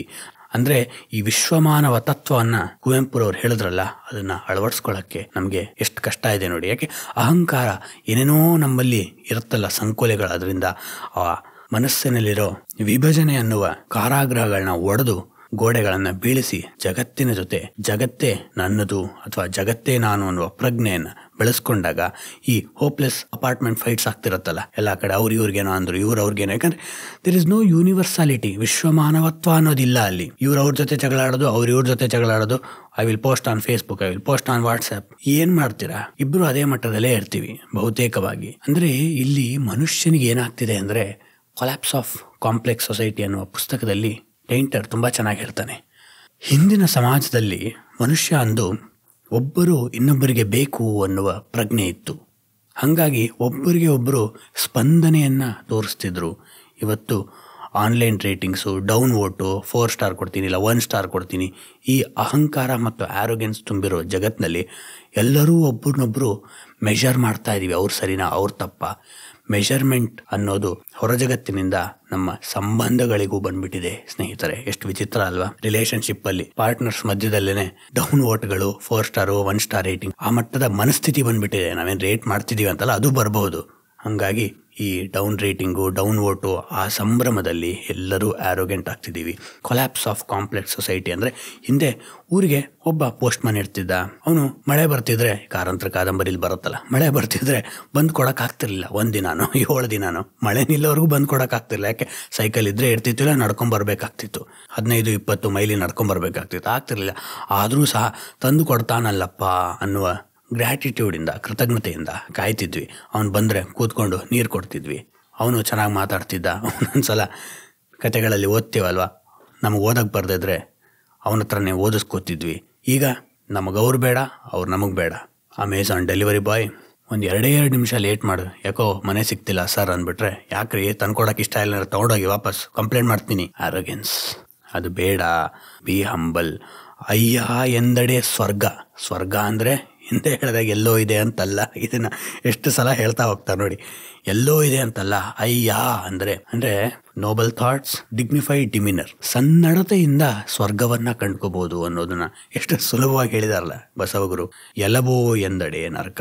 ಎಲಬೋ ಅಂದ್ರೆ ಏನಲ್ಲೋ ಅನ್ನುವ ನಮ್ಮ ಆರೋಗ್ಯನ್ಸ್ ಇವತ್ತಿಗೆ ಪ್ಯಾರಲ್ ಡ್ರಾ ಮಾಡ್ಬೋದು. ಅಂದ್ರೆ ಏನೋ ನೀನ್ ಯಾರು ಹೇಳಕ್ಕೆ, ನೀನ್ ಯಾರೇ, ಈ ರೀತಿಯ ಆರೋಗ್ಯನ್ಸ್ ನರಕ ಅಷ್ಟೇ. ಹಿಂದಿನ ಉದಾಹರಣೆನೆ ಕಂಟಿನ್ಯೂ ಮಾಡ್ಬೇಕಂದ್ರೆ, ಹಿಂದೆ ಸರ್ವಿಸ್ ಇಂಡಸ್ಟ್ರಿ ಒಂದು ಹಳ್ಳಿಗೆ ಒಂದಿರ್ತಿತ್ತು. ಅಂದ್ರೆ ಒಂದು ಹಳ್ಳಿಗೆ ಒಬ್ರು ಚಪ್ಪಲಿ ಹೊಲಿಯೋನು, ಒಬ್ಬ ಗಾರೆ ಕೆಲಸದವನು, ಹಂಗಾಗಿ ಒಬ್ರಿಗೊಬ್ರು ಬೇಕಾಗ್ತಿತ್ತು. ಅವನಿಗೂ ಒಳ್ಳೆ ಕೆಲಸ ಮಾಡಬೇಕಿಲ್ಲ, ನಾಳೆ ಮತ್ತೆ ಬಂದು ಕೇಳ್ತಾರೆ ಅಂತಿತ್ತು. ಇವತ್ತು ಅರ್ಬನ್ ಕ್ಲಾಪು, ನೋ ಬ್ರೋಕರಲ್ಲಿ ನಾವು ಬುಕ್ ಮಾಡ್ತೀವಿ, ಡೌನ್ಲೋಡ್ ಮಾಡ್ತೀವಿ, ರೇಟ್ ಮಾಡ್ತೀವಿ ಅನ್ನೋ ಭಯದಲ್ಲಿ, ಅಂದ್ರೆ ಒಬ್ರಿಗೊಬ್ರು ಆಗಬೇಕು ಅನ್ನುವ ಡಿಪೆಂಡೆನ್ಸಿಗಿಂತ ಭಯದಲ್ಲಿ ನಾವು ಇನ್ನೊಬ್ಬರನ್ನ ಇಟ್ಟು ಕೆಲಸ ಮಾಡಿಸ್ಕೋಬೇಕು ಅನ್ನುವ ಧೋರಣೆ ಬಂದಾಗ ಅವರಲ್ಲೂ ಅದು ಶುರು ಆಗುತ್ತೆ. ಹಂಗಾಗಿ ಒಬ್ಬನ ಕಂಡ್ರೆ ಒಬ್ರಿಗಾಗಲ್ಲ. ಇವತ್ತು ಅದಕ್ಕೇನೆ ಎಲ್ಲಾ ಕಡೆ ಜಗಳ. ವಿಚಿತ್ರ ಅಂದರೆ ಸ್ನೇಹಿತರೆ, ಅಪಾರ್ಟ್ಮೆಂಟ್ ನೈಬರ್ಹುಡ್ ಅನ್ನೋದು ನನಗೆ ಎಷ್ಟು ಪ್ಯಾರಾಡಾಕ್ಸಿಕಲ್ ಅನಿಸ್ತಾ ಇದೆ, ಅಂದರೆ ವಿರೋಧಾಭಾಸ ಅನಿಸ್ತಾ ಇದೆ. ಅಂದರೆ ಮನುಷ್ಯನ ವಿಕಾಸದಲ್ಲಿ ಪ್ರಪ್ರಥಮ ಬಾರಿಗೆ ಇದಾಗಿದೆ ಅಂತ ಜಾನ್ ರಾಲ್ಟನ್ ಸಾಲ್ ಅನ್ನುವ ಅದ್ಭುತ ಚಿಂತಕ ಹೇಳ್ತಾನೆ. ಏನು ಅಂದರೆ, ಒಂದು 1500 ಮನೆ ಇರುತ್ತೆ, ದೊಡ್ಡ ದೊಡ್ಡ ನೈಬರ್ಹುಡ್ಸ್ ಇದೆಯಲ್ಲ ಈಗ. ಅಲ್ಲಿ 20 ಫ್ಲೋರ್ 25 ಫ್ಲೋರು ಮನೆಗಳು, ಎಲ್ಲ ಚೆನ್ನಾಗಿರುತ್ತೆ, ವ್ಯವಸ್ಥೆ ಅದ್ಭುತವಾದಂತಹ ಪಾಶ್ ಸೊಸೈಟಿ ಇರುತ್ತೆ. ಆದರೆ ಅಷ್ಟು ಸಣ್ಣ ಜಾಗದಲ್ಲಿ ಅಷ್ಟೊಂದು ಜನ ಒಬ್ರಿಗೊಬ್ರು ಗೊತ್ತಿಲ್ಲದೆ, ಮಾತಾಡದೆ, ಪರಿಚಯ ಇಲ್ಲದೆ ಇರೋದು ಮನುಷ್ಯನ ವಿಕಾಸದಲ್ಲಿ ಮೊದಲ ಬಾರಿ. ಅಂದ್ರೆ ಒಂದು ಹಳ್ಳಿ ಅಂತ ತಗೊಂಡ್ರೆ ಅದರಲ್ಲಿ ಒಂದು 5,000 ಜನ ಇದ್ರು ಅಂದ್ರೆ 5,000ದಲ್ಲಿ 3,000 ಜನಕ್ಕೆ ಒಬ್ರಿಗೊಬ್ರು ಚೆನ್ನಾಗೇ ಗೊತ್ತಿರ್ತಿತ್ತು. ಇವನು ಅವ್ರ ಮಗ ಅಂತೆ, ಇವ್ರ ಮಗಳಂತೆ, ಹಂಗಿರ್ತಿತ್ತು. ಈಗ ಅಪಾರ್ಟ್ಮೆಂಟಲ್ಲಿ ನಮ್ಗೆ ಎಷ್ಟು ಜನ ಗೊತ್ತಿರ್ತಾರೆ, ಮನೆ ಮೇಲೆ ಯಾರಿದ್ದಾರೆ ಗೊತ್ತಿರಲ್ಲ, ಮನೆ ಕೆಳಗೆ ಯಾರಿದ್ದಾರೆ ಗೊತ್ತಿರಲ್ಲ. ಹಾಗಾಗಿ ಏನೇ ಸಮಸ್ಯೆ ಬಂದರೂ ವಿಲ್ ಕಾಲ್ ಅಥಾರಿಟೀಸ್. ಹಾಗಾಗಿ we lack the trust in modern society. Extinction of trust ಅನ್ನೋದು ಅಧೋಪತನದಲ್ಲಿ ಹೋಗ್ತಿರುವಾಗ ಇದರಿಂದ ಏನಪ್ಪಾ ಕಳ್ಕೊಂಡೆ ಅಂತ ಅನ್ಸಿದ್ರೆ ಸ್ನೇಹಿತರೆ, ಒಂದು ಸಲ ನಮ್ಮ ಅಂತರಂಗವನ್ನು ಹೊಕ್ಕು ನೋಡ್ರೆ ಗೊತ್ತಾಗತ್ತೆ ಏನು ಕಳ್ಕೊತಾ ಇದ್ದೀವಿ ಅಂದರೆ ಮನುಷ್ಯತ್ವವನ್ನು ಕಳ್ಕೊಂಡಿದ್ದೀವಿ. ಮನುಷ್ಯತ್ವವನ್ನು ಕಳ್ಕೊಂಡು ಒಳಗಡೆ ಖಾಲಿತನದಿಂದ ಹಾಲೋಮೆನ್ ಅಂತ ಅದ್ಭುತವಾದಂತಹ ಕವಿತೆಯನ್ನ 100 ವರ್ಷದಿಂದ ಟಿ.ಎಸ್. ಎಲಿಯಟ್ ಬರೆದಿದ್ರು. ನಾವೆಲ್ಲ ಖಾಲಿ ಮನುಷ್ಯರು, ಒಳಗಡೆ ಏನೂ ಇಲ್ಲದ ಹೊಲದಲ್ಲಿ ನಿಲ್ಲಿಸಿರೋ ಬೆದರುಗೊಂಬೆಗಳ ತರ ಆಗಿದ್ದೀವಿ. ದೂರದಿಂದ ನೋಡಿದ್ರೆ ನಿಜ ಅನ್ಸುತ್ತೆ, ಹತ್ರ ಬಂದ್ರೆ ಕಾಣೋದು ಕೇವಲ ಸ್ಟಫ್ ಅಂದ್ರೆ ಅದ್ರಲ್ಲಿ ತುಂಬಿರ್ತಾರಲ್ಲ ಹುಲ್ಲು ಅಷ್ಟೇ. ಅಂದ್ರೆ ಪೊಳ್ಳಾಗಿದ್ದೀವಿ, ಸತ್ವ ಇಲ್ಲ. ಯಾಕೆ? ಒಬ್ರಿಗೊಬ್ರು ಅರ್ಥ ಮಾಡಿಕೊಂಡು ಬದುಕಬೇಕು ಅನ್ನೋದನ್ನ ಕಳ್ಕೊತಾ ಇದ್ದೀವಿ. ಹಂಗಾಗಿ ಸ್ವಲ್ಪ ಮಟ್ಟಿಗೆ ಆ ಸಮುದಾಯ ಚಿಂತನೆಯನ್ನ ಬೆಳೆಸ್ಕೊಳ್ಳೋಣ. ಬೀದಿ ಜಗಳ ಹೀರೋಯಿಸಮ್ ಅಲ್ಲ, ಅದನ್ನ ಬಸವಗುರು ಕ್ಲಿಯರ್ ಆಗಿ ಹೇಳ್ತಿದ್ದಾರೆ ನೋಡಿ. ದೇವ ಭಕ್ತ ಜಯ ಜಿಯ ಎಂಬ ನುಡಿಯೊಳಗೆ ಕೈಲಾಸ ವೈದುವುದೇ ಕೂಡಲ ಸಂಗಮ ದೇವ. ಕಾಯಕವೇ ಕೈಲಾಸ ಅಂತ ಹೇಳಿದಾಗ ಇಲ್ಲಿ ಇನ್ನೊಂದು ರೀತಿ ಕೈಲಾಸಕ್ಕೆ ಹೋಗೋದು ಹೇಗೆ ಅಂದರೆ, ಕೈಲಾಸಕ್ಕೆ ಹೋಗ್ಬೇಕಾಗಿಲ್ಲ. ದೇವ ಭಕ್ತ ಅಂದರೆ ಮಾತನಾಡುವಾಗ ಗೌರವ ಕೊಟ್ಟು ನೂರಾರು ರೀತಿ. ಈಗಿನ ಕಾಲದಲ್ಲಂತೂ ಗೌರವ ಕೊಡೋಕೆ ಎಷ್ಟೊಂದು ಪ್ರಿಫಿಕ್ಸ್ಗಳಿವೆ, ಆದರೆ ಅದನ್ನೇನು ನಾವು ಕೊಡಲ್ಲ. ಹಂಗಾಗಿ ಚಿಕ್ಕದಕ್ಕೆ ಜಗಳ ಆಗ್ತಿದೆ. ಮೆಟ್ರೋ ಟ್ರೈನಲ್ಲಿ ಪಾಪ 10ನೇ ಕ್ಲಾಸು PUC ಓದಿದ ಸೆಕ್ಯೂರಿಟಿ ಗಾರ್ಡು, ಸರ್ ಓಡಬೇಡಿ ಅಂದರೆ ನಾವು ಡಬಲ್ ಗ್ರಾಜ್ಯುಯೇಟ್ಸ್ ಆಗಿರ್ತೀವಿ. You are not suppose to tell me okay, uneducated, ಹಿಂಗೆಲ್ಲ ಬೈತಿರ್ತೀವಿ. ಆದರೆ ಅವರು ಅಶಿಕ್ಷಿತರಾಗಿದ್ರು ನಡತೆ ಅವ್ರದ್ದು ಸರಿ ಇರುತ್ತೆ. ನಾವು ಶಿಕ್ಷಿತರು, ಸಂಬಳ, ಕಾರು, ಸನ್ರೂಫ್ ಇರೋ ಕಾರ್ಗಳನ್ನ ಇಟ್ಕೊಂಡಿದ್ರು, ನಡತೆ ಸರಿ ಇರಲ್ಲ. ಸೆಕ್ಯೂರಿಟಿ ಅವ್ರ ಮೇಲೆ ನಾವು ಇಂಗ್ಲೀಷು ಮಾತಾಡೋದ್ರಿಂದ ದೊಡ್ಡ ಹೀರೋಯಿಸಮ್ ತೋರಿಸ್ತೀವಿ, ಅಥವಾ ಬೀದಿ ಜಗಳ ಆಡೋದ್ರಿಂದ, ಚಿಕ್ಕ ವಿಷಯಕ್ಕೆ ರೋಡ್ ಕ್ರಾಸ್ ಮಾಡುವಾಗ ಆರೋಗ್ಯನ್ಸ್ ತೋರಿಸೋದ್ರಿಂದ, ಅಡ್ಡಡ್ಡ ಓಡಾಡೋದ್ರಿಂದ ನಾವು ತುಂಬಾ ದೊಡ್ಡ ಸಾಧನೆ ಮಾಡ್ತಿದ್ದೀವಿ ಅಂತ ನಮ್ಗನ್ನಿಸ್ತಿರುತ್ತೆ. ಇಲ್ಲ ಅಂತಿದ್ದಾರೆ ಬಸವಗುರು. ಮುಂದಿನ ವಚನ, ಏನಿ ಬಂದಿರಿ ಹದುಳಿದ್ದಿರೆ ಎಂದಡೆ ನಿಮ್ಮ ಸಿರಿ ಹಾರಿ ಹೋಹುದೆ, ಕುಳ್ಳಿರೆಂದಡೆ ನೆಲ ಕುಳ್ಳಿ ಹೋಹುದೆ, ಒಡನೆ ನುಡಿದಡೆ ಸಿರ ಹೊಟ್ಟೆಯೊಡೆಯುವುದೇ, ಕೊಡಲಿಲ್ಲದಿದ್ದಡೊಂದು ಗುಣವಿಲ್ಲದಿದ್ದಡೆ ಮೂಗ ಕೊಯ್ವದ ಮಾಬನೆ ಕೂಡಲ ಸಂಗಮ ದೇವಯ್ಯ. ಮತ್ತೆ ಹಿಂದಿನ ಚಿಂತನೆಯನ್ನ ಕಂಟಿನ್ಯೂ ಮಾಡ್ತಿದ್ದಾರೆ ಬಸವಗುರು. ಏನ್ ಬಂದ್ರಿ ಚೆನ್ನಾಗಿದ್ದೀರಾ ಅಂತ ಮಾತನಾಡ್ಬಿಟ್ರೆ, ಯಾರ್ದಾರು ಜೊತೆ ಚೆನ್ನಾಗಿ ಮಾತಾಡ್ಸಿದ್ರೆ ಗಂಟು ಬೃಕಟಿ ರೋಗ ಅಂತ ನಾನು ಸ್ನೇಹಿತರ ಜೊತೆ ಹೇಳ್ತಿರ್ತೇನೆ. ಅಂದ್ರೆ ನಮ್ಮ ಬೃಕಟಿ ಅಂದ್ರೆ ಹುಬ್ಬುಗಳ ಮಧ್ಯ ಇರೋ ಸ್ಥಳ ಇದೆಯಲ್ಲ, ಅವಕಾಶ, ಆ ಕಣ್ಣಿನ ಮಧ್ಯದಲ್ಲಿ ಇರೋ ಸ್ಥಳವನ್ನ ನಾವು ಯಾವತ್ತೂ ಗಂಟಿಟ್ಕೊಂಡು ಓಡಾಡ್ತಿರ್ತೀವಿ. ಎಲ್ಲೋ ತುಂಬಾ ದೊಡ್ಡ ಚಿಂತನೆ ಇದೆ, ನನಗೊಬ್ಬನಿಗೆ ಚಿಂತನೆ ಇದೆ, ನನಗೊಬ್ಬಳಿಗೆ ಚಿಂತನೆ ಇದೆ ಅಂತ ವರೀಸ್, ಲಾಟ್ ಆಫ್ ಸ್ಟ್ರೆಸ್ ಹಿಂಗೆಲ್ಲ ಮಾತಾಡ್ತಿರ್ತೀವಿ. ಹಂಗಾಗಿ ಒಬ್ಬರು ನೋಡಿ ಇನ್ನೊಬ್ರು ನಕ್ಕರು ಪ್ಲಾಸ್ಟಿಕ್ ಸ್ಮೈಲು, ಬಾಯಿ ಕೆಳಗಡೆ ಮಾತ್ರ ಸ್ಮೈಲ್ ಕಾಣಿಸುತ್ತೆ, ಕಣ್ಣಲ್ಲಿ ಕಾಂತಿ ಇರಲ್ಲ, ಮುಖದಲ್ಲಿ ಸತ್ವ ಇರಲ್ಲ. ಹಂಗಾಗಿ ನಾವು ಇನ್ನೊಬ್ಬರಿಗೆ ಹೌ ಆರ್ ಯು ಅನ್ನೋದು ಒಳ್ಳೆ ರೋಬೋಟ್ಸ್ ಥರ ಕೇಳ್ತಾ ಇರ್ತೀವಿ. ಅದಕ್ಕೆ ಬಸವಗುರು ಹೇಳೋದು, ಏನು ಬಂದ್ರಿ, ಹದುಳಿದ್ದಿರೆ, ಹದುಳು ಅಂದರೆ ಸೌಖ್ಯ ಕ್ಷೇಮ ಅಂತ. ಸೌಖ್ಯ ಕ್ಷೇಮ ಚೆನ್ನಾಗಿದ್ದೀರಾ ಅಂತ ಕೇಳಿದರೆ ನಿಮ್ಮ ಸರಿ ಹಾರಿ ಹೋಗುವುದೇ. ನಿಮ್ಮದು FDಗಳು, ಶೇರ್ ಇನ್ವೆಸ್ಟ್ಮೆಂಟು ಏನೇನೋ ಮಾಡಿದಿರಲ್ಲ, ಅವೆಲ್ಲ ಏನಾದರೂ ಕಳ್ಕೊತೀರೇನಪ್ಪ. ಇನ್ನೊಬ್ಬರ ಜೊತೆ ಚೆನ್ನಾಗಿ ಮಾತಾಡಿದ್ರೆ ಚೆನ್ನಾಗಿದ್ದೀರಾ ಅಂತ ಕೇಳಿದ್ರೆ, ಕುಳ್ಳಿರೆಂದರೆ ನೆಲ ಕುಳ್ಳಿ ಹೋಗುವುದೇ. ಮನೆಗೆ ಬಂದು ಯಾರಾದರೂ ನಿಂತಿದ್ರೆ ಕೂತ್ಕೊಳ್ಳಿ, ನೀರು ಕೊಡ್ಲಾ ಅಂತ ಕೇಳಿದ್ರೆ ನೆಲ ಏನು ಕುಸಿದು ಹೋಗ್ಬಿಡತ್ತಾ ಅಂದರೆ ಯಾಕೆ ಈ ಥರದೇ ಹೇಳದ್ನೆಲ್ಲ ಬಸವಗುರು ಸ್ವಲ್ಪ ಸ್ಟ್ರಿಕ್ಟ್ ಮೇಷ್ಟ್ರಿದ್ದಂಗೆ ಬೈದು ಹೇಳ್ತಾರೆ. ಈಗ ನಾವು ಹಾಗೆ ನಡ್ಕೋತಿರ್ತೀವಲ್ವ, ಒಳ್ಳೆ ಮನೆ ಕಟ್ಟಿರ್ತೀವಿ, ಒಳಗೆ ಬಂದರೆ ಏನೇನೋ ಇರುತ್ತಲ್ಲ, ಜನ ನೋಡಿಬಿಟ್ರೆ ಕಣ್ಣು ಹಾಕ್ತಾರೆ, ಕೈ ಹಾಕ್ತಾರೆ, ಮೂಗು ಹಾಕ್ತಾರೆ, ಏನೇನೋ ಹುಚ್ಚುಗಳು ನಮ್ಮಲ್ಲಿ ಇರುತ್ತೆ. ಅದಕ್ಕೆ ಒಳಗೆ ಕರೆಯೋದು ಬೇಡ, ಎಂಟ್ರೆನ್ಸ್ನಲ್ಲೇ ಮಾತಾಡಿಸಿ ಕಳಿಸ್ಬಿಡೋದು. ಆಫೀಸ್ ಕಾಲ್ ಇದೆ, ಓಕೆ ಆನ್ಲೈನ್ ಕಾಲ್ ಇದೆ, ಐ ಆಮ್ ಗೆಟಿಂಗ್ ಲೇಟ್, ಅಥವಾ ಕಾಫಿಗೆ ಇಟ್ಟಿದ್ದೀನಿ ಉಕ್ತಾ ಇದೆ, ಏನೋ ಒಂದು ಸುಳ್ಳು ಹೇಳ್ತೀವಿ. ಯಾಕೆ, ಇನ್ನೊಂದು ಸ್ವಲ್ಪ ಹೊತ್ತು ಚೆನ್ನಾಗಿ ಮಾತಾಡಿದ್ರೆ ಒಳಗೆ ಕರಿಬೇಕಾಗತ್ತೆ, ಒಳಗೆ ಕರೆದ್ರೆ ಕೂಡಿಸ್ಬೇಕಾಗತ್ತೆ, ಕೂಡಿಸಿದ್ರೆ ನಮ್ಮ ಅಹಂಕಾರಕ್ಕೆ ಪೆಟ್ಟಾಗತ್ತೆ. ಅದಕ್ಕೆ ನಾವು ಅವ್ರ ಕಣ್ಣು ಹಾಕ್ತಾರೆ, ಇವ್ರ ಕಣ್ಣು ಹಾಕ್ತಾರೆ, ಯಾರಿಗೇನಾಗಬೇಕಾಗಿದೆ, ನಾವೆಷ್ಟು ಚೆನ್ನಾಗಿದ್ರೆ. ಒಡನೆ ನುಡಿದಡೆ ಸಿರ ಹೊಟ್ಟೆಯುಡಿಯುವುದೇ. ಚೆನ್ನಾಗಿ ಮಾತನಾಡಿದರೆ, ಜೊತೆಗೆ ಮಾತನಾಡಿದರೆ ತಲೆ ಓಪನ್ ಆಗ್ಬಿಡತ್ತಾ, ತಲೆ ಒಡೆದೋಗತ್ತಾ, ಅಥವಾ ಹೊಟ್ಟೆ ಒಡೆದೋಗತ್ತಾ ಅಂದರೆ ಇಲ್ಲಿ ಬಸವಗುರು ಸ್ವಲ್ಪ ಸಿಟ್ಟು ಮಾಡ್ಕೊಂಡಿದ್ದಾರೆ ನಮ್ಮಂತ ದಡ್ಡರ ಬಗ್ಗೆ ಅಂತ ಗೊತ್ತಾಗತ್ತೆ. ಕೊಡಲಿಲ್ಲದಿದ್ದಡೊಂದು ಗುಣವಿಲ್ಲದಿದ್ದಡೆ ಅಂದರೆ ಜನರಸ್ ಮೈಂಡ್ ಸೆಟ್, ಒಳ್ಳೆಯ ಜನರಾಸಿಟಿ, ಧಾರಾಳತನ ಅಂದರೆ ಇನ್ನೊಬ್ರಿಗೆ ನೀವು ₹1,00,000 ಕೊಡು, ₹1,000 ಕೊಡೋದಲ್ಲ, ಒಳ್ಳೆಯದನ್ನು ಯೋಚಿಸೋದು ಒಂದು ಜನರಾಸಿಟಿ, ಧಾರಾಳತನ ಅಲ್ವಾ. ಅದರಲ್ಲಿ ನಾವು ಯಾಕೆ ಜಿಪುಣರಾಗಿದ್ದೀವಿ, ಅದೆಷ್ಟು ವಿಚಿತ್ರ ನೋಡಿ. ಇನ್ನೊಬ್ರಿಗೆ ದುಡ್ಡು ಕೊಡೋದು ಬೇಡ, ಸಹಾಯ ಮಾಡೋದು ಬೇಡ ಭೌತಿಕವಾಗಿ, ಆದರೆ ಮಾನಸಿಕವಾಗಿ ಇಲ್ಲ ಅವ್ರಿಗೆ ಒಳ್ಳೇದಾಗಲಿ ಅಂತ ನಾವು ಅಂದ್ಕೊಂಡ್ರೆ ನಾವೇನು ಕಳ್ಕೊತಿರಲ್ಲ. ನಿಜ ಅಂದರೆ ನಮ್ಮ ಮನಸ್ಸು ಶುದ್ಧವಾಗತ್ತೆ. ಇಲ್ಲ ಅವ್ರು ಕೆಟ್ಟದಾಗಲಿ, ಅವ್ರಿಗೆ ಹಂಗೆ ಆಗಬೇಕು, ಕಾಯ್ತಿರ್ತೀವಿ ನಾವು, ಅವ್ರಿಗೆ ಹಂಗೆ ಆಗಬೇಕು, ಅವ್ರಿಗೆ ಹಂಗೆ ಆಗಬೇಕು ಅಂತ. ಏನೇನೋ ಅನ್ಕೋತಿದ್ದಾಗ ನಮ್ಮ ಮನಸ್ಸು ಶೋಭೆಗೊಳಗಾಗತ್ತೆ. ಅದಕ್ಕೆ ಶಾಪ ಹಾಕೋದು, ಅದೇನೇನೋ ಇರುತ್ತೆ, ಅವೆಲ್ಲ ಏನೂ ವರ್ಕ್ ಆಗಲ್ಲ. ಶಾಪ ಹಾಕೋಂಗಿದ್ದಿದ್ರೆ ಕ್ರಿಕೆಟಲ್ಲಿ ಶಾಪದ ಒಂದು ಡಿಪಾರ್ಟ್ಮೆಂಟೇ ಇರ್ತಿತ್ತು, ಅಥವಾ ಫುಟ್ಬಾಲಲ್ಲೂ ಹಂಗೆ ಇರ್ತಿತ್ತು. ಮ್ಯಾಂಚೆಸ್ಟರ್ ಯುನೈಟೆಡ್ ಕರ್ ಸ್ಕ್ವಾಡ್ ಅಂತಲೇ ಇರ್ತಿತ್ತು. ಯಾಕೆ, ವರ್ಕ್ ಆಗತ್ತಲ್ಲ, ಗುಣಗ್ ಬಿಟ್ಟ ಅದಕ್ಕೆ ಔಟ್ ಆದೆ, ಅವೆಲ್ಲ ಏನೂ ಆಗಲ್ಲ. ನೀನು ಒಬ್ಬರಿಗೆ ಒಳ್ಳೆಯದನ್ನು ಯೋಚಿಸಿದ್ರೆ ನಿನಗೂ ಒಳ್ಳೆಯ ಚಿಂತನೆಗಳು ಬರುತ್ತೆ, ಆಗ ಸ್ಪಷ್ಟನೆ ಬರುತ್ತೆ. ಅಂತರಂಗ ಶುದ್ಧಿಯಿಂದ ಹಿಂದೆ ಹೇಳಿದ್ದೇನು, ಸ್ಪಷ್ಟನೆ ಬರುತ್ತೆ.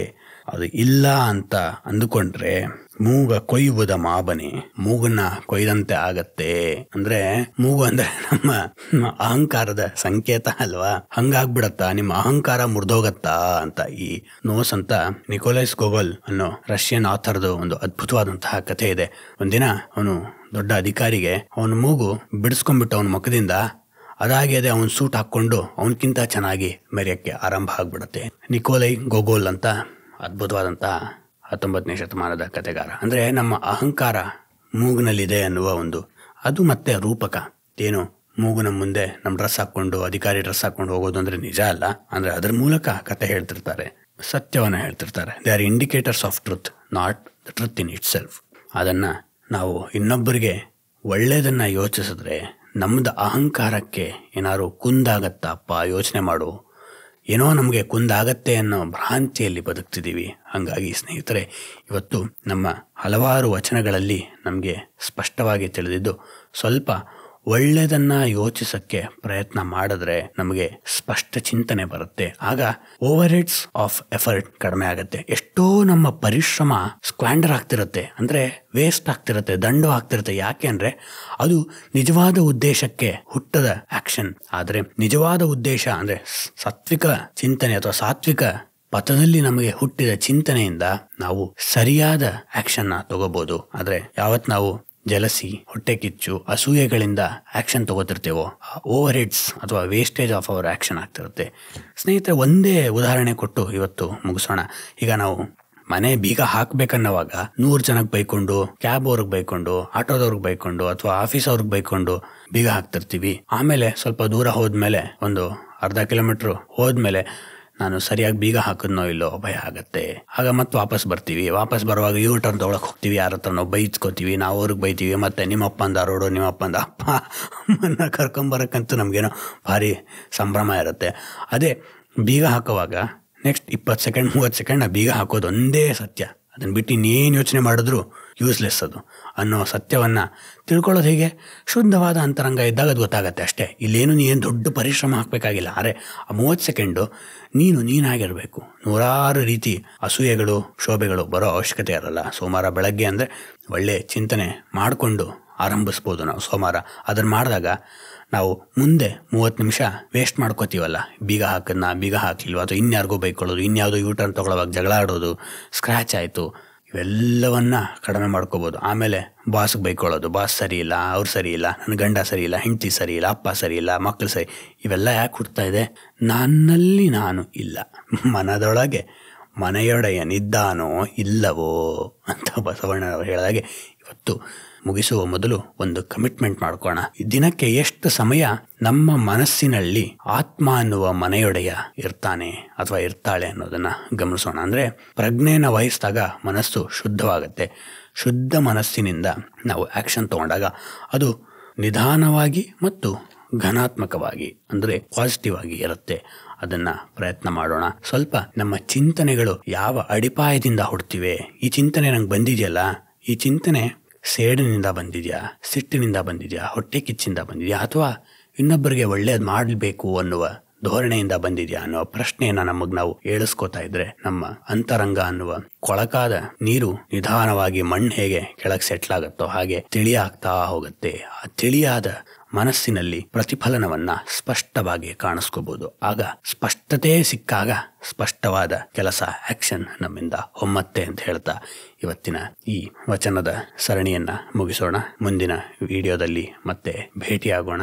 ನಿಮ್ಮ ಅನಿಸಿಕೆ ಅಭಿಪ್ರಾಯಗಳನ್ನು ನಮ್ಮ ಸ್ಪಿರಿಚುವಲ್ ಕನ್ನಡ ಯೂಟ್ಯೂಬ್ ಚಾನೆಲ್ನ ಅಬೌಟ್ ಸೆಕ್ಷನ್ನಲ್ಲಿರೋ ಇಮೇಲ್ ಐಡಿಗೆ ಬರೆದು ಕಳುಹಿಸಬಹುದು. ಧನ್ಯವಾದ.